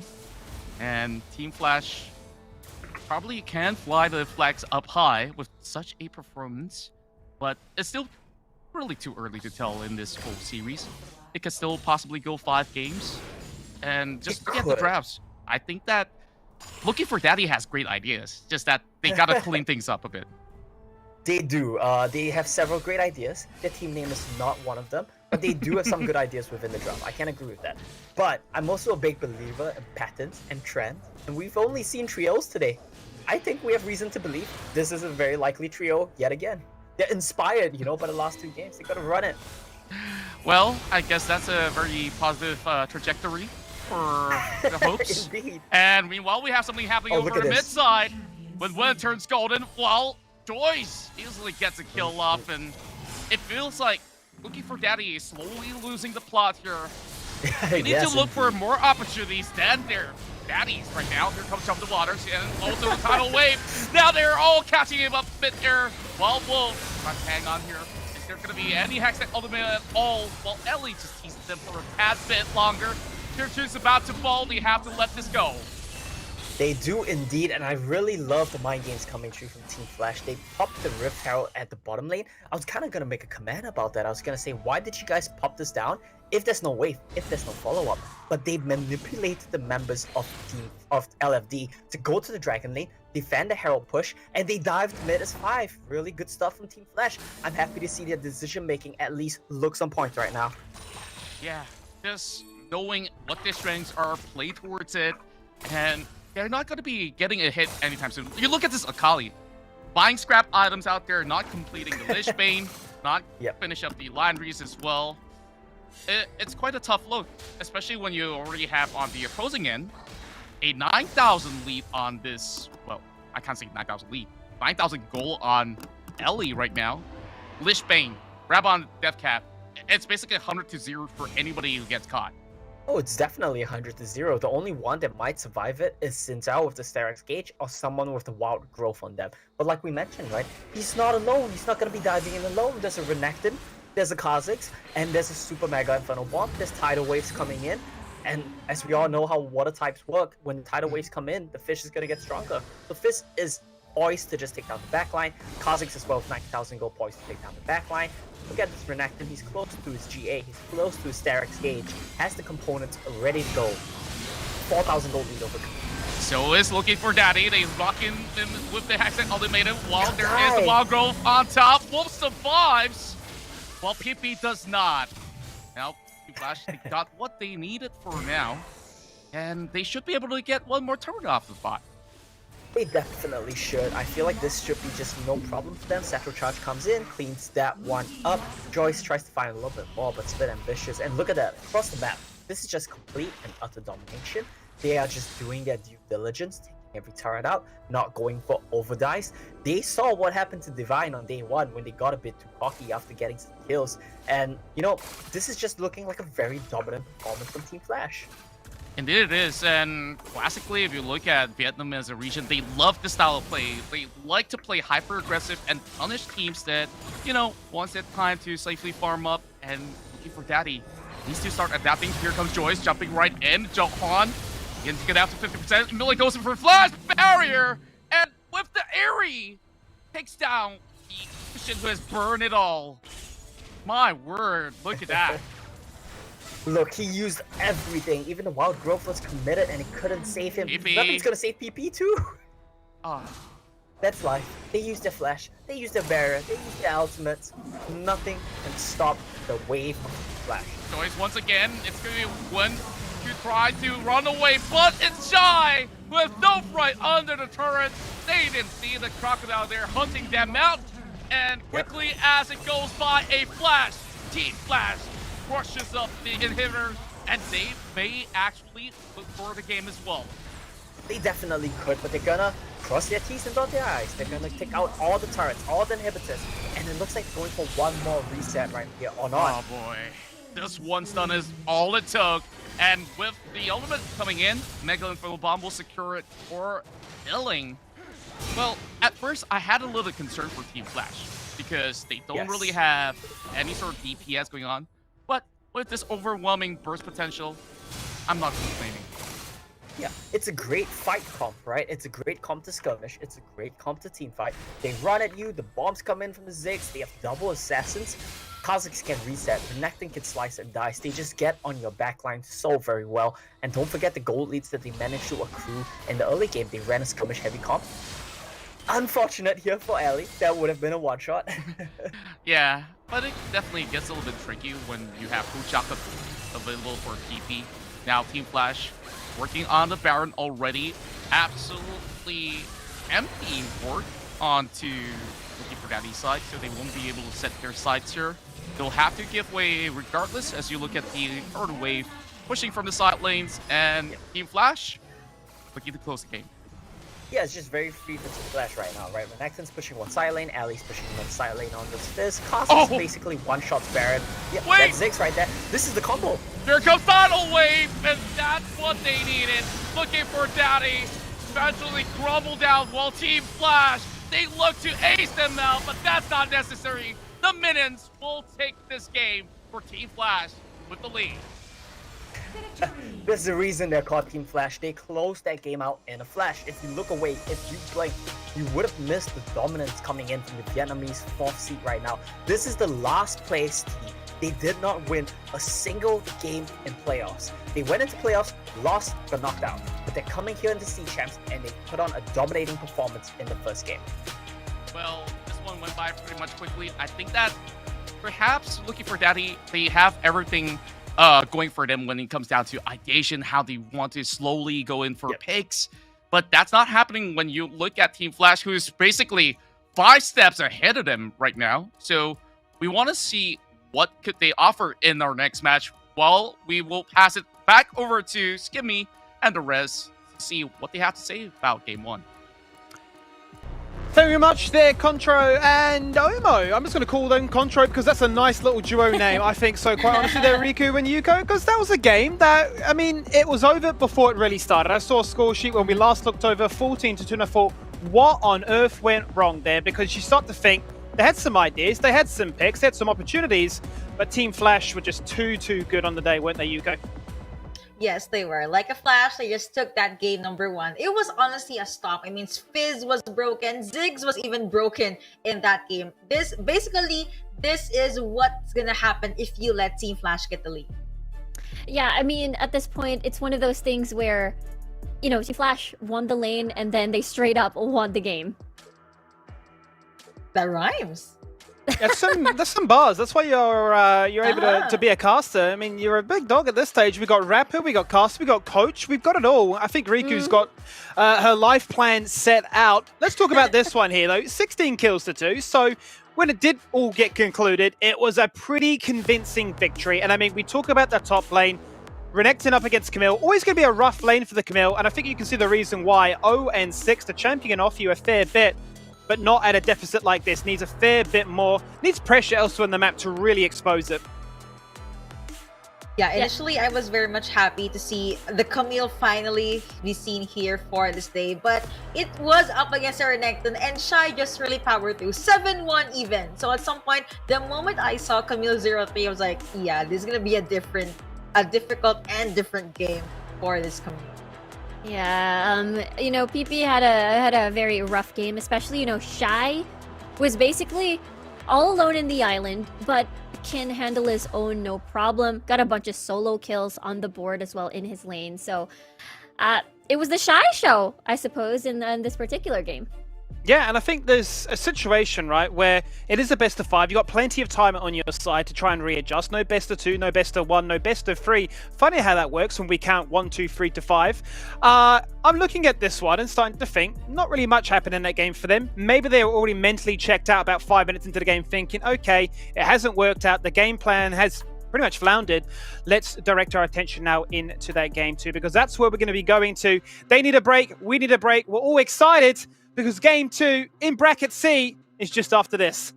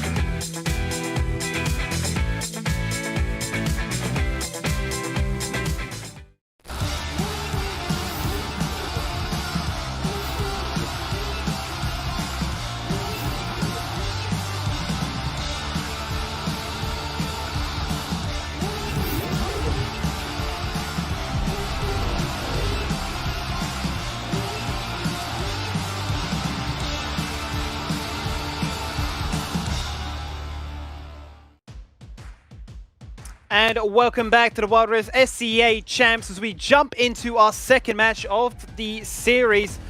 And just before we do, it's time to do a bit of a shout out to one of our sponsors that have helped made this what it has been. Such a success so far, and there's still plenty more to come. So be sure to open the door to your financial future with Franklin Templeton. Get started on your investment journey with one of the world's largest investment managers. And just like that, you could be a winner too. Now, I want to talk about this one because we had a situation where Team Flash said, we are the winners, we will win quickly. I'm looking at a scoreboard which is pretty criminal, really, when you look at some of the stats. Nami is essentially doing more than some of the carries on LFD, Riku. Does that sound good to you? I mean, I don't think we can harp too much on the draft because I think it played into some of their strengths, but just the execution didn't go their way. Yeah, that sounds painful, hearing that the support from more than some of the carries in the side of LFD. So I think the biggest question is, for me, is that they have to deal with Shy. Like, how will they be able to deal with Shy? Because automatically, you know he's going to play a Renekton. You know he's going to be playing the Duelist at the top side for that 4-1 split first threat. And he doesn't even need his jungler to play that 1v1. So I suggest, throw the gauntlet, play a tank at top side, see how far and how long you can survive. I'm talking about Garen, maybe Malphite, okay, and maybe a little bit of the Gragas. So I feel like it's the perfect setup to sort of neutralize the lane and the threat that is Shy, at least when we're talking about just the laning phase. Surprisingly, my money is on Garen, just because you have that neutralizer against Shy, which of course you're gonna try your best to stop it from snowballing. Also, I guess another thing that LFD could do is just use or exhaust these single target CCs towards the Baron laner. Once the Baron laner is down, there's no more frontliner for Team Flash. Were we confused at all by some of the bans, though, that came out here, Riku? I mean, I'm looking at the Darius and the Galio banned away. Do you think that pressure could have been useful for them to try and close the distance necessary? Yeah, I think so. I mean, the Galio is very important. Once you put that in the mid lane, it can deter any aggressive engagement coming from the side of Team Flash. And all of these basically disengage. Braum, Gragas, Galio is also very good against big melee compositions, which I think Team Flash are going to keep doing. We saw the Fizz, we saw all of these, Renekton as well. So I think if they keep that open, if they form a full 5v5 as well, I think they have a chance. Yeah, I actually want to see that happen as well. I was about to say that one of the things LFD could do is force Team Flash into these awkward early up until mid-game fights or skirmishes, and then try to just wither or just, cut off their legs or something. Not literally, goodness me, just in Wild Rift. Yeah, I mean, we talk about the Garen as a potential pick that could be utilized to allow LFD to try and survive the lane. I'm thinking, when I look at Team Flash, if you were to take away the Renekton out of the champion pool, then Team Flash aren't half bad at that Garen as well. Does that then become the next talking point as to a big wrestle for that champion, which just seems so obscure given the current top lane meta with the likes of split pushing and damage, but is now Garen the hot topic in this particular series, Riku? For Shy, no, don't pick Garen. He is such an amazing player, and I feel like the next best thing would be a Riven top. And I think that's a whole nother problem that for sure the rest of LFD will have an issue with. But again, great neutralizer. A Garen would be the safest pick, and big disengage. Also, possibly focus the top lane by picking a Twisted Fate. Maybe get that level 5, visit top, and just turn the tables, flip the script. I would have to agree with that. I would want to see Twisted Fate into the game. And yeah, maybe just try to, again, stop the early game from Team Flash. However, I was expecting a APC for LFD. Instead, we did not see that. It was a Lucian down on Dragon Lane side, and it was Team Flash that did the APC lineup. And that's what my concern is, right? Is the fact that they've drafted a composition that wants to try and win early. I mean, Lucian, you think of him as a lane bully. You can put him in the bot lane pairing with Braum. It might not be the go-to meta right now, but certainly is a very aggressive trading pattern that can give you a lot of kills early, especially with that Braum passive. So you've drafted a composition that wants to be strong. You've got yourself a Lulu Zinza, which I think is probably one of the best jungle support combinations to empower that to work. The fact that they fell down as early as they did and in the manner that they did, I mean, it worries me already so early on in this best of 5 series that I'm starting to think, okay, we can talk about the draft and what we would change. Early days, plenty of chances for them to, address that. But we'll go back to that point again, Yuko. It was the manner in which they lost, and you start to wonder, okay, what would they have done differently? Is it more aggression? Is it more risk-taking? Is it more calm measurements to say we don't need to go for the 50-50 because that gamble just isn't working? Honestly, I think it's just their performance overall and maybe a few tweaks in the draft. Again, they did try their best to pull off their very own lineup, but they just got stormed by literally the Nami, even the Fizz, and they could not even reach Ziggs in the late game. Yeah, I think it's having to stabilize the early game first, because it's really hard to pick up and fight from behind with the composition that they have, where once the lanes are all unlocked, they really didn't have enough fighting power to just fight Team Flash. So something that is able to punish and is able to stabilize all 3 lanes and play safe if they're going for the mid-game 5v5 full-on team fights. And as you rightly say, I mean, first and foremost, stabilize their early game. If you are going to run it back with a composition like this, then you've certainly got the tools to make that a possibility where you aren't AFK under the turret waiting for those, 1, 2, 3, maybe even item power spikes. We are just slightly waiting. There's a bit of a delay getting ourselves into this next pick and ban phase to get game 2 under wraps. But Team Flash so far, if you did need a quick reminder, Team Flash are up in this best of 5 series so far 1-0. A convincing victory for them, 16 kills to 2. It didn't really get much better than that. And we are seeing the likes of Fizz make its debut here in C Champs, a champion that once upon a time used to be the oppressive nature of an assassin in the mid lane if you needed AP. It fell out of favor a little bit, has been put in that back drawer for a second, but it found its impact. Ellie able to showcase what he can do with this one. And I think if you've got the ability to have these deep champion pools here, Yuko, it's going to be a bit of a tough ask because teams can sometimes fall into the trap of recency bias. They're banning away what worked against them last game, but maybe not identifying the reasons why. Well, if you are opening for a possibility of a Fizz ban, I think it's maybe a no. But at the very least, they could try to just fight fire with fire, or fight Flash with something flashier, up against Team Flash. I'm just saying all these random words are in my head right now. But yeah, try again to match their aggression. And you are right, it could be a problem of they do not know which thing or which advantage up against Team Flash is to pinpoint. I mean, you have Ziggs, you had the jungle that's very, very much present even in game number 1. You have Renekton as a huge problem. So it's just eeny, meeny, miny, mo, see which champion has to go. I like that idea because when we look at Wen's champion pool, he also does play a little bit of the bruisers in the mid lane. So perhaps, if you're going up against an assassin, be a little bit more of that tanky side of things in your selection. Maybe we get to see a Riven mid lane, perhaps, maybe a Renekton even. Well, I'm excited for this one because I'm looking at that mid lane in particular. We touched on it just before about Fizz, but I'm talking about Ellie now as a whole really here for Team Flash because I feel like he is one of the most aggressive, has the highest stats at least with the damage per game. He's up there as a major threat here in the play-ins. We did the highlight, a profile on him, and as we jump into that pick and ban phase for game number 2, what are they going to do to address him?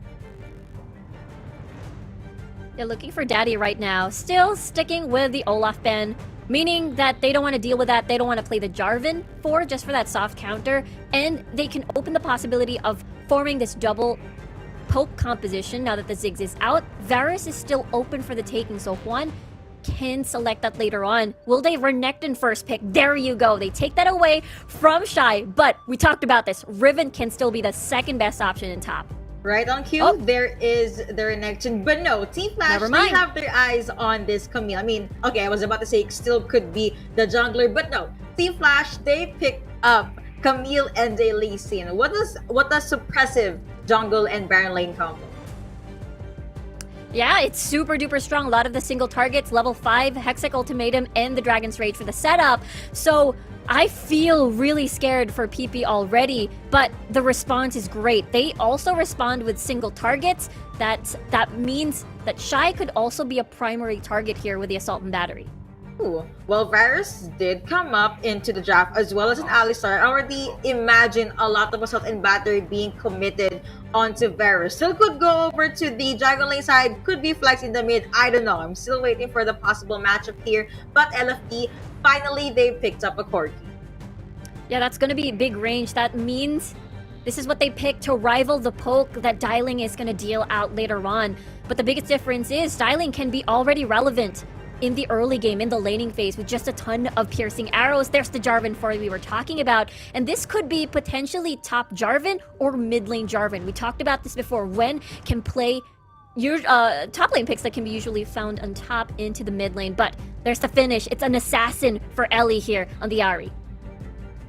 Looks like it will be Ahri at the mid lane and Varus for the jungle lane side. So a lot of single targeted skills for Team Flash. Looks like they want to balance the pick-off and team fight composition here.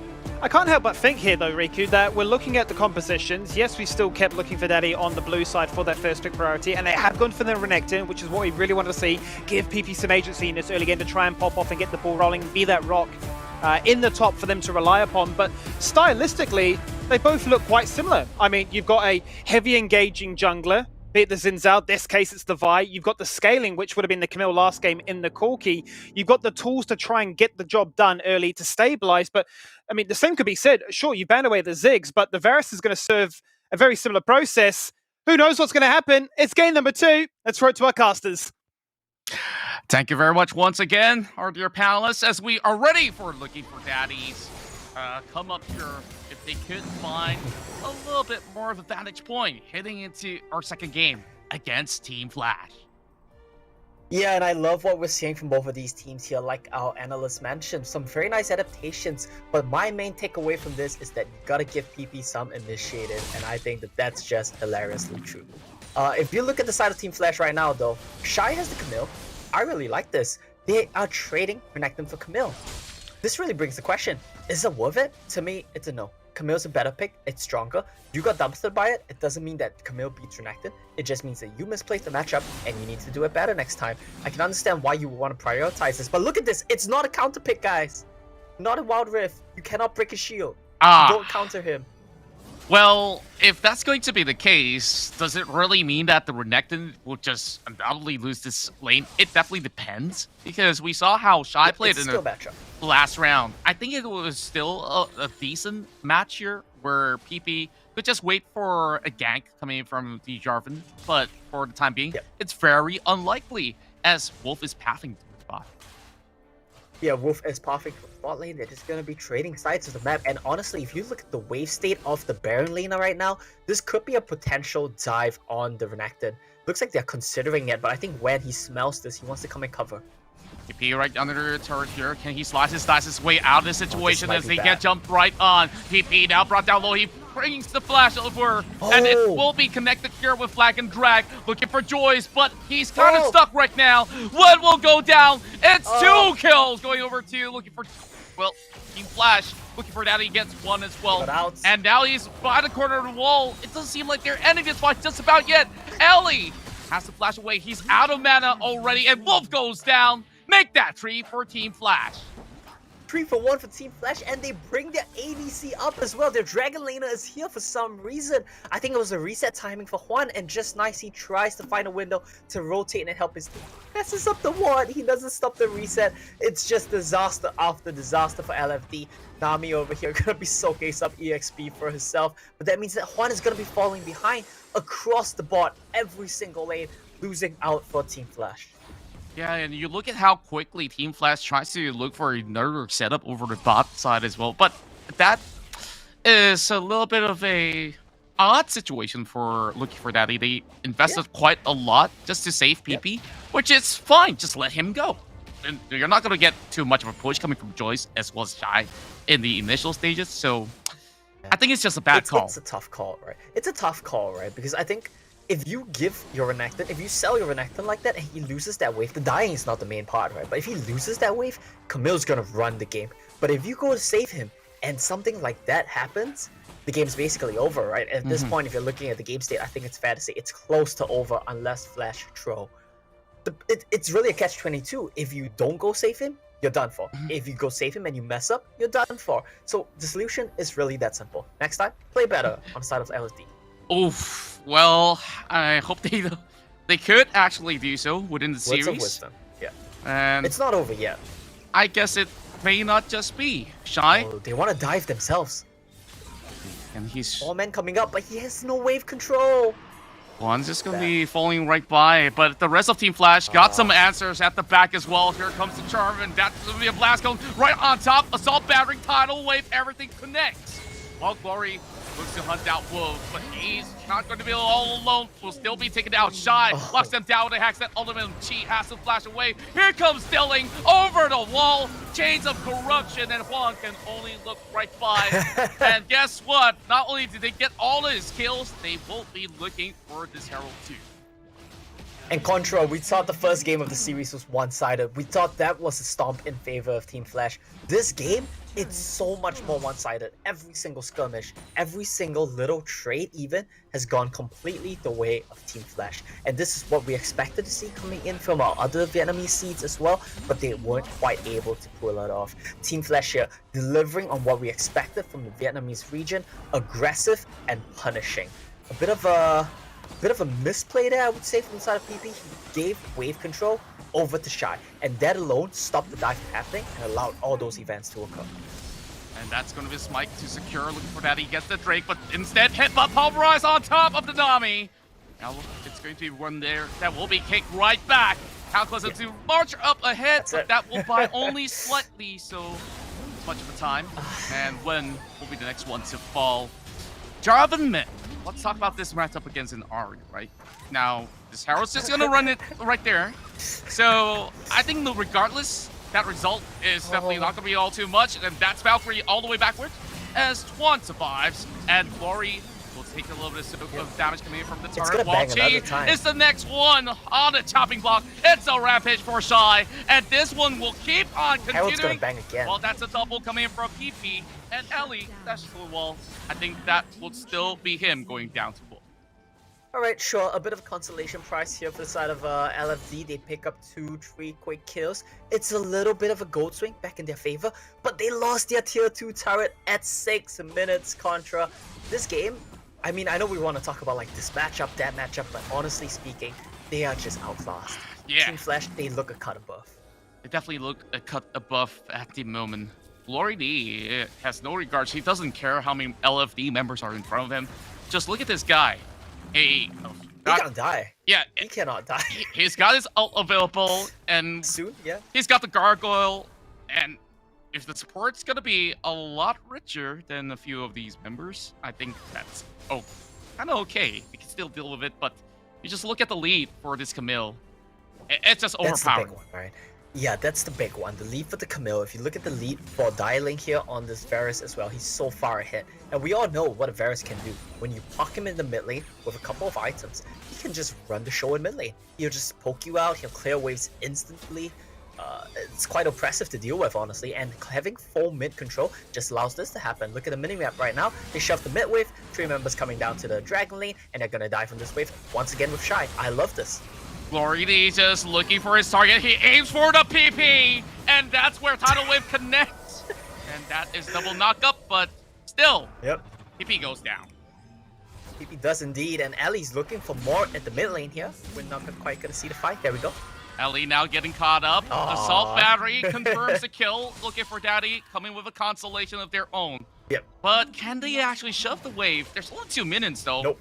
And what can they get out? 1 plate. That's it. 1 plate. That's it. 1 plate, right? They get the kill into Ellie, but the moment Zhonya's Hourglass start coming out, there we go. Joyce picks up the first one. Shy picks up the second. When Ellie picks up the third, there's gonna be no more Vi out targets. It's gonna get to the point where Dialing will also have a Zhonya's, and what are you gonna do as a Vi? Are you gonna out Alistair? It leaves you with so few options, right? And this is kind of what we talked about in one of the previous games as well, Contra. Vi as a champion is so one-dimensional. There are so many counters. There's a very limited thing you can do. You go in, that's it.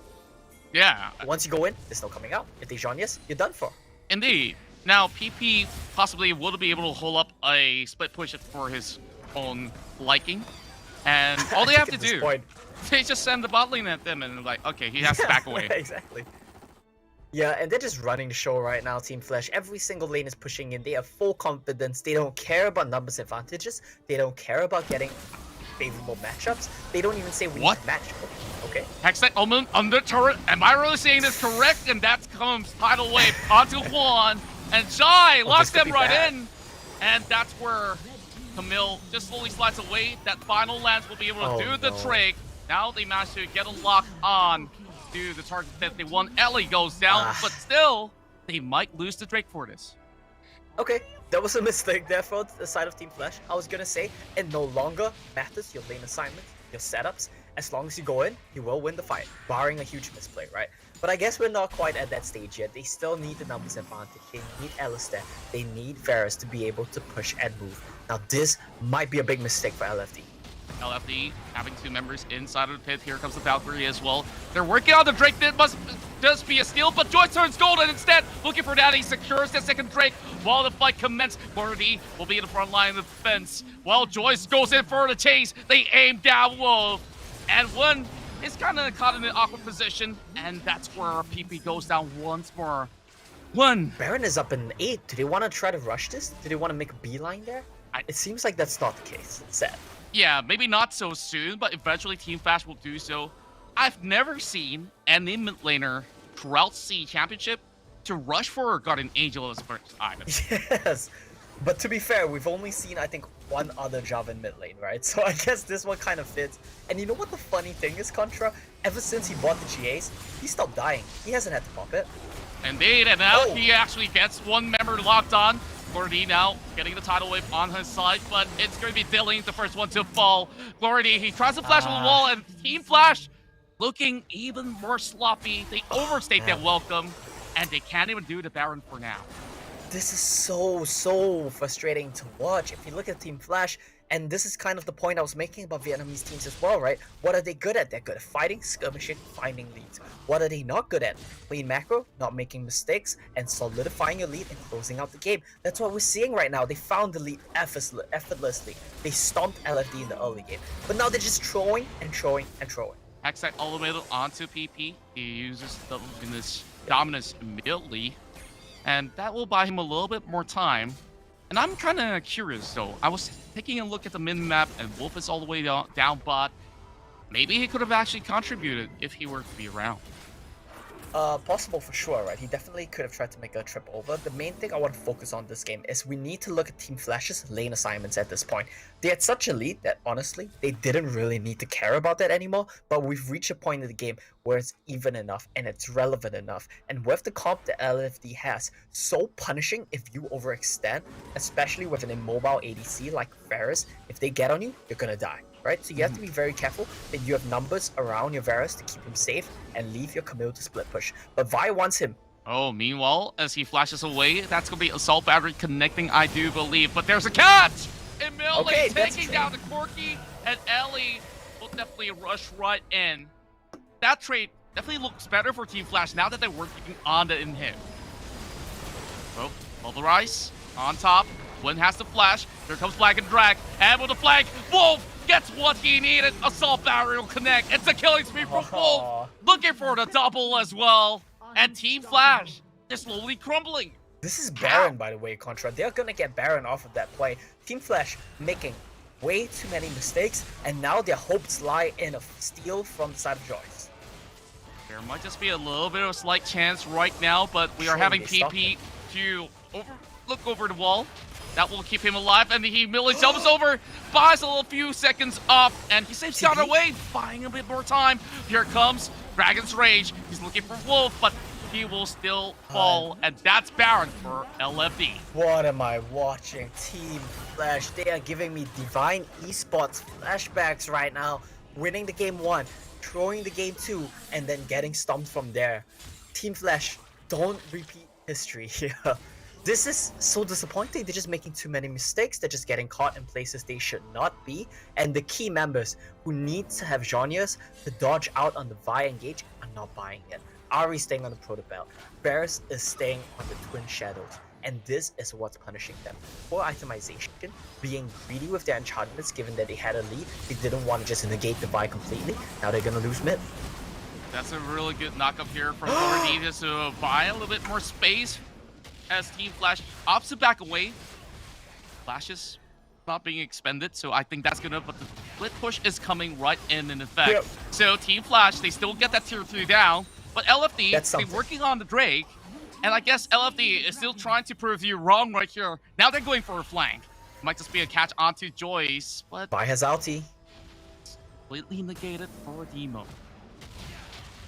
Big wave there in the Dragon lane, so that's just gonna be Shy going down to catch that one. I do want to point out, though they've been throwing, the gold lead from Shy is still exceptionally huge. This guy can still run the game. We're basically in an even game state where that early game never happened, right? We're assuming that early game never happened because at this point, after all the throws, it basically didn't.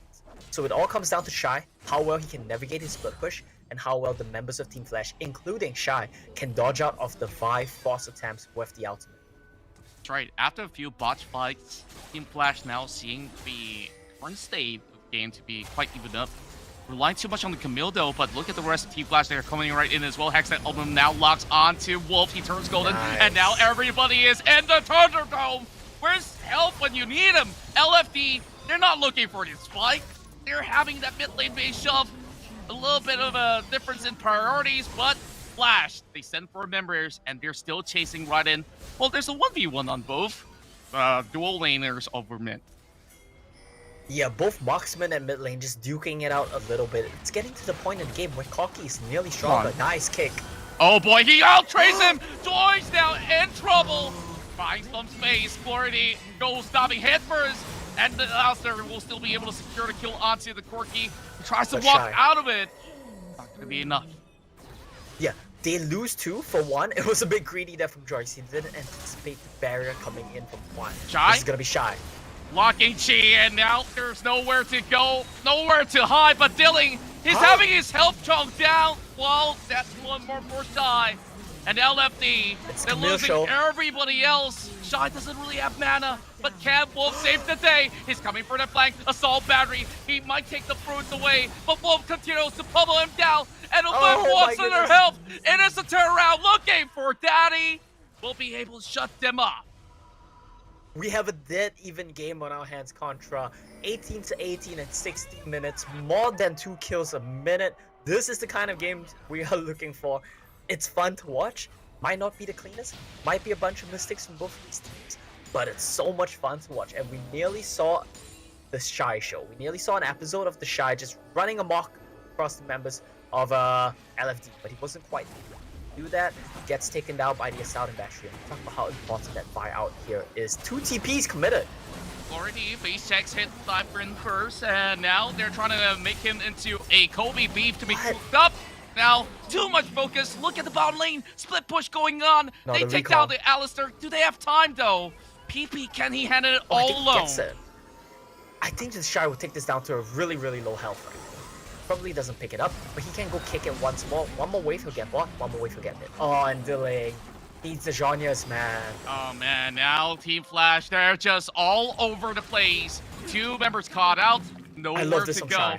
One now getting pretty huge. And same goes to PP, right? Now, going to late game, he's building full damage item. He's going to be a big boy right now, but the split push is still coming in. Yeah, look at Ellie. He's coming down. Look at Ellie right now. They need to 2-man this. Chi's going to come back to try to save his Renekton, but it's going to be too late. It's going to be Baron for inhib. Oh, my. And it's 2 inhibs. They broke the base. The whole base is naked. And he's still doing it. Ellie as well, Shy. They're on a different mission here. It feels like a little bit of a mixed priorities from these two teams. But Quan goes in, checking in onto Shy as they try to actually get a catch onto Ellie. Somehow he survives. Now they connect with the taunt. Oh, and no. That's going to be the Corki taken out while this fight continues. Wolf will be able to flush them off, and this is Elder Drake looking for Daddy. They don't really care about the base. They might actually try to secure the Elder Drake, but now falling right back. Waves. Yeah, they have no marksman. The Corki has died, and they have no waves. The waves are all shoving to their base with the super creeps. We saw this before, Contra. On day 1 of the C Championship play-ins, we saw one of these teams, I think it was Invade, win by super creeps. Just purely off the creep waves, pushing into the base while they dance an objective. This is the same thing all over again. They cannot contest this because of their base. Right, Wolf now checking into the Dragon Pit while this Glory D there. Not the target that they want to pick on, but Wolf tries to commit towards their end. Chain of Corruption lands on top while the TP play is happening. It's about Shy here, pulling them back. And now looking for Daddy. They're all split up with with another takedown on the turret. Here comes the TP as well. Gordy going in for round 2, but he immediately goes in for the ultimate with the unbreakable chain. That charm lands onto Wolf. Somehow, looking for Daddy, they don't want to let go of the Drake. But Ellie, they're looking for Chi as well. Dive right in. Well, this is the Rickton. Just trying to hold him on while the kill happens here on that tri-brush. With both the Alistar taken down as well. Oh, that's and good. This might just be the game here, but they're still not going off. This fight extends. Wolf finding a little bit more room while Shy is winning the trade. The Renekton is falling flat. He does not have that much of HP, but where are the minions when you need them the most? LFD somehow overstate, and somehow Team Flash, they all get taken down, leaving only this Camille here to fend things off.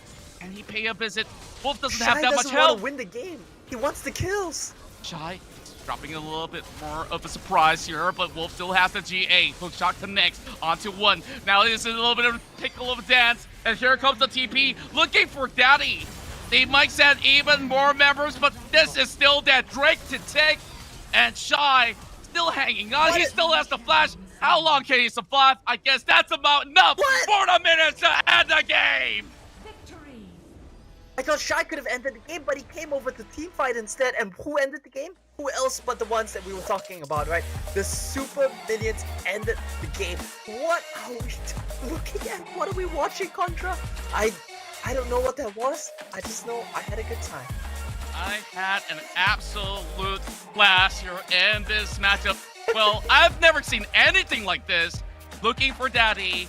We definitely questioned them in the early game, but in the late game, that's where they start to show signs of promises, picking out Team Flash, who are actually overextending. So it's kind of like a bloodbath of a fiesta going on, but you know, I guess I'm a cut short right here. I'm running out of breath. Skimmy, it's been please, a long one, Contra. Take my energy. Well, I'm going to take your energy, I'm going to take your brain cells, I'm going to look after you, and I'm going to try and break down that game because it really did have it all. We were complimenting that perhaps LFD had the early game that they needed.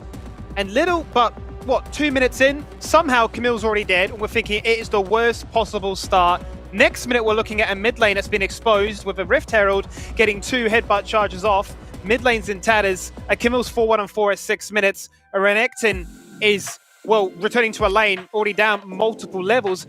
But then there was that mid-game Riku, and you thought, okay, they're slowly achieving, they're picking up dragons, they're stealing them away. They win that one team fight when they're being sieged upon with the Cataclysm, and you're thinking, there's a Baron, is the comeback on? Yeah, I mean, it was there. There was that Elder Drake win condition that Wolf was slowly building towards because they had all 3 dragons. But at the same time, Team Flash, they knew what to do. All they had to do was do that 4-1 split push and continue to pressure the entirety of the map. And after that, it all paid off because once the Elder Drake has spawned, the base of LFD was practically open. So Flash can just basically play around, pressuring and going back and forth and forcing LFD to panic a little bit.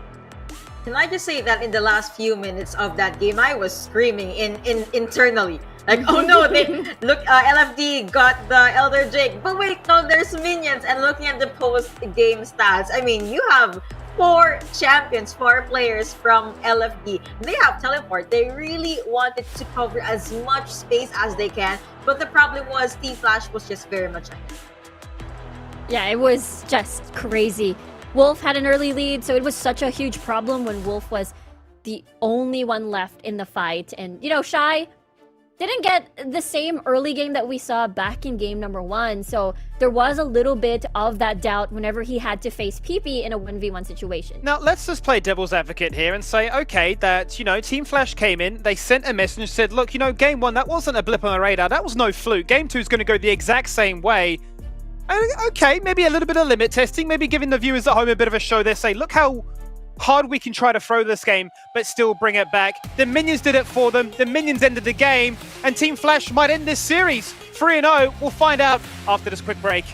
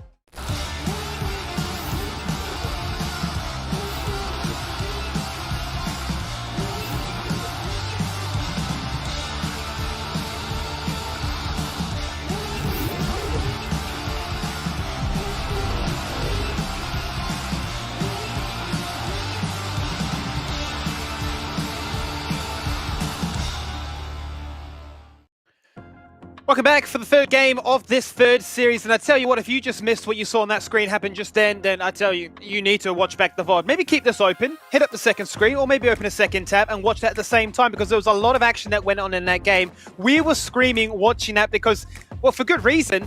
Elder Dragon really was the talking point. Elder Dragon was the dance. It was a triple inhib checkmate.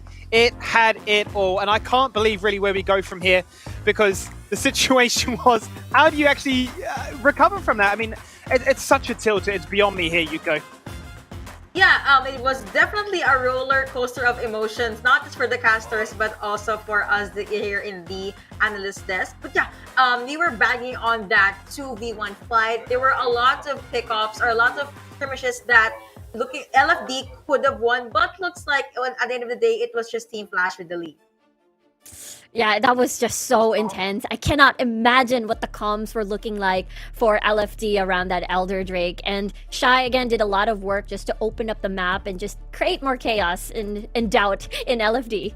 Let's quickly, before we continue the conversation here, once again give a nice little shout out to one of our sponsors that help make the SEA Champs what it is. Big shout out obviously goes towards One Esports, the home of esport heroes. Now, we certainly had a lot of esport heroes on the show there, so be sure to get your daily dose of esport all the way over at oneesport.gg, and perhaps you might get to see some flashy plays like this tucked in to a highlight reel. Now, I know, Riku, you were mentioning the LFD, okay, yes, they didn't get the result, but they certainly rose to the occasion this time. A much more competitive match, but in particular, you were a big fan of Wolf.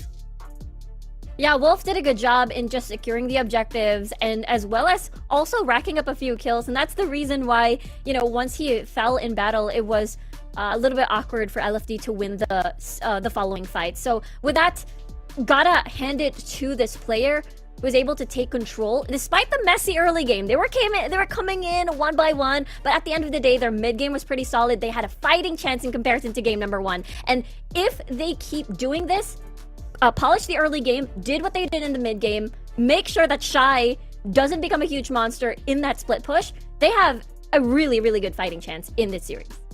Looks like Riku is banking on that 3-2 for the last series for today. I mean, she is rooting for LFD, and I have to agree. LFD really performed really well in that previous game, even though their power spike was in the mid to late game. But still, I would love to see more of that. Plus, like what Riku said, more control and more power in the early game. Yeah, I mean, really, Wolf in that game was the stand-up performer because he had a triple kill. He had the most kills with 12 out of pretty much anyone, which for me is phenomenal, especially as a Vi jungler. We were a little bit angsty there at the very end because it became pretty much a battle of the Guardian Angels. Who had it available, who could live longer, who could buy enough time. Ultimately, the Winions had enough by that point and the dance was over. But have we seen enough now? Do you think that the early game, whilst it still was rather shaky, they've shown that despite that adversity, they can still bring it back into the mid game and give us something to work with here? Yeah, I think they should definitely anticipate the dives. They know that, constantly the top and jungle duo for the side of Team Flash are going to constantly dive into the top portion of the map. So PP will constantly be in danger. And I feel like they've already sort of see it coming, as we saw them try to punish as a domino effect, unfortunately, as it backfired. But I'm sure once the draft, we'll see later on that fights so well in punish potentials and in skirmishes. I feel like, again, their early game can be a little bit more stable. You know what? I did not know why, but I'm actually looking forward to seeing a duelist for the side of LFD. I want those damage. I want those fights. I want that killer champion for PP to just try to, shut down the opponent. And yeah, I really do love the Baron and jungler combo coming out from Team Flash. Like what Riku said, the dive was just too much for their opponent to bear. And the moment, looking back to game number 2, Lee Sin definitely popped off. Although there were times in the late game that he gets picked off, DA gets popped, and he was parsing Sonya's. Overall, it was just a very stellar performance. So let's talk then, as we get ourselves ready and ramped up for that next pick and ban phase. What we'd like to see. You mentioned you'd like to see Duelist in the top side there for LFD. What really springs to mind, because I'm looking at his champion history. See, obviously, Darius at the top of the table there. They banned that away from themselves. They have also flexed Vi into the top lane. That could be a curveball if they require it to be. But Do you think that's really the direction they want to go? They want to say, look, Shy, we're not afraid of you. Yes, you have my number games 1 and 2, but look what I can do once that mid game comes around. What do you think, Yuko? Honestly, yes. Again, to try and defeat Team Flash, you need to be flashy as well. And Darius is definitely the champion for that. I mean, you have resets, you have a lot of damage that can even get a pentakill at some point. But I'm not actually too hot on the possible Vi Baron lane. Maybe let's take that off the table for now and leave Darius open. I want to say, yes, Darius top, but when mid lane Riven. I want to see the Riven pop up. We've already seen the Jarvan 4 in the mid lane, so I feel like Riven may appear in the next draft. That would be an interesting curveball then, because I suppose if we do get that, we're looking at AP elsewhere. I suppose if Ziggs is off the cards as well, where does the balance come from? But does that even matter? Because there's obviously the argument to be made, if you have a strong enough early game, if the rotations are clean enough that you can build that gold lead, who cares about mitigation? Who cares about resistances that you can get from the magic or armor or whatever it may be, because you're so far ahead that you're in this commanding position. And I think, once again, that has been our big critique of LFD, right? Is the fact that they are falling behind in these early games. They're not respecting the dive, which, if we now flip the script and start focusing on Team Flash, has been their strength. They've picked champions that allow them to be this aggressive. They're getting away with a crime, really, to sort of jump in and do it time and time again, and it's not being respected, not being read. And I wonder if we go into our third game here, if the exact same thing's going to happen again, if we're going to be looking at a dictionary and reading up what the definition of insanity is.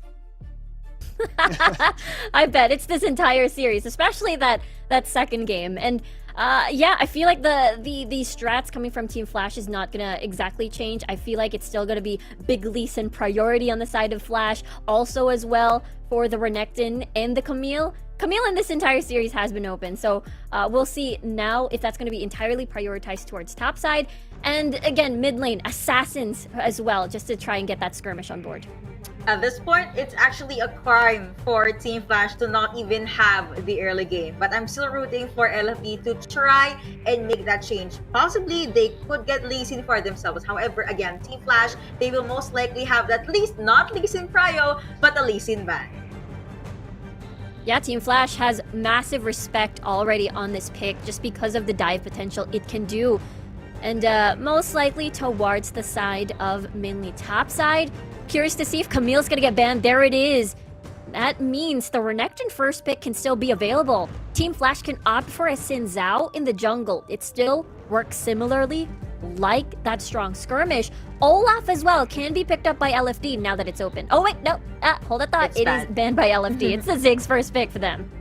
They still want that very scary APC up. And again, I told you, LFD, they could run the Ziggs and Braum combo down at the Dragon Lane side. Let's see if that's what's gonna happen. However, Team Flash, right after they locked in that Renekton, they have their eyes on the queen of the late game, which is Kai'Sa, and a Charmer to pair her off.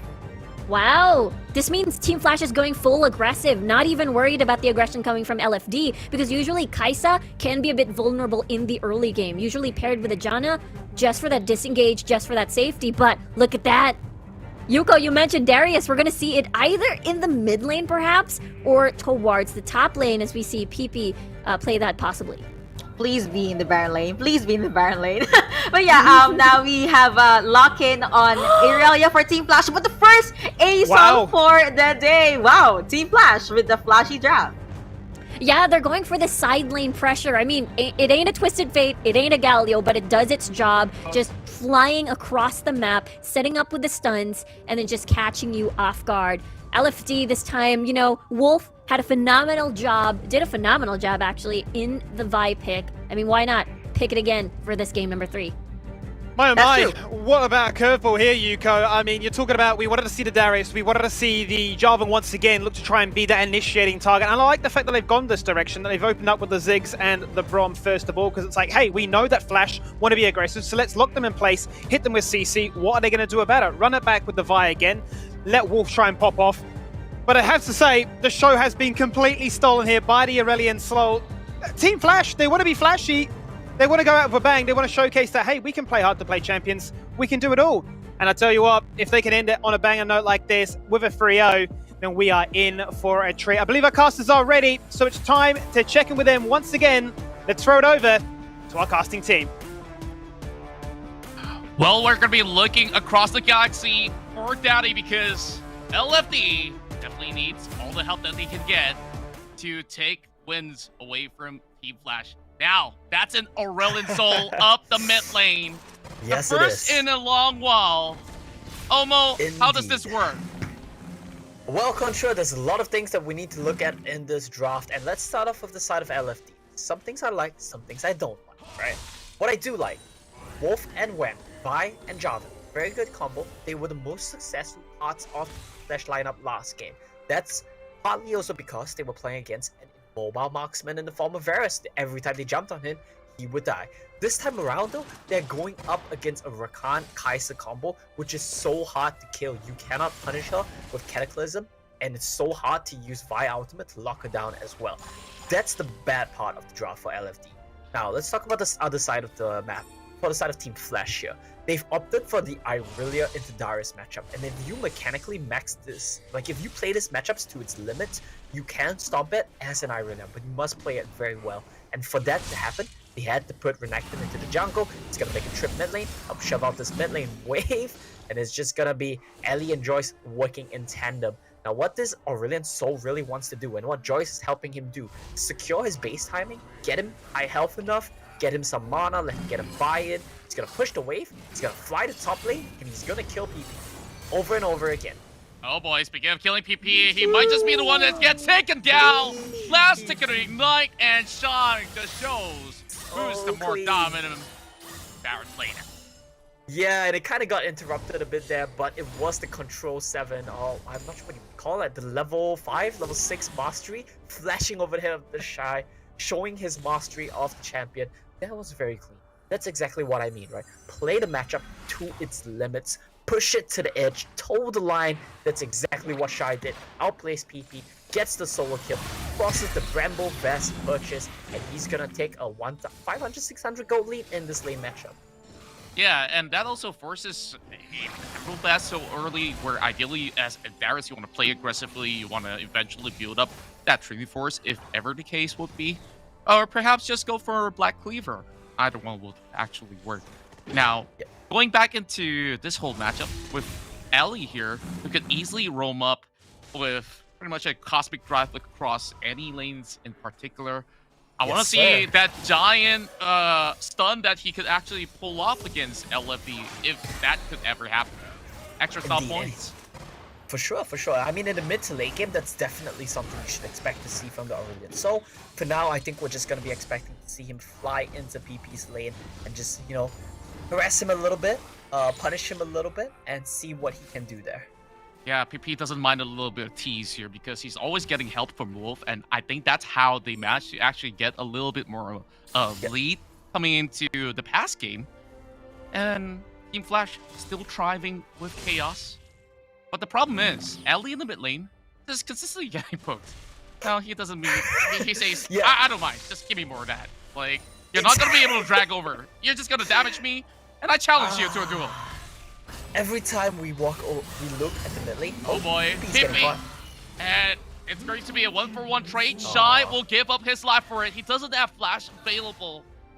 And Wolf will still be the one to back that kill. So, as you were saying, Momo. Yeah, I mean, I think Shy is still happy with that one, trading 1-for-1. He loses out on the wave, and he's still gonna get a hit. But yeah, Ellie in the mid lane. I do think the Jarvan pick is a great answer. Picks up the GAs once again. He's gonna be happy just jumping into team fights yet again, like we saw in the last game. But this time around, he's actually getting more control of his lane. He's constantly poking out the ASO every time we look at mid lane. Interesting rotation coming in from PP. He managed to pull them right under the turret. Just a little bit of apprehend while there is a temp on the Herald. Very sneaky move coming in from Wolf. So, Wolf, let's talk about his Vi performance in that past match. Because he looked pretty good, I must say. But the rest of LFD has to follow suit. Yeah, he did look pretty good. And I think that a lot of that is also because of Wed. These two worked very well in tandem as the diving buddies. They dived into every team fight together. Anytime they saw a Squishy by himself, they would just jump on him 2v1, and they would just do so much burst damage that it's enough to pick anyone off. This time around, it's gonna be so much harder, I feel. There's a barrier on Kai'Sa, the shields and healing from Rakan. There's a Kai'Sa ultimate to get out of Cataclysm. Surely this game, Ellie will buy a Zhonya's Hourglass. And I think all these factors added up just makes it so hard for Wolf and Wen to succeed, to excel. And you do have the combo, right? You have the combo of Vi out and Ziggs bomb. But it's Harold. Yeah, Harold getting sneaked out, looking for that. He secures that one as he slides through the wall.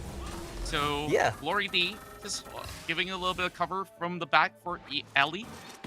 And my LFD, at least they got that party straight this time around. They managed to go for that take so quietly, and Team Flash was just a little bit too. Yeah, that should not have happened, to be honest with you. They have such a huge lead in the Baron lane. Shy is so far ahead. He's level 8 to level 7 on PP's Darius here, as well as they have an Aurelion Sol mid lane, who is so easy to roam for anytime that he so chooses. He can just fly over to the fight location. And they still lost the Rift Herald. That should not be happening. But of choice. Vaultbreaker and everything else comes right in. Wolf tries to get a little bit more room as he smites to recover health. While the Thunderbolt drops right in, it does not lock the rest of Team Flash. And look at looking for Daddy. They got this triple dunk setup, and they got the whole side of Dragon Pit all well secured, but they're still vision though. Yeah, the problem right now is the lane assignments from Team Flash. Dialing is not there. Dialing has been at the bot lane, and he's not been able to participate and help in ending fights. They need to make sure it's Aurelion Sol or Irelia catching the side lane. Cannot have your Kai'Sa going down there. I get the logic, you want your Aurelion Sol in mid lane so that he can roam to either side lane. But Dialing has not been able to participate in any fights, and that's something that they did so well in the previous game. Team Flash constantly had his Varus at mid. Ellie is having a very sad time this game around. Keeps getting poked out. Here we go on PP. Well, Vanguard's edge being popped. But Flash. It's definitely dangerous to dive Darius all alone. So yeah, you're definitely having a lot of great solid pointers out there, and I guess they're just waiting for that mid game to happen in Team Flash. Gotta tidy up their play a little bit, and I'm just hoping for something huge like Vanguard's Edge connecting alliance, because that it's going to be a Vault Breaker, Assault Battery all used up. Shy get dunked, and looking for Daddy left feature, trying to add those numbers, but it will still fall to the hands of Wolf. And that's the power of Vi, right? We always talk about how it's one-dimensional champion, but what she's good at doing, she is really good at doing. When she gets on your squishies, when she gets on your carries, she just locks them down, makes them unable to move, and completely nullifies a more than 1,000 gold lead that Shy had over PP. You can't do anything if you can't move, and he's the richest person in the game right now. Yet again, Wolf on this Vi. Teams that are facing LFD, they might want to consider banning this away at this point. Yeah, and just look at the current state. It feels like this Vi is doing so much more than Joyce, who's putting the Renekton inside the jungle. So, you know, they are just hoping to flex their way out of this, but the rest of looking for Daddy is coming right in. That's where PP pulls them right under the turret. Here comes Megalith Little Bomb, taking down their health bars. Well, that is a great quickness there that pulls them right back. Shy, just down the health bars, but that is all that they could possibly do for the moment. Looking for Daddy, got that one kill. And do you know what the problem here is, Contra? Look at the map. Look at who is not in the fight. It's the marksman, yet again. Dialing, every spell available, cannot be participating because he's been stuck in the bottom lane with poor lane assignments from Team Flash. They're gonna lose this turret. Yeah, and there goes Wen, who is hoping to dive right in. It's a little bit of a safe distancing coming in from Team Flash for the moment. As we hit 9 minutes, look at the items now. I think that this is definitely something that's interesting. 2 games in a row.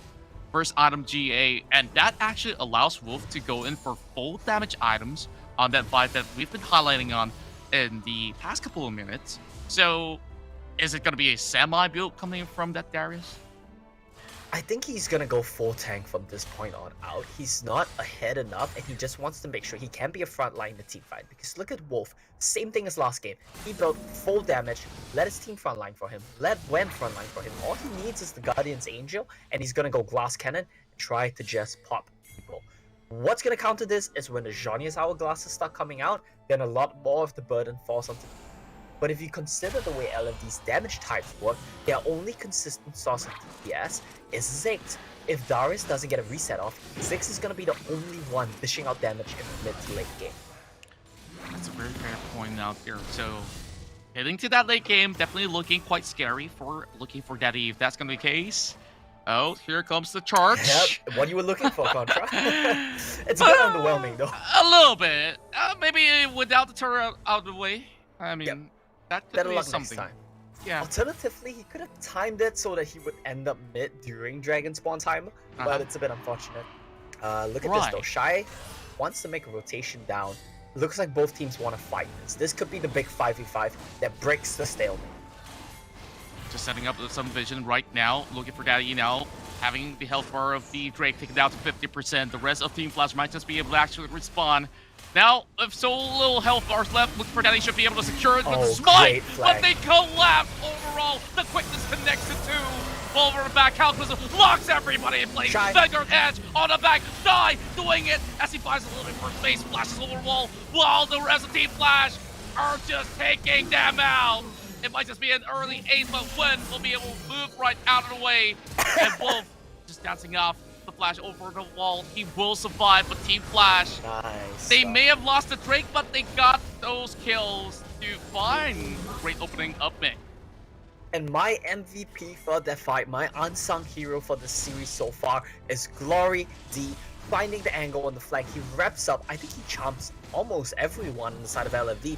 Didn't get the best knockup, but look at this Rakan approach here. He chomps the backline. He should have been content with just knocking up the carries, but he went for the tank, a bit of a misplay. But now this leaves the Shy to just get onto Juan. He uses both charges of his Blade Surge.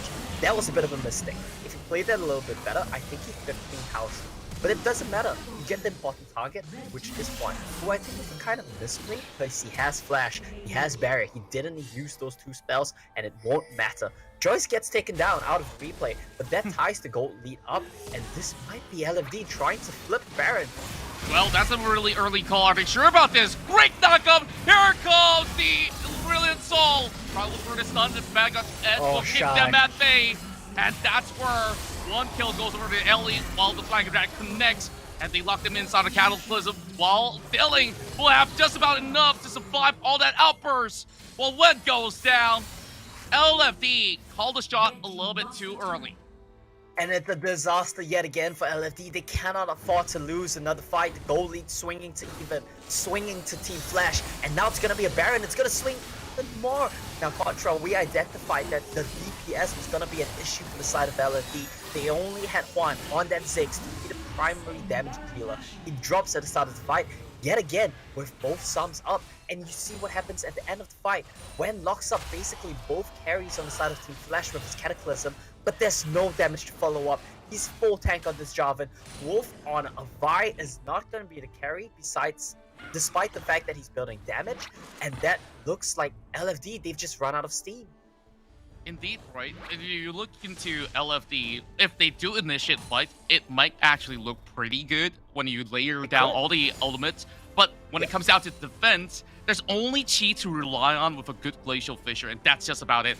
What can Juan actually do in that very moment? It just felt like it's too much of pressure coming in, especially that Vanguard's Edge caught majority of the members of Looking for Daddy. They have no exit plan, and that is going to be a lot tougher than what they thought this matchup would be.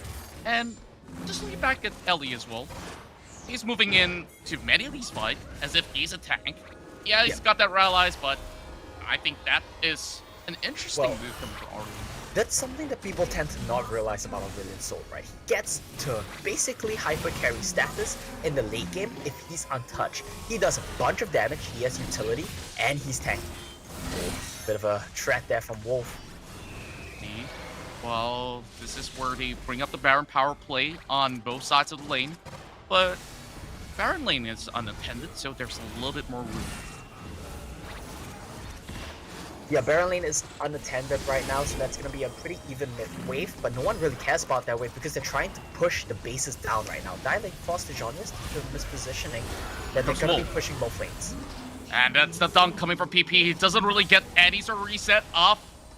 Joyce can only get to take it down, and LFD, they choose to collapse. Vanguard's Edge onto 4, and he dives right in, but that GA will be popped. And, well, 4D will be next one to be on a chopping block while Dilling tries to deal with Wolf all alone. LFD, they manage a defense while Team Flash, they got caught over here once more, but Wolf, he might just do it, Dilling!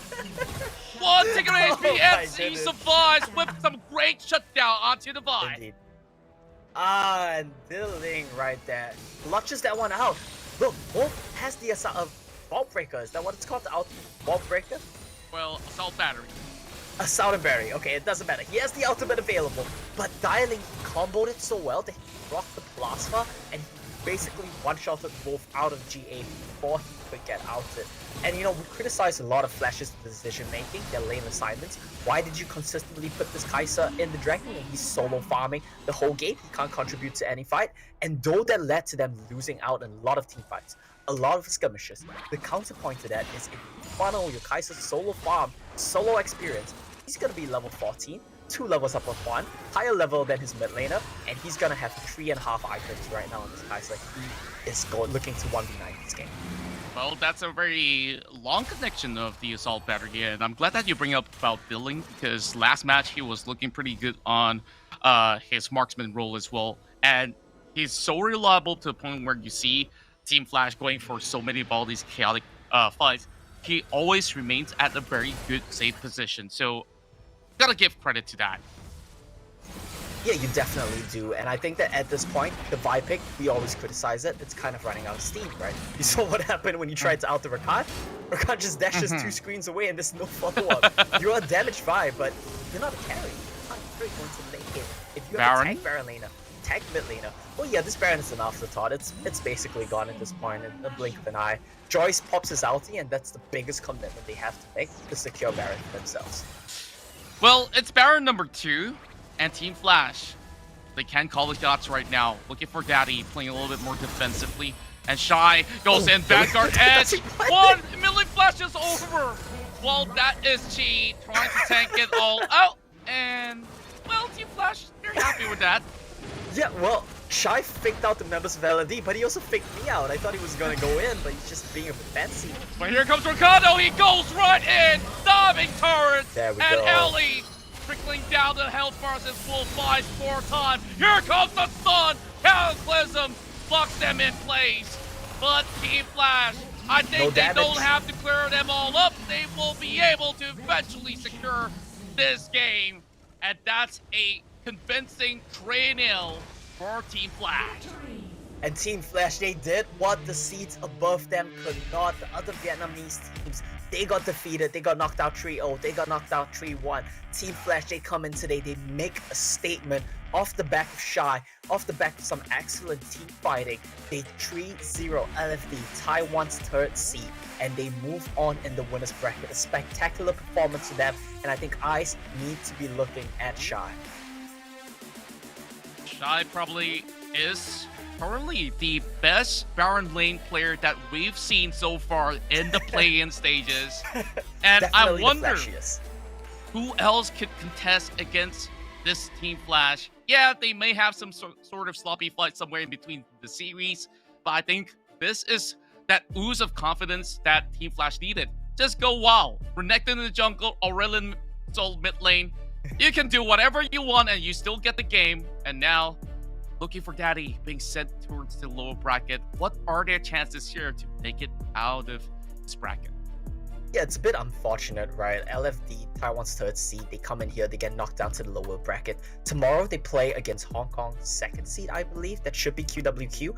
I think that should be an easier matchup here for them. Team Flash, we slated them as the favorites. And don't forget, this is Group C. C for Creative.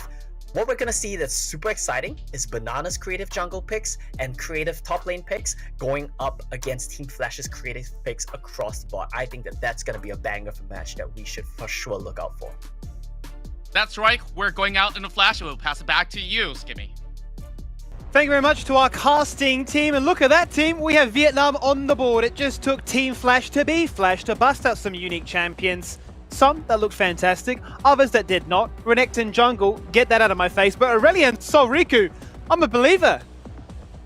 Yeah, during the objective fights, we saw how that Aurelion Soul is able to create huge impact and able to start the fights. It basically made everything extra chaotic than it already is.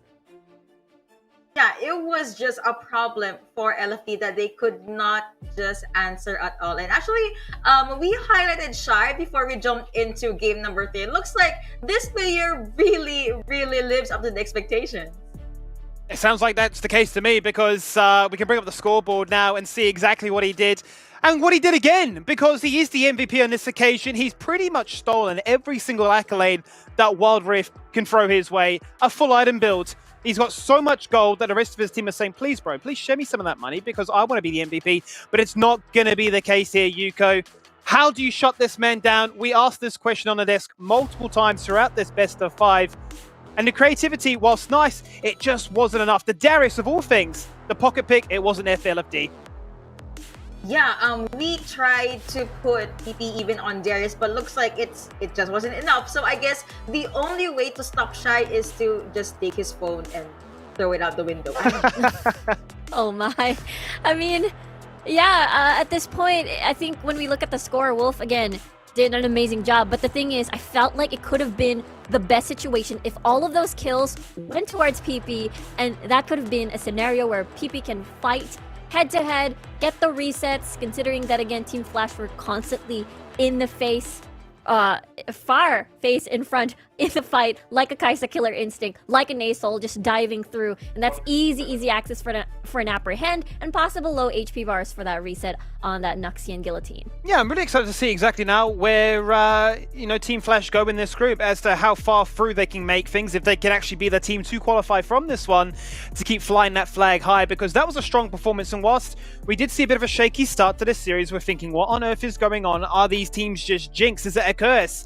They've broken through. They've shown that, look, it's not all about the bot laners. A lot of the time, it is the marksman getting all the praise, but on this occasion, Yuko, it is the Shy. And I think, like Omo and Contra mentioned, he may just be the best Baron laner that we have in this playing stage. Arguably, yes, because I have not seen a Baron laner that can even match the control and the aggression that he has. Also, his predictions up with his opponent, which was Darius, it was on point. I mean, for you to shut down a Darius, even though you're Irelia, it's gonna take a lot of brain cells for you to use. Yeah, Shy is just absolutely insane. I'm just so excited because the fact that the jungler doesn't even have to, babysit Shy at all. So I can imagine they'll encounter more challenges throughout this bracket perhaps and see how they can push their limits. Now, we're going to bring up the MVP in just a second, just whilst production get that one ready. And we have been talking a lot about the Shy, and I have a funny feeling it might be him. But let's run through the list of the rest of the roster and give me an argument for why it could be somebody else, because I look at Ellie, for instance. He was the one that we did the head-to-head highlight on, and he had a standout performance as well, you'd have to say. Showcased us the likes of the Fizz, bust out the Aria if need be. And sure, he showcased the Aurelion Soul and said, look, teams, you need to keep an eye on me because I've got a big champion pool. What do we make of sort of Ellie and the rest of the Team Flash as a whole there, Riku? Yeah, I think Ellie could be second best when it comes to the MVP title. I mean, the fact that he can just adjust on the fly, whatever the team needs. Do you need an assassin? I got Ari, I got Fizz. Do you want me to set up the fights around the objectives? I got Asol. I can create this side lane impact without using a Galileo, without using a Twisted Fate. I think that is pretty strong. It will definitely help enable and empower more of the lanes, especially when we talk about Shy. Shy doesn't have to worry about the rest of the lanes. He is fine on his own. Actually, one of the things I want to highlight about that is if we're gonna talk about the versatility and the how deep or how wide your champion pool or ocean is, Ellie is definitely one for the books, and I like that Skimmy bring that up.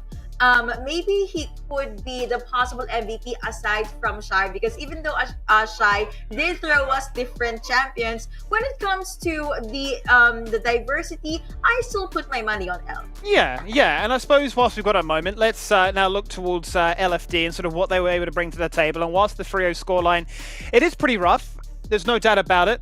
Were there a few moments for them that you looked at that you were quite happy with? I mean, they certainly in the mid-game were able to, stabilize a few times. We've only got a quick moment, so what do you think about that one, Yuko? I guess I really like that. It felt like every game LFD just performed a lot more better. If you're gonna be seeing again number 4, maybe we could have seen them in their prime. But yeah, they had a better grasp of how to move around Team Flash. However, again, early game, mid, there were some very small wrong decision making there. But overall, I think they just performed really well. Still not enough though to beat Team Flash. Not enough on the day, was it? Not indeed, Riku, as we're going to bring up that MVP. So drum roll, please. Who did get it? Is it Shy like we're predicting? Or may it just be Ellie? We're going to find out. It has to be Shy. Of course it is. The game says it was. And we saw pretty much what it could achieve. He's playing the flashy picks. He's dominating the laning phase. He's building himself a lead. But then with that lead, he's able to utilize it so effectively, Riku.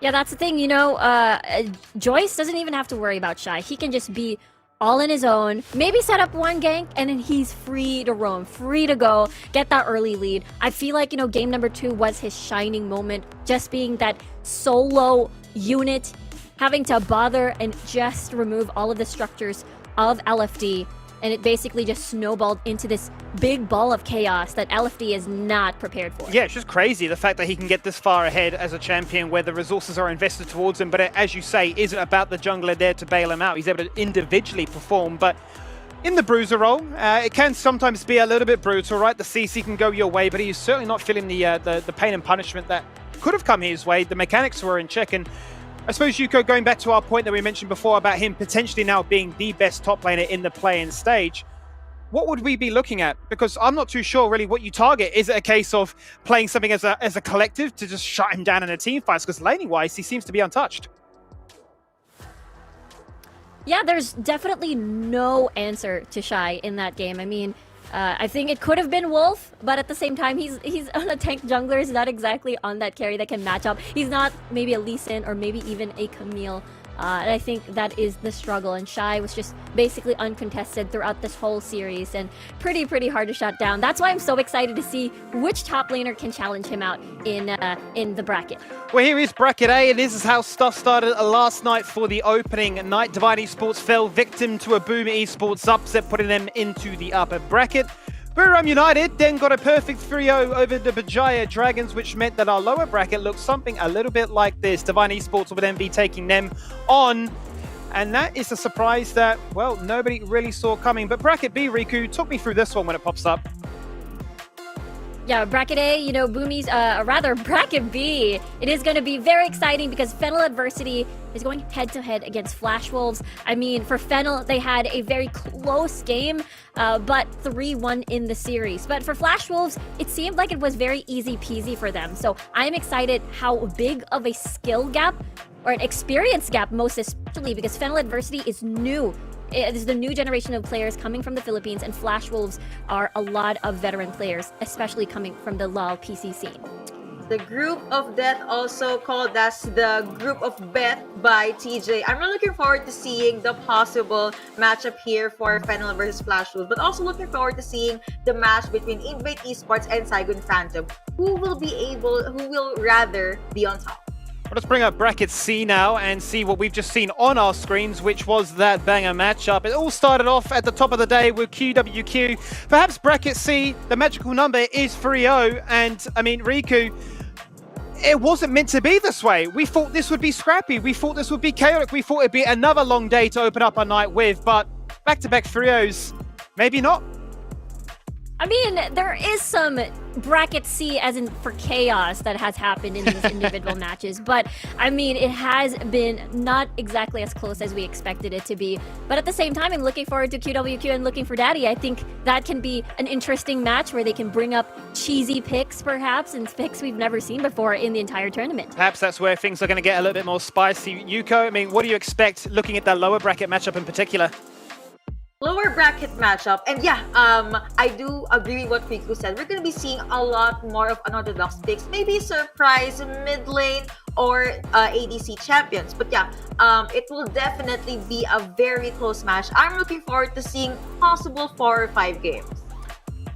Well, that's the bracket complete, and that's our review so far. So let's now bring up the schedule for tomorrow, because there's more action. There's more play-ins action all week long, all the way through to Sunday. So if you've missed it, you've got time to watch back the VODs, but you've also got chances to look forward to what's on your screen tomorrow. It all starts at top of show. Divine Esports taking on the Bajaya Dragons. That's at 1 p.m. Singapore time. Another best of 5 and a chance for them to keep their tournament dreams alive. Following that up is going to be Boom Esports. That'll be at 3 p.m. up against Buriram United.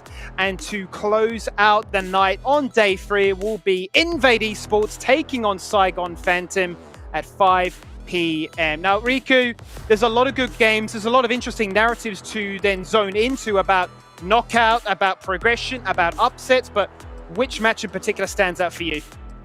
I think for me, it has to be the second match. It is going to be Boom Esports versus Buriram United Esports. Just because, again, we're talking about Thailand, the champion region from the Summer Super Cup, and Boom just basically having a strong debut in this tournament. I'm excited to see them grow, and I'm excited to see some upsets, and excited to see them win this one against Buriram. I would have to agree with Ricky on that. I'm gonna have to put my money on the second series as well. Think of it as David and Goliath. Thailand region, known to be a very, very strong region against a team that performed really well in day 1. And need I say, they basically just ruined some of our co-talents' prediction. Well, ladies, thank you very much for joining me here on the desk, and to the casters all around that have been swapping in and out across the day here for play-ins day number 2. The SCA champs are coming to a close tonight. We're going to throw it as we're done for the night. We're going to get ourselves some rest. I hope you can get some rest as well. And we'll see you tomorrow for day number 3.